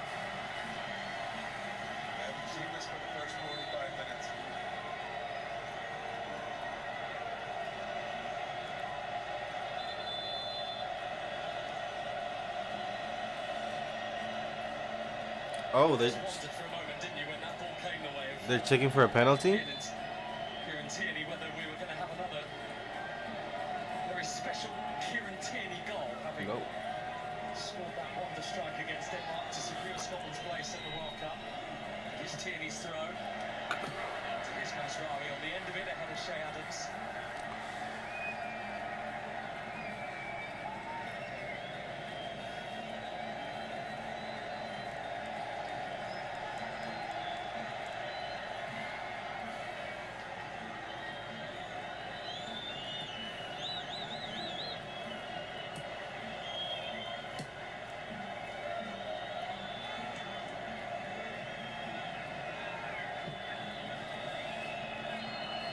Lofting one up towards McGinn. He's enjoyed a fair few tussles with Masraoui in this first half.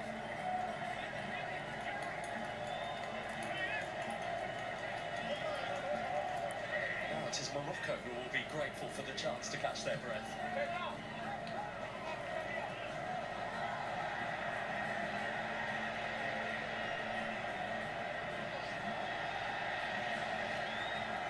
Touré feels that he was bashed into after he won his header.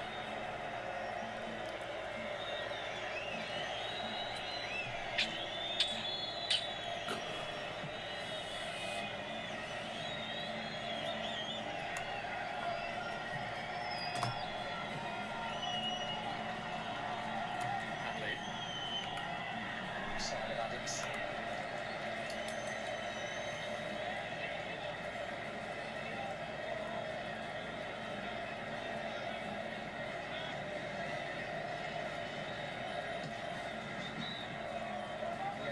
One African side before in a World Cup, Scotland. That was Zaire in 1974.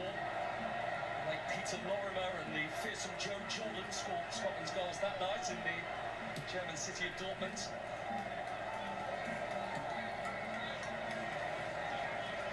World Cup appearances that in recent decades have been few and far between for the Tartan Army.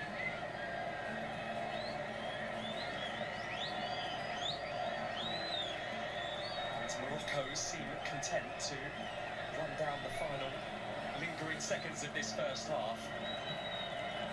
And you can see why. They lost the first 45 minutes. There was only one team on the pitch. The last 5 minutes, it's been all Scotland. What a start it was, and what a goal it was from Ishmael Sarr.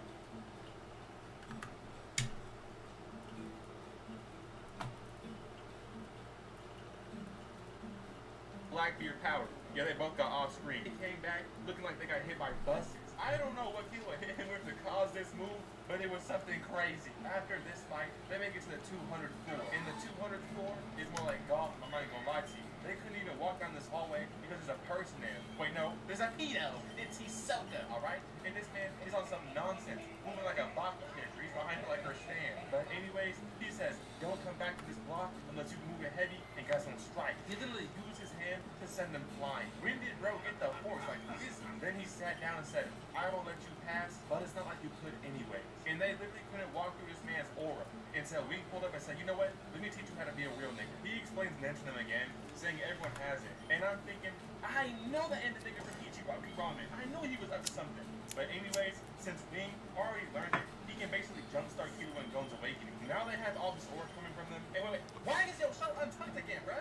Bro, Wing, you are the goose big freak, bro. Stop going for a damn day. But anyways, since they have that now, they can pull up on Hisoka, and that boy was still there camping. Like, what is wrong with this man? Then he just said, you may pass. Who is, bro? The troll under the bridge? Like, what is happening? But when they leave, we see some villains. Some dude in a wheelchair, and some dude with a glory hole for his face. Like, bro, you better chill, bro. Because I know damn well, Noah SCX could have put his meat in there. He's freaky, bro. I know him in real life. His real name Eugene, and he musty, bro. You can smell when he coming, bro. I already know him, bro. But anyways, now they can finally step foot in their own room under their name that they own, mind you. Okay, they finally have permission for their own house. And I'm thinking, like, wow, these two girls are motioning.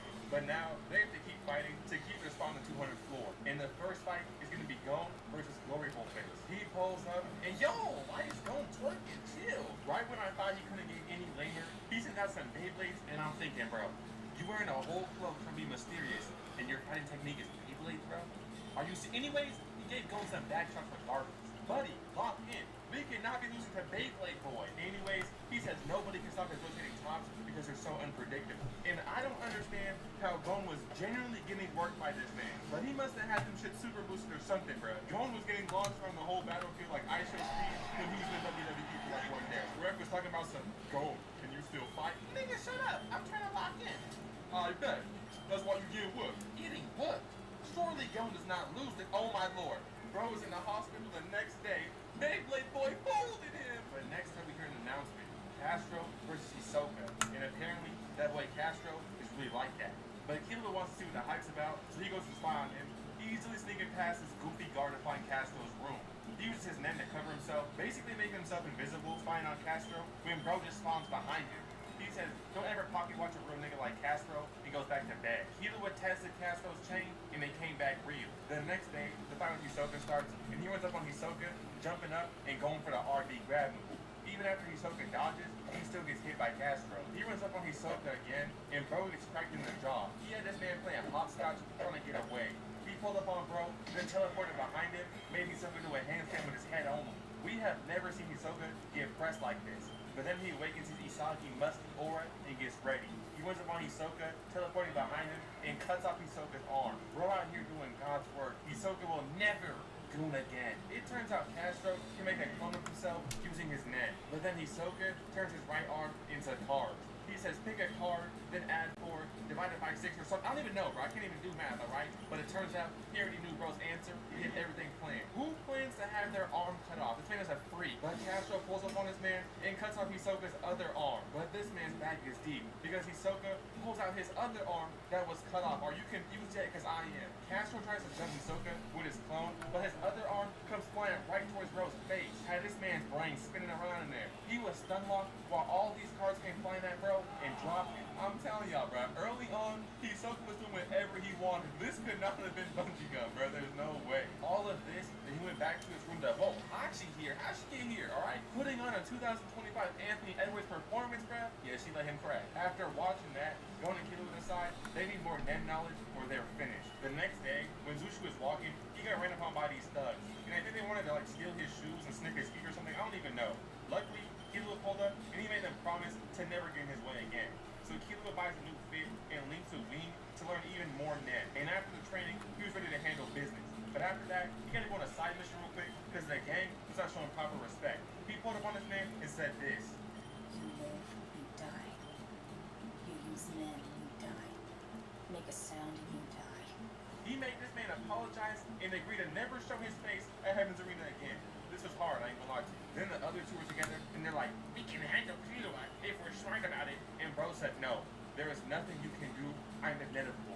How did you say that word? How did you know? He told these boys they're living at his mercy, and if they decide to cheat and not follow the rules, he will be the one to benefit, not them. Bro out here terrorizing his ops, moving like the Joker.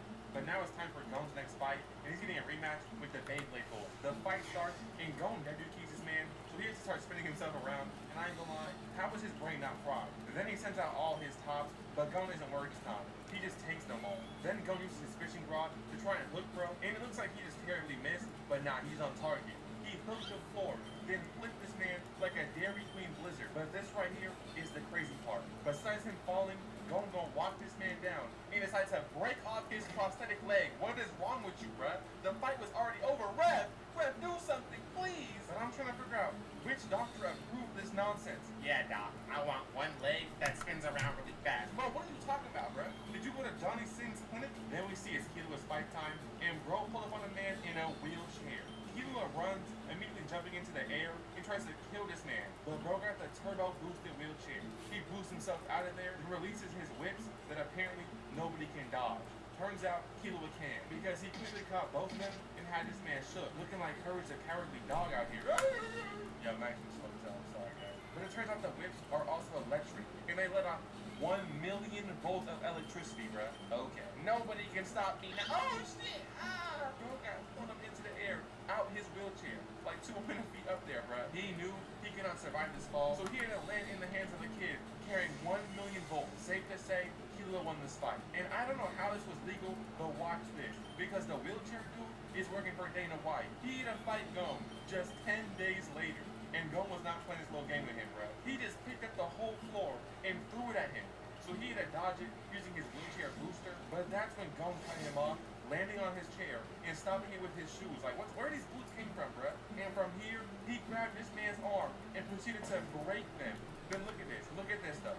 He hooked up the electric whips to this man and turned them on, bruh. He was foaming from the mouth. They was out here bullying this team, bruh. They was going crazy for no reason. But at this point, Gon wants his favorite Hisoka. And in the next episode, that's what we got. We even got to see Gon get his own walkout. And bro had some smoke, some fire. Okay, it was hype. But of course, Hisoka had to outdo him by having blue flames and appearing out of nowhere or farming. Then he even meat checked him, showing off his meat. Like, bro, you are 30 years old doing this, by the way. Like, what's wrong with you? Anyways, the match starts, and Gon wants at Hisoka first, just to get chopped in the back. Using the floor to bounce up, though, and box Hisoka. But bro is so fast. He made this man miss his whole entire combo. Like, what? Then fakes him out with a chop. Then uses his kick to put this man in the washer machine. He's out here spinning around. But Gon is still coming forward, trying to swing on Hisoka. But this man's combos are crazy. He punches all the air out of Gon's lungs. He fell back onto one leg out here hitting the splits damn near. But he still came up forward, trying to box him once again. Just to get hit in the face with an elbow. But he's still charging forward, trying to get a combo on Hisoka. And he's about to get it too. Going for the kick, but he sees Hisoka's turning something crazy and backs off. This right here is a real fight breakdown, okay?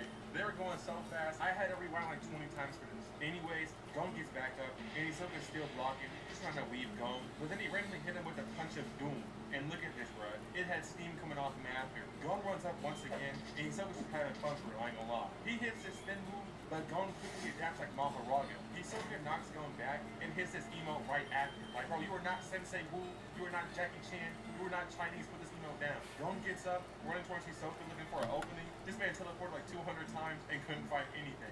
So he runs back and starts throwing the floor once again. But when he throws it, he kicks it himself, breaking and trying to flank Hisoka. He came up from behind this rock, completely locked in.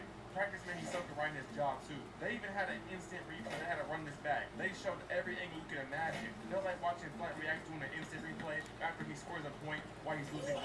But now Hisoka gets serious, releasing his aura and running towards Gon, hitting him with the elbow of devastation. Then uses a Dragon Ball sparking combo extender, hit his name before he even touched the ground. He goes for the third, but Gon hits the Odell spin move, but just his kick alone through the whole ground floor. At this point, Gon was just surviving while Hisoka chases him, moving like a Baki character. Bro was right behind him, eventually cracking him mid-rotate and makes Gon hit the barrel roll. After this, Hisoka used a volleyball serve, spiking Gon off the floor. This right here was a real belt-to-ass whooping. Hisoka was not playing with bro. Bro is 30 years old and his main op is 12. What is this? Then Hisoka looks up his finger and reveals bungee gum was already attached to Gon's face. So he starts pulling this man towards him, then winds up his punch of pain and despair. He popped all on Gon. He hit him with something crazy. There was spit all over the room like a Bonnie Blue video. Wait, hold on. He was beating on Gon like he stole his iPhone charger. But at this point, Gon decides he's going to charge like Hisoka. And he starts moaning for some reason, not sure why. Since all the blood rushed to his other head, he didn't realize Gon put him in an infinite combo. He was really punching this man in slow motion and super speed. His head was rocking back and forth like he's at a heavy metal concert. But unfortunately, Gon didn't realize there was already a rock attached to the bungee gum. That shit came back and rang his bell. Hisoka won the match via points, and I'm not sure how the infinite combo didn't win, but whatever. Weirdly enough, they decided to leave that night. So that means Gon fought Hisoka, then instantly packed his bags. And that right there is the end of Heaven's Arena. Gon and Killua continue trying to find Jing, and their biggest hit was the audio recording he left behind. Hey, bitch ass nigga, where you at, man? Fuck my mouth, bitch nigga. I come and slap you in your fucking mouth, spit in your face, and then knock you out. Now, how about that? If they learn about Greed Island right here, it's a game Gon's dad made to challenge him and see if he's worthy of meeting his own dad. Bro's acting like he's Thor's hammer. Why does his son have to be worthy to meet his own dad? Gon's dad is beefing with Playboy Cardi for the worst father, and he skipped his own son's birth to play PS5. But Killua calls his fat brother named King Jong-un, who tells him a copy of the game is extremely rare and expensive, but he is elite. So they hop on a boat and just head out to York New City. And all I'm gonna say is, they lucky they stingle with organ swing. Switch your ass. Now you come in on chicken with me. Where I die. Do it to you, twin. Slime your ass out, twin. Meanwhile, Robert's just trying to join the mob as a bodyguard, and he's with the Chuz. You know what I'm saying? That. Bro, I freaking love that meme, dude. Top Cuz. This dude or girl is so ugly, I can't even tell if the bitch is a girl or not. You know what I'm saying? Did she sneak on planet Earth? This is a whole alien right here. But while signing up They get set up, and the black KKK pulls up breaking down the door. But Karapika and the other members are straight locked in. These guys duck behind a table. She uses Butler as a shield like damn. And Karapika pulled out a chain, used it as a shield, and caught every bullet. Damn this nigga, this is max level orb farming. There is no reason to be doing that, bro. It doesn't make no sense. But don't even lie, at some point, we all thought Karapika was a girl. We wanted to hit that. We wanted to beat their cheeks and we wanted to go crazy. We wanted to go bananas on that booty. Yeah, gay. I was going to become goon freaks. Well, wait, that was just me? Y'all didn't have the same thoughts? It was just me?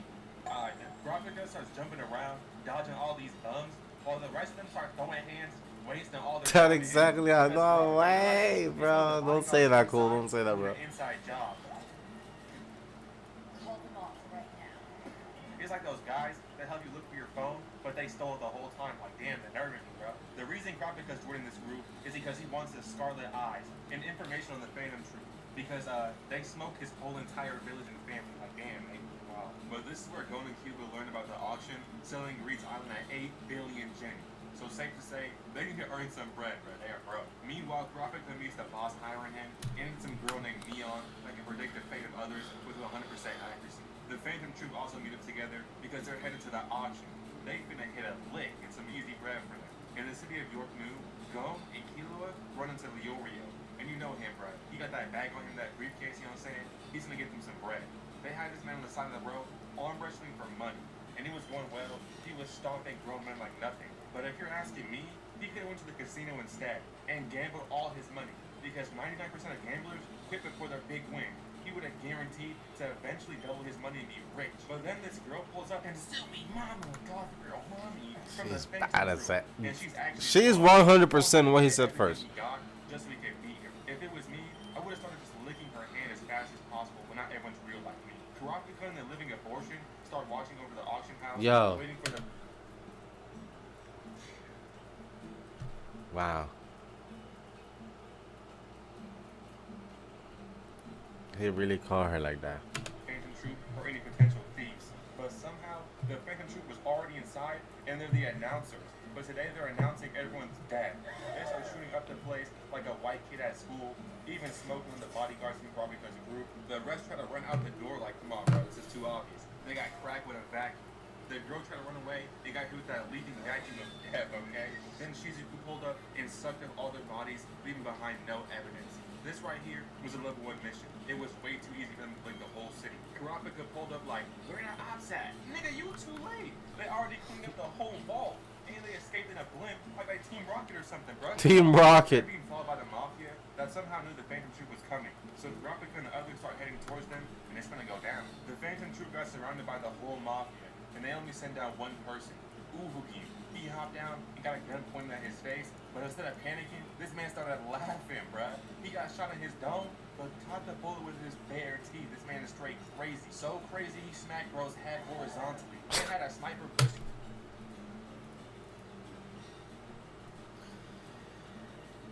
Damn. Camping, fully scoped on bro, and cracked him in his head. And he just said, ouch, like, what? He picked up a rock and sniped the sniper with a rock. How is this possible? This nigga pulled up with a rocket launcher and said, I'm gonna shoot it. Bro said, go ahead. Bro, he shot the rocket at this man. He just stood there and tanked it. Like, what? Uvigin was out here looking like Broly, but not in Super. I mean the Broly and OGZ movies, unstoppable. But maybe these level 1 crooks just suck, because like they ain't Level 1 crooks. Karapika pulled up. Indeed, bro. She's. Nigga pulled up a bunch of bums like, nigga, you're on the clock. It's time to save these people, bruh. Y'all damn near on the same team. But then the Shadow Beasts pulled up. They're apparently some pro killers from around the world. You know what I'm saying? They look like 4 chop niggas that like, who is this meth head 56? I thought someone was meat was on my screen and like, go back to your wife. They pulled up on Ubi looking tough though. This nigga came up the ground like Diglett and snuck Ubi. But all the damage went straight to his hand. But he's so weird, he grabbed his man and went underground, thinking he could pin Ubi. But bro said, hell nah. Started charging him something crazy, then punched the ground. Nigga got hit with a key blast and he was finished before he knew it, man. Broski got cooked. This fight really was too easy. He literally bit one of their heads off, or just took a chuck out of man and killed him. He shot a piece of bro's skull off and went through this man's hand and then killed him too. Like, come on. The other one, he yelled so loud. He destroyed Krillin's head. Like, come on. This fight was so unreal. He got jumped, and bodied everyone terribly.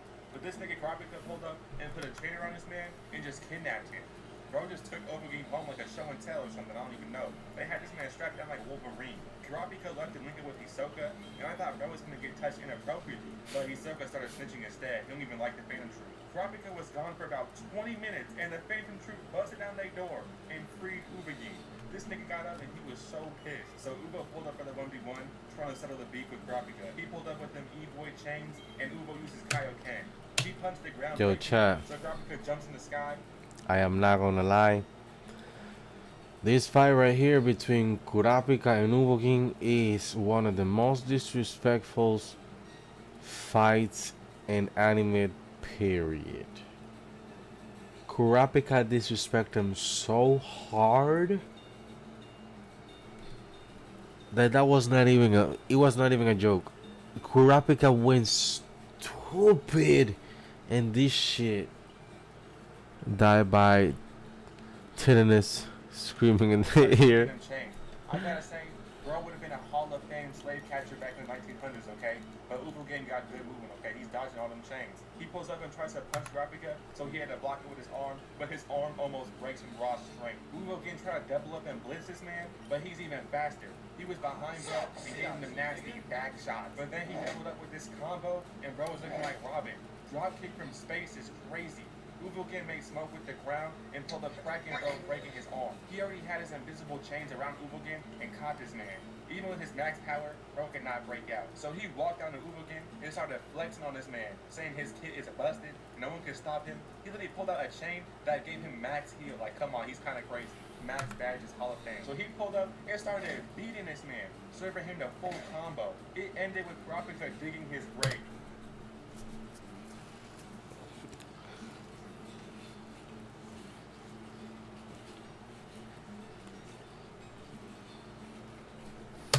Bro had the shovel already ready in his inventory, but he knew he was gonna win.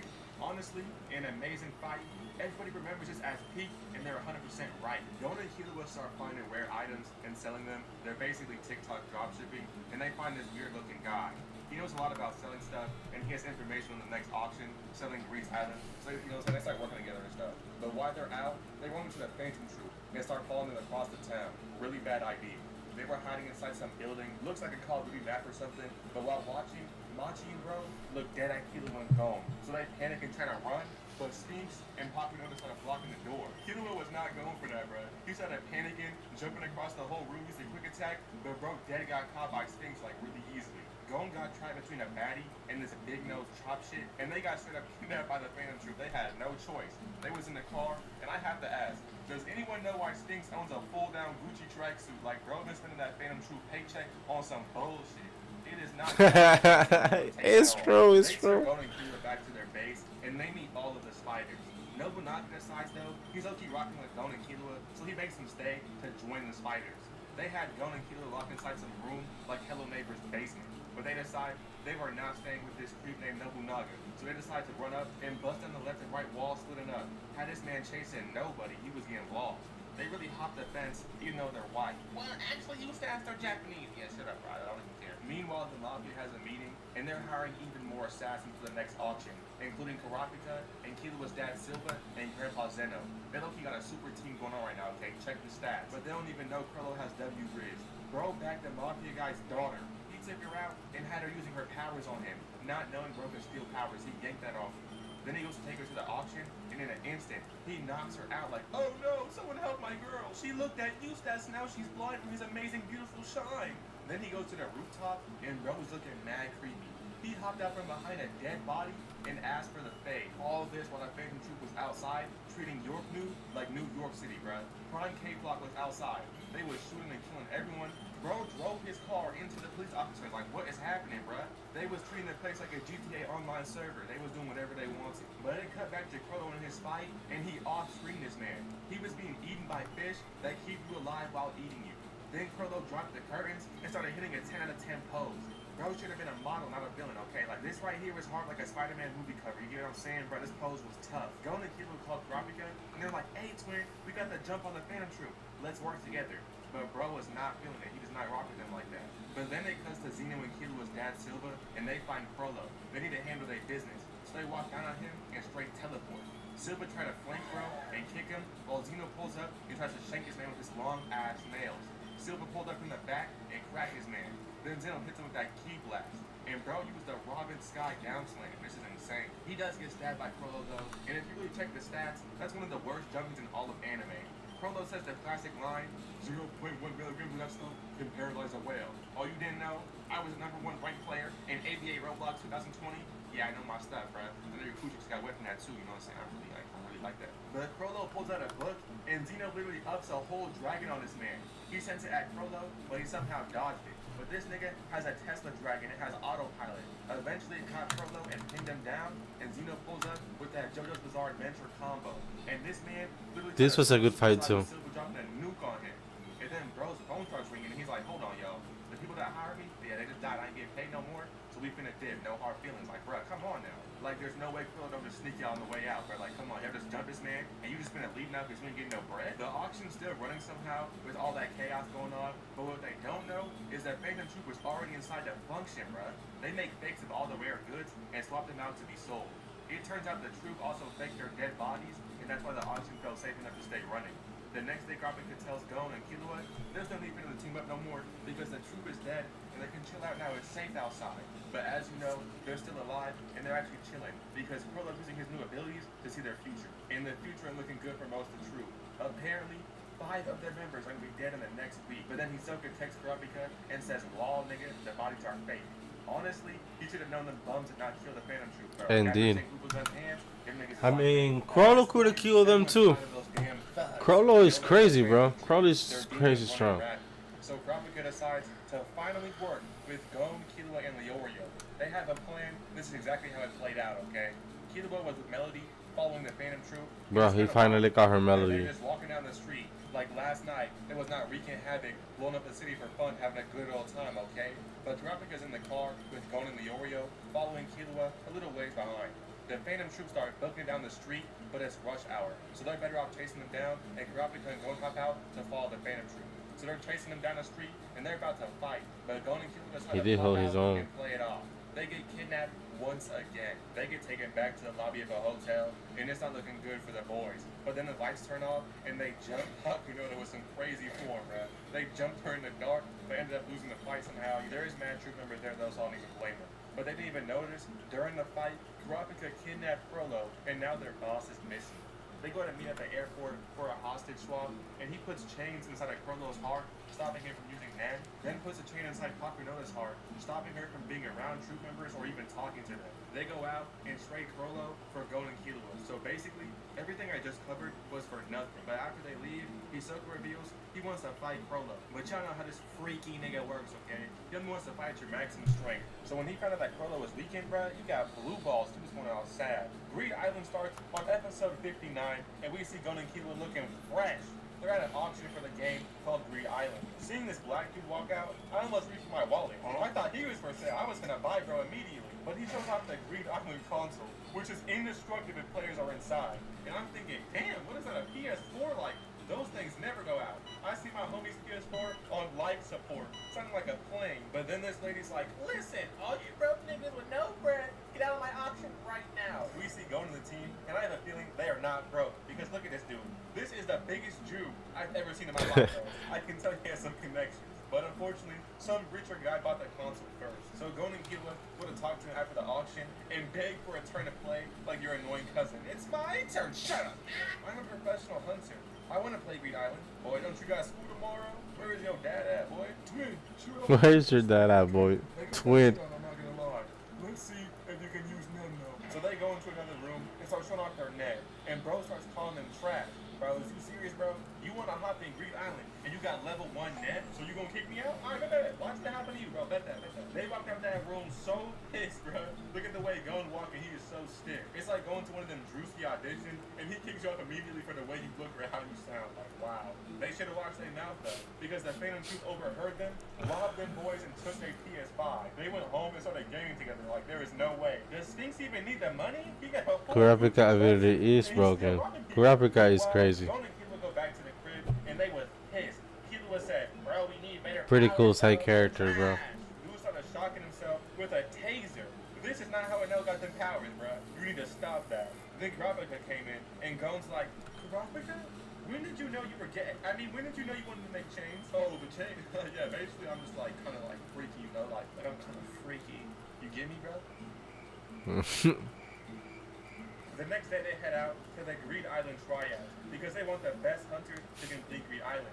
This G.I. Joe character hops out and he's like, listen y'all, behind this wall, I'm gonna test y'all powers. If they sorry, you finna go home, okay? That's all I'm saying. So we see this bum run out for the tryouts, then we see this girl run down, okay? And then, hey, yo, how did I know he was Somali? Killua finally goes Somali. and shows off his lightning powers. Wow, okay, I'm kind of surprised. You're low-key him. Electricity's nothing. Been shook. You look eat him, bruh. Box inside is born. Do you have any relationship with your mother? What's that? What's the father? Yeah, I was shocked since a baby. That's nothing. Not bad. It reminds me of that XXX Tentacion clip where he's like, a father? What's that? Like, bro, like, he overpowered Killua, he was doing too much, but like, that was kind of clean though, so I kind of respect it. A bit later, the boys are chosen to play in Greed Island, and they have to put a ring on and then hop in the game. So that's what happens, and bro just disappears. Just like that, he's sent to the Greed Island lobby. This girl's like, in the game, anyone who's learning your Greed has a spell book and a game. Your book lets you store and use cards. You need to gather all the cards to complete the game. Then he gets an Xbox voice message from his dad. He left there 10 years ago. Hey, Gone. I mean, wait, your name's Gone, right? I'm the one who's gone. But anyway, Dad, you call me Jing. I'm not even your dad for real. Yeah, if you want to, like, link that twin, I ain't gonna lie, you twin, like, just beat the game. I'm over here to, like, I'm chilling, but, like, just beat the game, bro. Are you serious, bro? You made this whole game, couldn't give him no tips, no tricks, no tutorial, nothing, bro? How to beat the game, bro just said what's up and did. Gon is first into the new world. It's a big grassy field. He watches everyone pass him as he waits for Killua like a real one. If your homie doesn't stop walking when you bend down to tie your shoe, bro, you know what I'm saying? Like, he is not a real one. They start walking around, letting their nuts hang like it's all sweet and stuff, you know what I'm saying? And boom, bro gets hit with the same brush. Hell yeah. Risk it. Yeah, he's up to no good. But he shows off just how busted these cards really are. He uses a card called Peek that lets him see players' names and other information. Then he uses the Trace card, attacking Killua. And it's basically a beam of light that follows him around. And it's low-key cracked, too.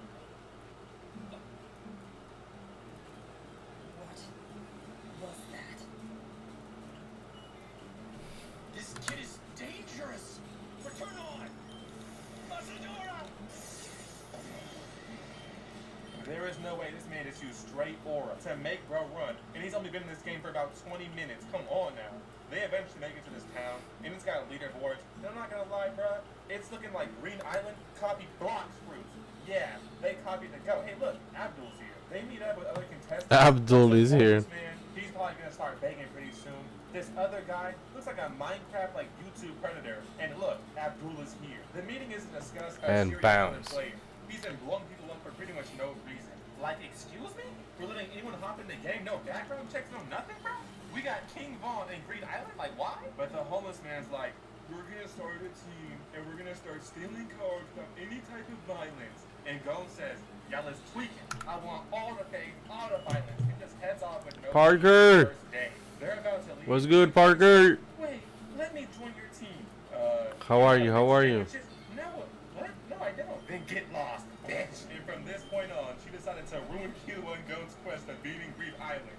They just leave anyways. They don't even care about her story. So she started following them for many, many days, keeping up too.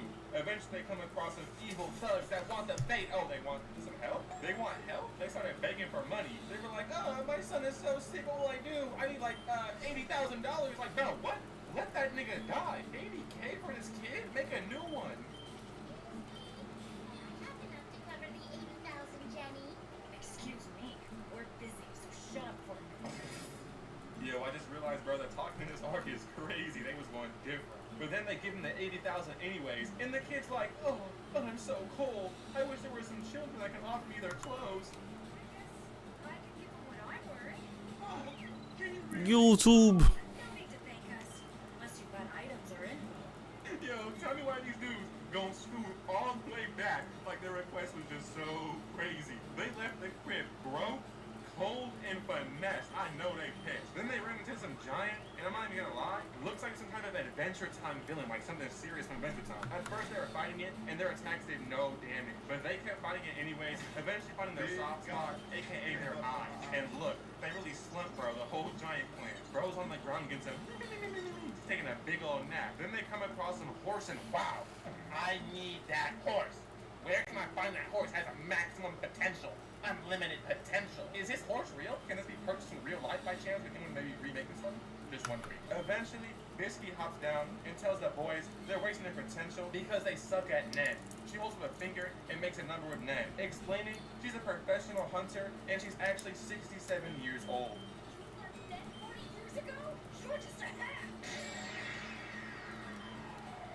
But midway talking, she says there's a man watching them. And bro thinks he's Freddy from Courage of the Cowardly Dog or something. He has some hair scissors as his weapons. Like, bro, be serious, brother. Bisky decides she's gonna set them up by slapping the shit out of Kilo. Why he need the horse? The Bisky versus I don't Kilo know. beat this arc. I don't have questions. It has to be studied. It was generational, but peak interaction. The stalker pulls up on Bisky and cuts her hair, asking for a fade.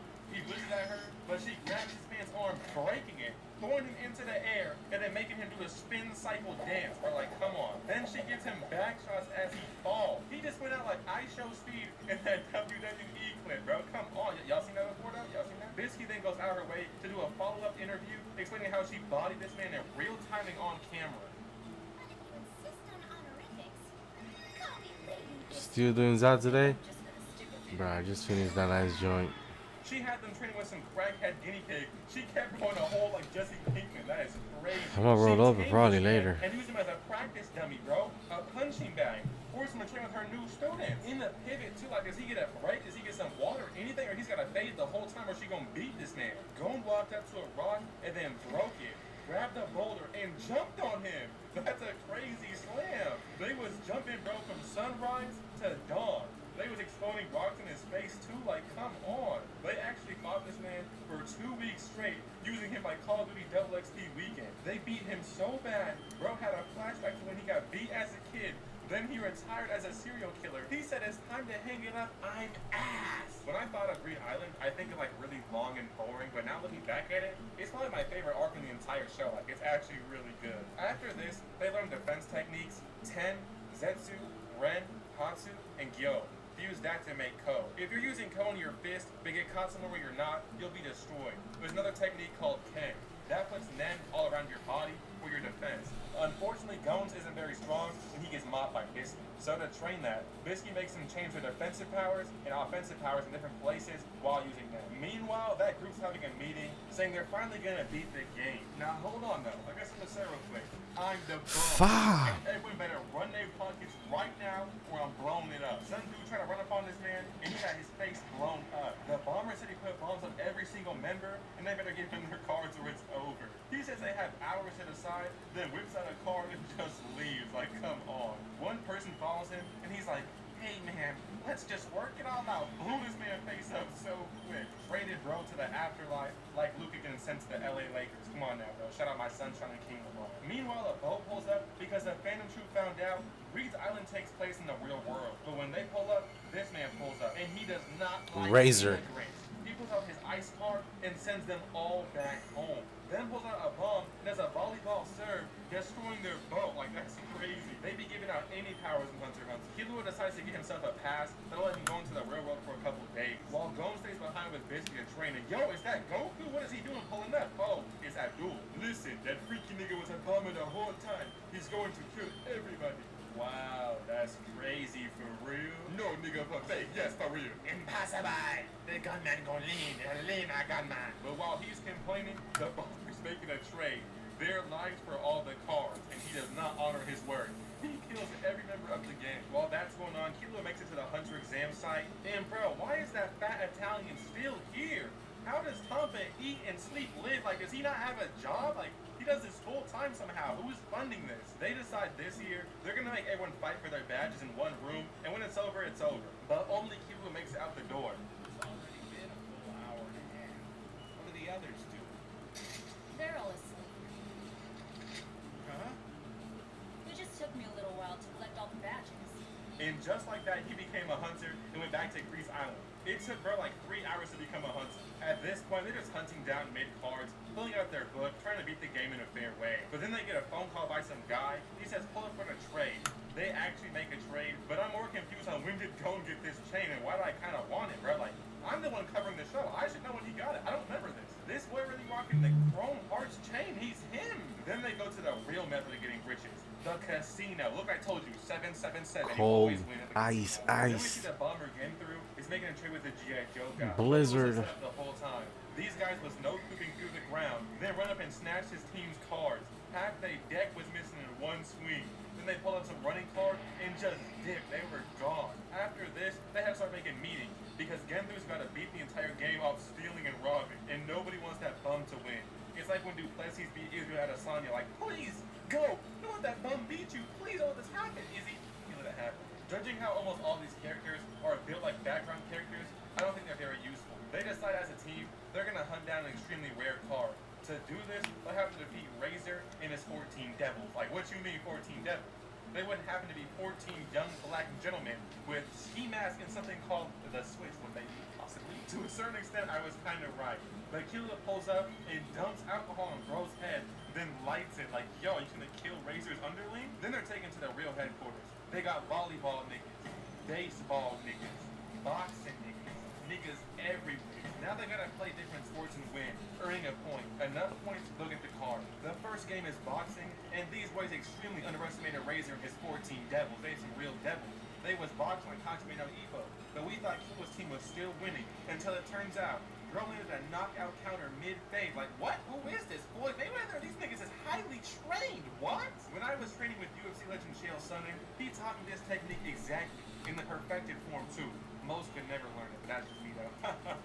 Next up is Bisky, and they gotta dribble the soccer ball, but she drops it on her first dribble, bro. She trash. She messed up like that, for real? Next up is Killua versus that fat black guy in a sumo match, and he throws the match, deciding it's better Dodgeball to was lose now dope. and come back with a better team. That was the They best. decide to look for new teammates, and they find Hisoka taking a back, like, damn. I know he got all that on him. He had an anaconda on him. I ain't gonna lie. Into sweet fruit, just as I thought. Okay, so do you guys actually know this pervert? Bisky, calm down. You are way too old for him. You're expired, buddy. Hisoka likes him, you know what I'm saying, around kid age, I ain't gonna lie to you. But it turns out Hisoka's here looking for Crollo, so he can fight him again, like, I guess, bro. But he decides to help with the game.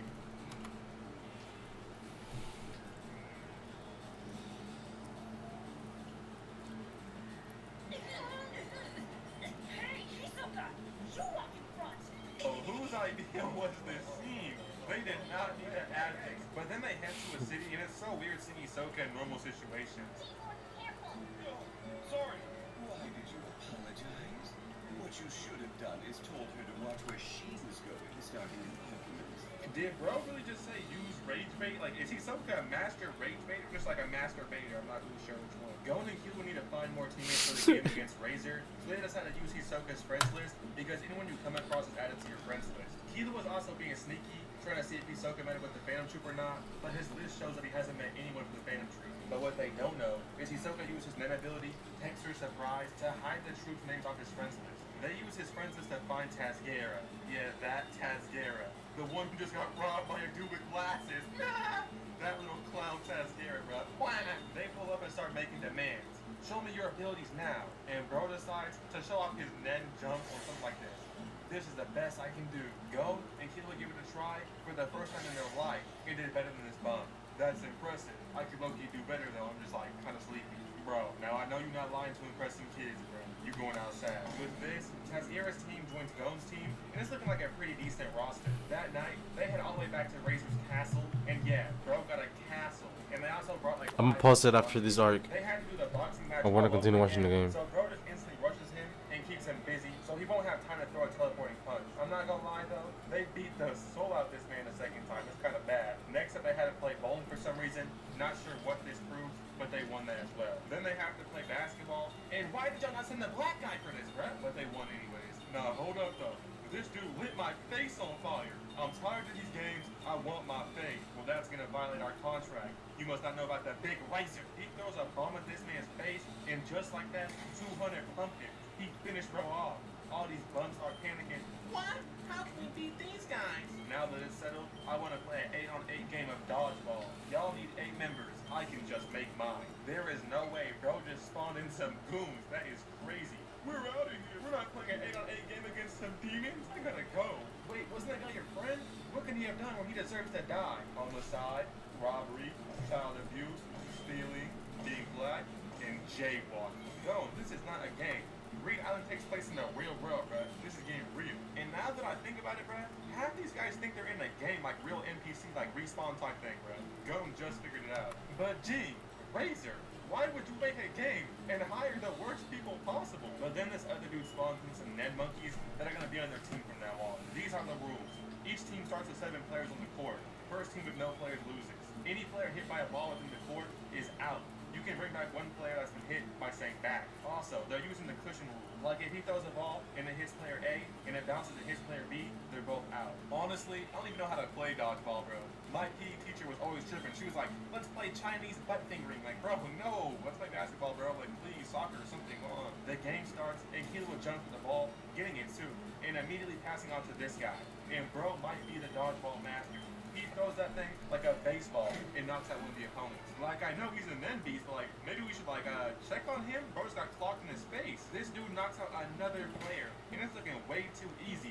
I knew something was gonna switch up right now. Razor locks all the way in, and when bro throws the ball, he just catches the ball with his hand out like it's Thor's hammer or something, bro. Like he just called the ball to his hand. And now that it's in his possession, Bro, Hisoka wasn't something, bro. And bro seen his life flash before his eyes. He knew if he got hit, he was dead. So he had to swap places with his Nenbies. This is like a Zuma 11 but dodgeball, whatever it's called. Bro. It's getting way too serious. They start passing the ball around at extreme speeds. Like people can barely even see where the ball is going. But the ball spawns behind Tasgera, and he's the bum I thought he was.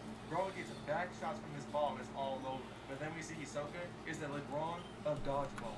He throws the ball, and they had to fuse together just to catch his serve. Putting the ball back in Razor's hands, he throws the ball at Gome, and he tries to block it, but gets smacked out his shoes like. He should be dead right now, not even gonna lie. I'm not really sure how most of these guys are still in the game. I mean, I don't even know how dodgeball works, but like, I don't even know. But bro switches Razor's place with his black monkey and cracks him in the face. That's what you get. You mess with me, and I'll take you out. After it bounces though, his devil throws the other one just to catch the ball. And after picking it up, they instantly throw it right back at this man, smacking uranium in his face, and he was instantly put into nap time. Bro is not built for that dodgeball life. That's what you get. You mess with me, and I'll take you out. Since they got him out, they get the ball once again. Then they go and throw the ball, and this might be the craziest curveball I've ever seen in my life, bro. Bro faked him out like he was going for Killua. Made it seem like he was going for Bisky. But nah, they was finna jump Hisoka. They lucky Hisoka is the GOAT, because bro caught it. Biscuit is out. Step out of the court. What happened? Didn't she dodge? I'm out. But Bisky was out because she got hit in the dress. And Razor, you are actually the biggest bum for making that a rule, bro. And honestly, he should have to say it before the match like every other rule. Like, that's just some nonsense he made up. Gon uses back on himself, and this time, he got a bandana on, so you know he's getting serious. Now listen to me carefully. Do not overdo it. Yeah. What's 1 + 1? Yeah. It's hopeless. Bro tells Killua, hold the ball right there, and sets up a John Ken rock. Sent that ball flying towards Razor. With the hit being so evil, the fat dude tried to catch it. Bro was sent flying, tumbling backwards. It was kind of bad. Gon tries to use the same attack twice, but Razor is an expert, okay? He sent the ball flying towards bro. He uses the most goofy, like, somersault backflip technique to slow the ball down and take no damage, not even get hit, bro. Like, come on. And with that, Razor goes into a serve, thinking he can finish them all off with one hit. But Gon, Killua, and Hisoka are best in that position and stop the ball. But you know what Hisoka wanted, right? He just wanted to be behind some booty, right? He's a little freak. After winning, Razor's like, yeah, man, I met your dad. He didn't really like to say much about you. Actually, he said I could kill you. But, Did him yeah, dirty. Man, get out of here, bro. Like, yo, the Jing stocks as the worst father in all of anime are rising, bro.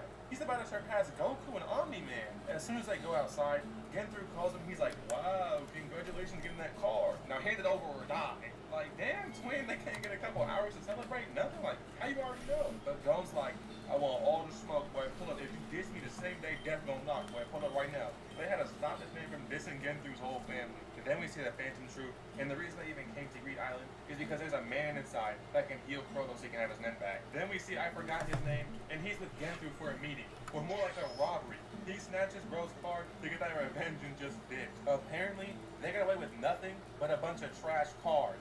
It's like stealing someone's trash out their dumpster. But just like my trash cards in Pokemon TCG, bruh.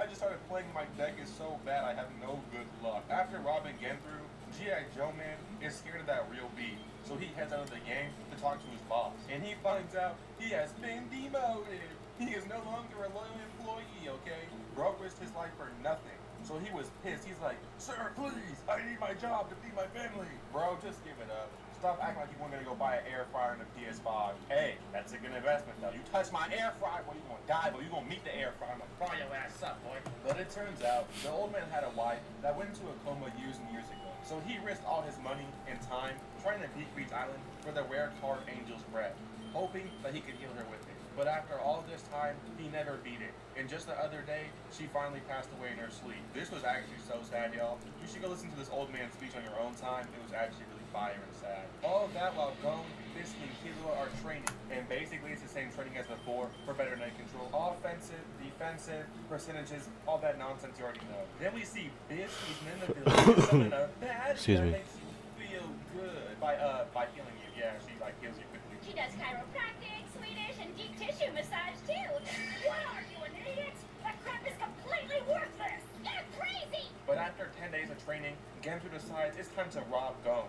Not knowing, them boys been ready and been working. But to really sell the act that they're scared, they start running away, and Genthu follows them, knowing he has more running cards than Gon and Killua do. So eventually they catch up after using all their running cards and whatnot, and it starts off with Gon versus Genthu. Bro, you was the nerd glass pusher. Like, he probably thought this was so tough, bro. You was a geek, bro. You was lame, bro. You not fresh. From here on, Gon pressed a box, bro, swinging at him multiple times. But Genthu is a pretty decent fighter, I'm not gonna lie, okay? He was blocking his man. He had to stay offensive, though. Look at this slide tackle, or whatever this is, bro. Just to get punched in the face. And I ain't gonna lie, Genthu was having his way right here, bro. He put this man in a combo. Didn't even up tilt or down slam. Clearly, not an ABA goat like me. The big Eustace. But in your opinion, me or LeBron, be honest, who's better? Then we see Bisky is fighting this guy on the beach. She spawns behind this man, and I'm telling you, back shots are her favorite attack, bro. Like, she a dummy. After this, his man a 20-piece combo. She served this man. He actually did slide her across the beach, though, but apparently, she let him just for the fun of it. Doing this to my queen, though, like, kind of disrespectful. Like, you lost your mind? Then we see Bisky's transformation into the dummy mummy peg monster. She dropped this man easily, I ain't gonna lie to you. Then we see Killua fighting Sideshow Bob, and he's just dodging some punches. Sideshow Bob. Him out, but decides using Shadow Clone Jutsu is the move. Then pulls up and shocks this man. I ain't gonna lie, bruh. He was just testing out his bag for like, he was just trying new moves out. Bro pulled out a yo-yo and threw it at him, and when he dodged it, we seen him take a whole tree with it. We're like, come on. Apparently, this yo-yo weighs 50 kilograms. What the hell is a kilogram? Nobody knows what that means, bro. Speak English. We're in America. But then, yeah, I was like one of those characters. I'm trolling, by the way. But then he smacks him in his mouth with a yo-yo. He tries to get back, run him out, kicking Killua right in his stomach. But he did not notice. He has two yo-yos, and one's coming behind his head to crack this man. Every move I make is a trap. Experiment complete. Brother, you just put him in the electric chair as an experiment. What is wrong with you? These boys start fighting like Dragon Ball, but Genthu be playing the game dirty. Why is Gon always getting the dog shit beat out of him, bro? I ain't gonna lie. Genthu tried to blow up both of Gon's arms, but all of a sudden, he feels funny, like he drank from Cardi B's cup at the bar. While he's frozen in place, Gon starts charging up his finishing attack, bro. And just like that, he falls over, I guess? Like, I don't know, I guess he missed. We see the aftermath, and this nigga blew off both his arms just to miss. Like, come on. But at least he uppercut Genthu. Gon says Genthu better quit right now and give him all his cards or he's finished, because he's fucking pissed. And bro's like, alright, come get it, you can have everything. But can I keep this one? Wait, which one? Then he smacks this man in his throat and neck. He blocked my second attack with Joe. Genthu. That's the worst decision 10-pound yo-yo. Oh, He's carrying a 50, which is like 115 pounds per JoJo. Gon dumps He icing all over Genthru, and now bro can't use his bombing power. But then, Gon punches the floor, and they both fall underground in this little Team Rocket Pokemon trap. They was really mad deep below the ground, but then we see bro dug himself a hole and used the card to summon a whole rock. Yeah, this nigga is finished. I think we have to mention how evil this plan was, bro. He wanted to drop a boulder on this man. He somehow made it out of there, though, into a little tunnel, and Gon pulled out with that John Cannon rock. Close range? Hold on! I surrender! I surrender! With this, they have every single member tied up and rocking of all their cards. But the one problem with this arc is they use the healing card just to heal Genthru because, oh, it's okay, he's a murderer. Like, so is healer. Like, bro, come on, that's not a good point. Genthru is a bum. Like, heal was him. Gon uses Angel's Breath, another rare healing card, and beats the game. But then someone tried to rob him for his winning certification. Let's have a contest. Winner gets all your cards. Sorry, you don't have a choice.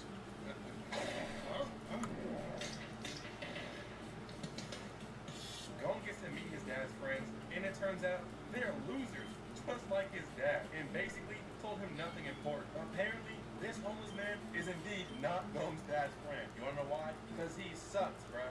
This man's name is Goon, spelled really mad goofy. And Gon's dad did not like his name, so he used his hunter connections to legally change bro's name without his permission and just did it the way he liked it. Really? Then just ditch the W. Starting now, your name is D-W-U-N. Okay, dude? Isn't that unbelievable? To be honest, bro, your name was Doom, so you're already finished. Like, it can't get much worse, bro. Like, come on. But with beating the game, they can keep 3 cards and take it to the railroad as well. Gon, of course, keeps his ice in a tracking card to find G. And with that being said, that was Greed Island for you boys. Okay, how do you feel about this? You know what I'm saying? You like it, you love it? But coming off of Greed Island.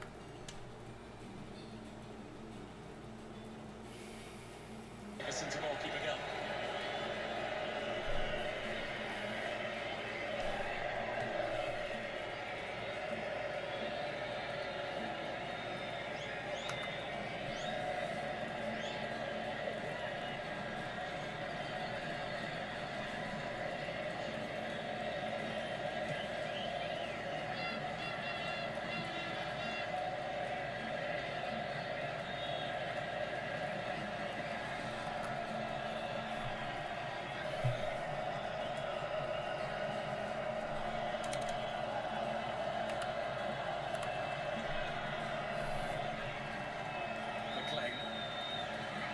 McTominay spun beautifully. Here's Dykes. Nowhere to go because of Chani Riaz.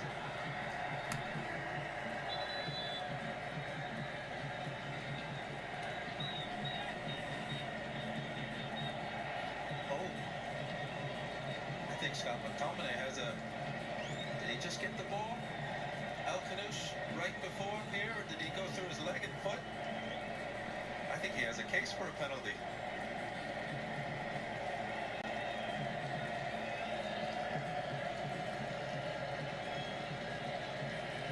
So off goes the goal scorer, Ismail Saibari. 70 seconds was all it took, and Kanouche and Diaz complete what is a complete shift around of Morocco's forward areas here. Emi, Talbi and Amahouni. The treble to emerge from the bench.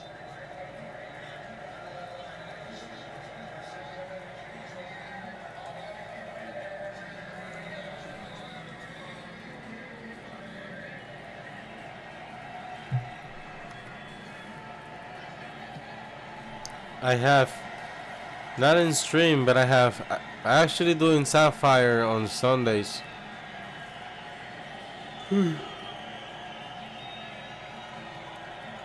I've been wiped out a couple times. Injury, suddenly a ball carrier from that centre-back position. Van Dijk. Blocked it beautifully. Scotland in behind. It's the sound we're getting. Will Scott McTominay. Far a touch, it will bring the Tartan Army a corner. Well, the substitutions by Morocco are meant to help them kill the game off by scoring the second. It's Scotland that's creating the chances. They do have some aerial presence, Scotland.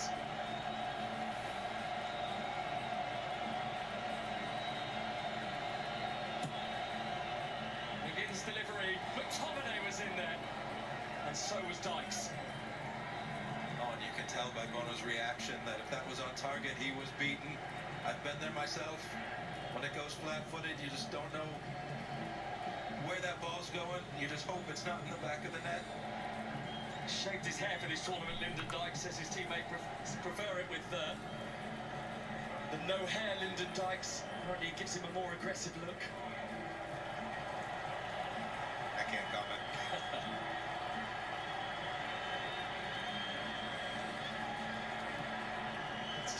McTominay sucked it out of the air, but Israeli's still reading the situation. 4 minutes to go in Boston. Angus Gunn is going to keep his eye on the bounce, judged it well.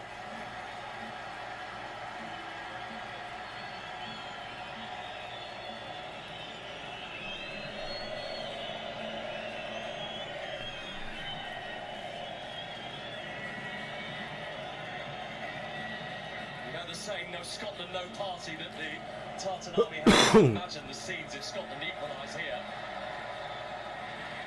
John McGinn gets the cross in brilliantly, and McTominay, I think, in the end was disruptive to Gannon Doak's own attempts to win it. Yes, I believe McTominay put Gannon Doak off.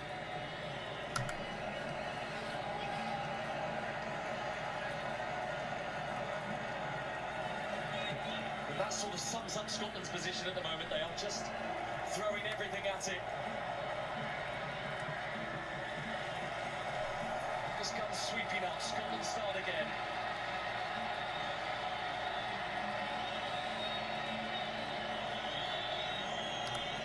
Scotland feeling that there might be some Massachusetts momentum late on here.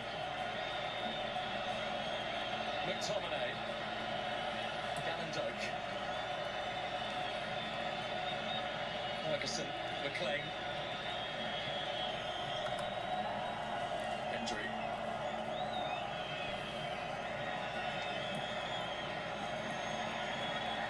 Gannon Doak. Nasraoui is not like the introduction of him. Towards Dykes, and it's loose, and it's McTominay, and he was snuffed out of it for room. Yeah, Riyad and Diop have done really well. Letting balls run out, using their body, getting blocks on.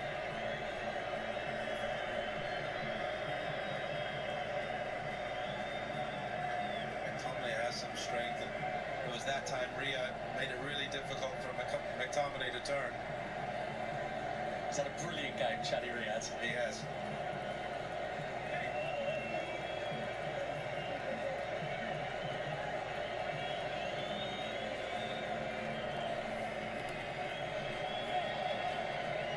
This is something I can't think actually happens. Goalkeeping cramping. Was McTominay getting in the way of Gannon Doak? It's like a synchronised pair of swimmers there, wasn't it? They went down in exactly the same motion.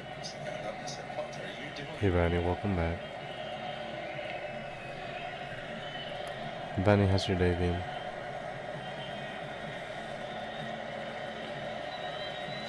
He's not hanging around here. Here comes Ross Stewart, who was part of the World Cup squad, played in the warm-up game against Bolivia, but that was the first time that he had represented Scotland in 4 years. So this is a wild card pick from the bench from Steve Clarke. Yes, and he's in there to play off of Dykes, maybe make some forward runs on his own. And Gannon Doak is causing some issues up that right-hand side for Scotland.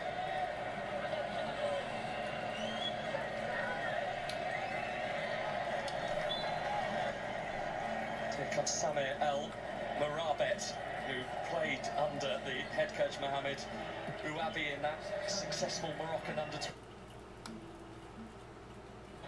Morabet, who played under the head coach Mohamed Ouabi in that successful Moroccan under-20 team that won the World Cup 12 months ago.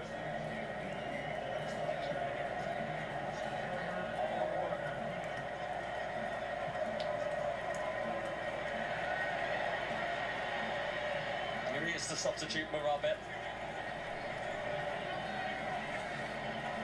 One more Morocco goal and that will be it for Scotland. They've done a far better job in this second half of repelling, haven't they, the Tartan army, compared to the first? Yeah, much better. They've made a great account of themselves in the second half, even the last minutes of the first half. It's a shame they didn't start like this. 6 minutes to go in Boston. It was a slim 1-0 the other night against Haiti. To an extent, Scotland felt like they were clinging on, and now they're the ones that are chasing.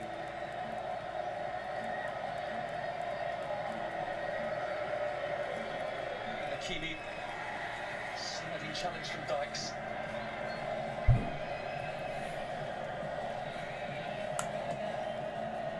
Ball from Bono, flicked on by Rahimi, collected by Hendry. I wonder if Steve Clark had it over again to do team selection, he would have started Ganondok and Hickey on that right-hand side.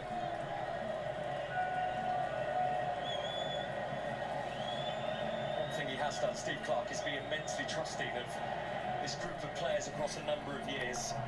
It's a squad that has largely been made up of the same contingent for some time now. He's developed a team that is built on trust, Steve Clark.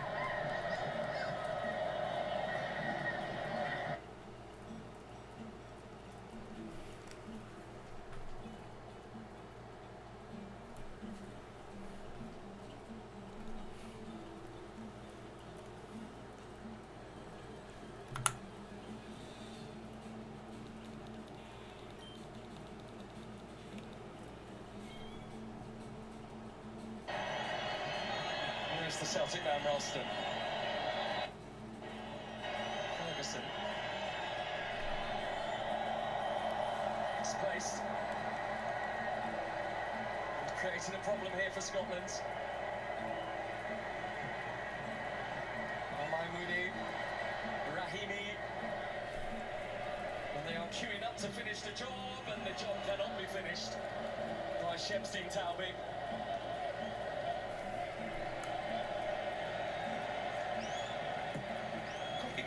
No, they go off the crossbar.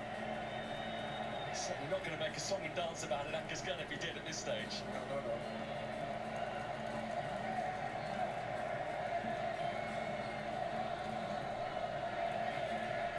3 minutes down, 3 to play in stoppage time. Away by Hakimi. McTominay. What is left in the Scotland legs? Always in the grind. Indeed, indeed. How you doing, David? Welcome back, brother. It's nice seeing you. How's your day been? Both sides are not giving up.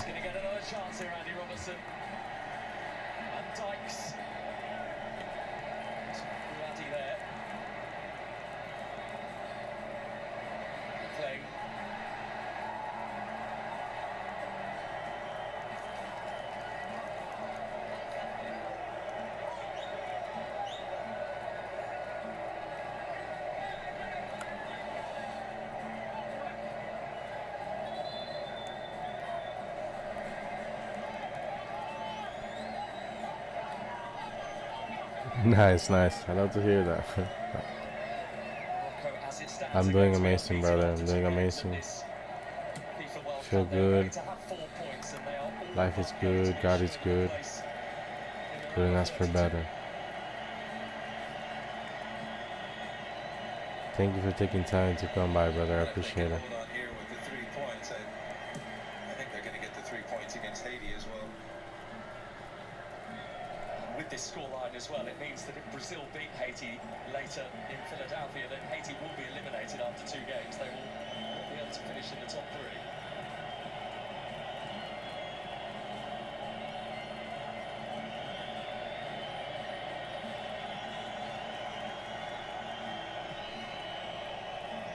YouTube. Hope now for Scotland towards Lyndon Dykes, who's always a willing leaper. McTominay.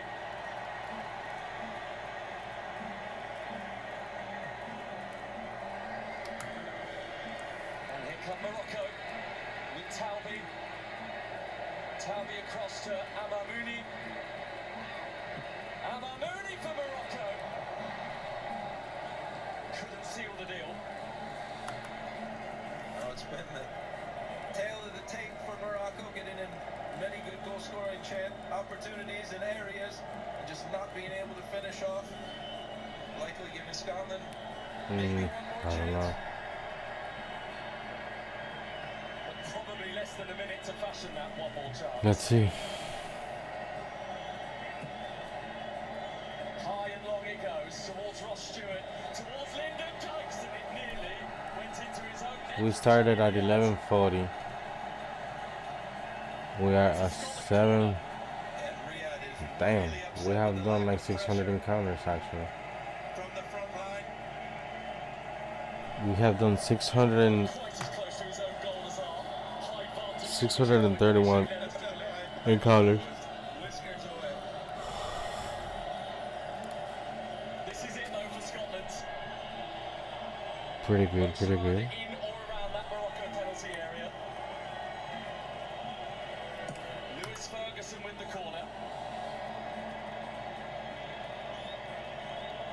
And having sent bodies forward, there's a problem. I'm gonna get to. To be a yellow card for the Scotland substitute. Recognise the danger.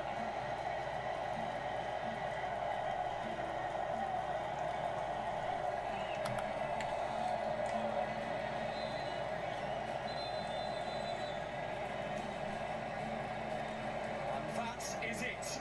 No more game. Morocco have their first win of this 2026 World Cup.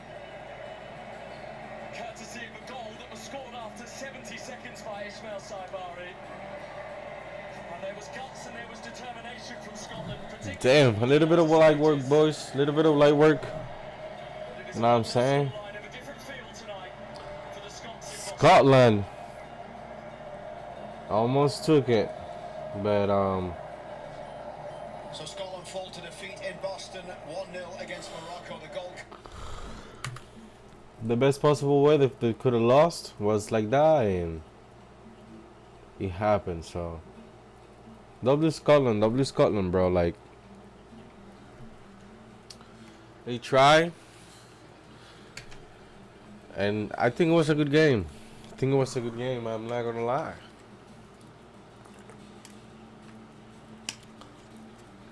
Alright guys, let's cut off this real quick because hold on, let me see what time the Haiti game starts. At 8:30, starts in 30 minutes.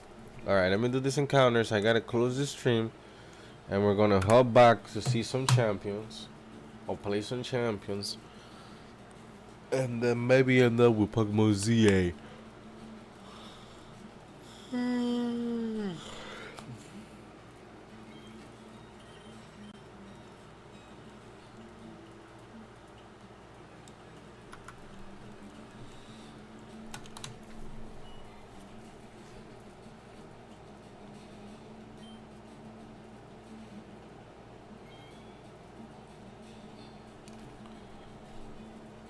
Eu quero para o Brasil jogando with Haiti. It's going to stand out for Morocco. They're gonna play doing so Vuvu many- bonito. I'm gonna see them Brazil play Vuvu bonito. Man, Portuguese is easier than what I thought. You want me to get a shiny hair across? I can do that in my Soul Silver.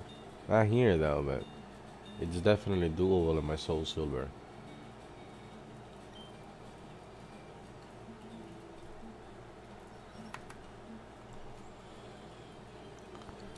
Scotland.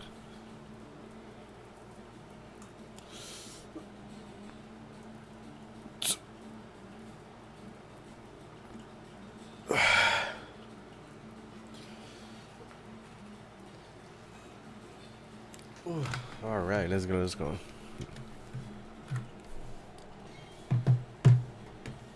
YouTube.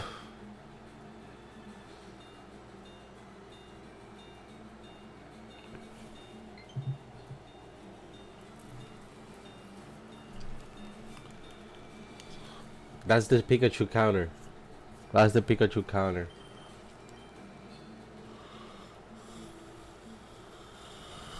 Everybody else you see in Scream, yes, I have shiny.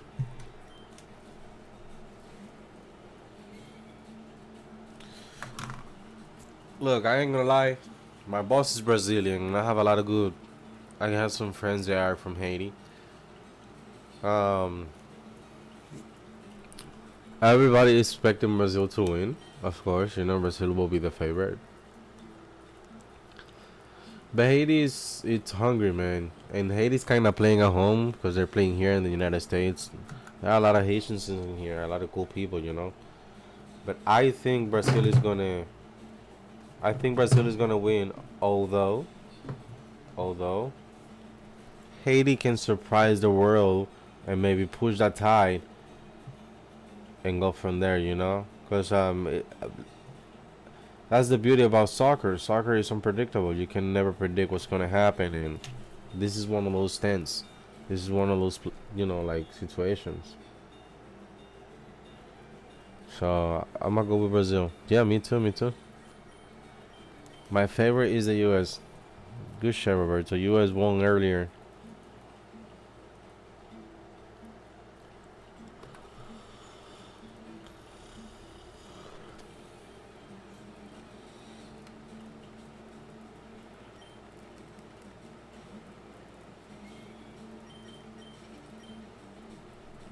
That would be dope.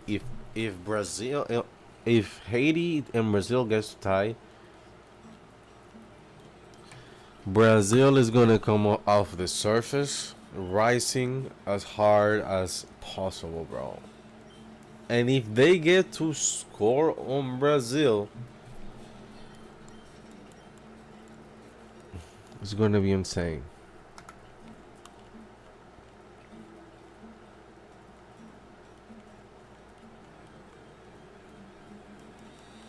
Thank you so much. Thank you. I know Shiny Pikachu is incoming.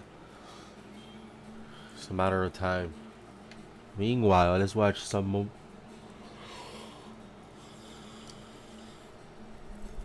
Some Hunter x Hunter.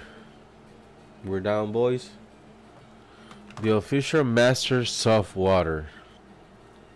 If I haven't welcomed you, welcome. Appreciate you being here. Thank you for being here with the gang.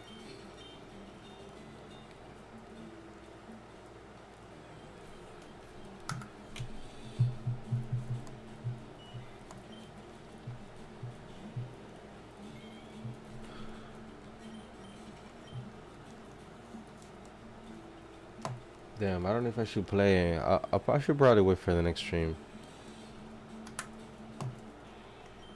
Yeah, because I got 5 more encounters. I'm going to cut this stream, 5 more encounters. And then that way we start the... Alright, chat, look. Don't go too far.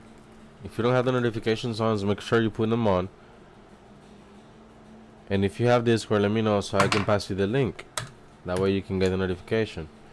But I will... Yep.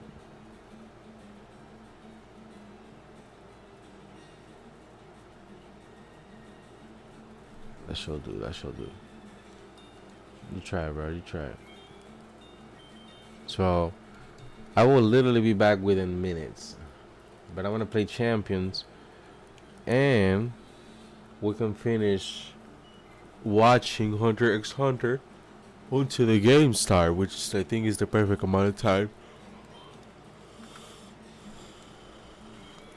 And I can probably grab a water.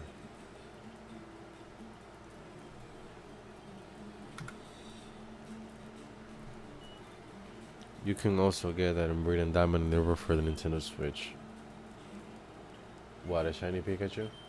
I don't think you can, Roberto.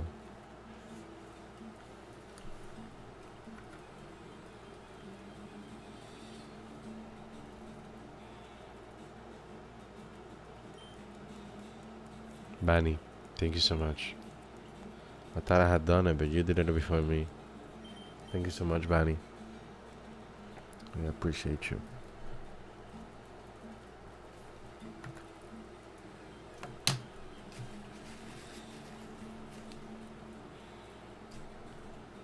There you go, guys. There you go. There you go. There you go. There you go. Contagious. Alright, guys. We did like 700 encounters, which is really good, really good. We did some really good progress. I think we have definitely increased the chances of getting a shine, if you know what I mean.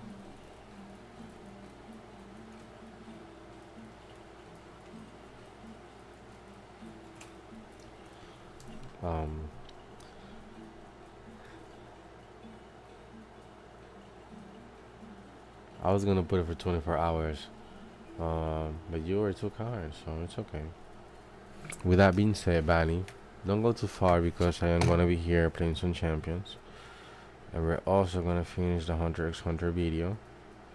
With that being said, let me do some quick shout outs like to my boy Freddy. Freddy's been the first a couple days. Freddy has been beating Juan on who's coming first into the stream, but all good, all good. My boy Freddy, I appreciate you. Javier, thank you so much. Parker, my boy, thank you, thank you. It's nice seeing you here earlier in chat. Plays, what's up, bro? I'm glad you showed. You showed up. You showed up. My boy Kate, que lo que de lo mío, dime a ver que lo que. Bani, I appreciate you, thank you. Also, Bani and Javier, thank you so much for helping me with the people in chat who don't know how to act. I really appreciate you coming out of your way to help me with that. Thank you. I'm very grateful. W, you guys. W for sure.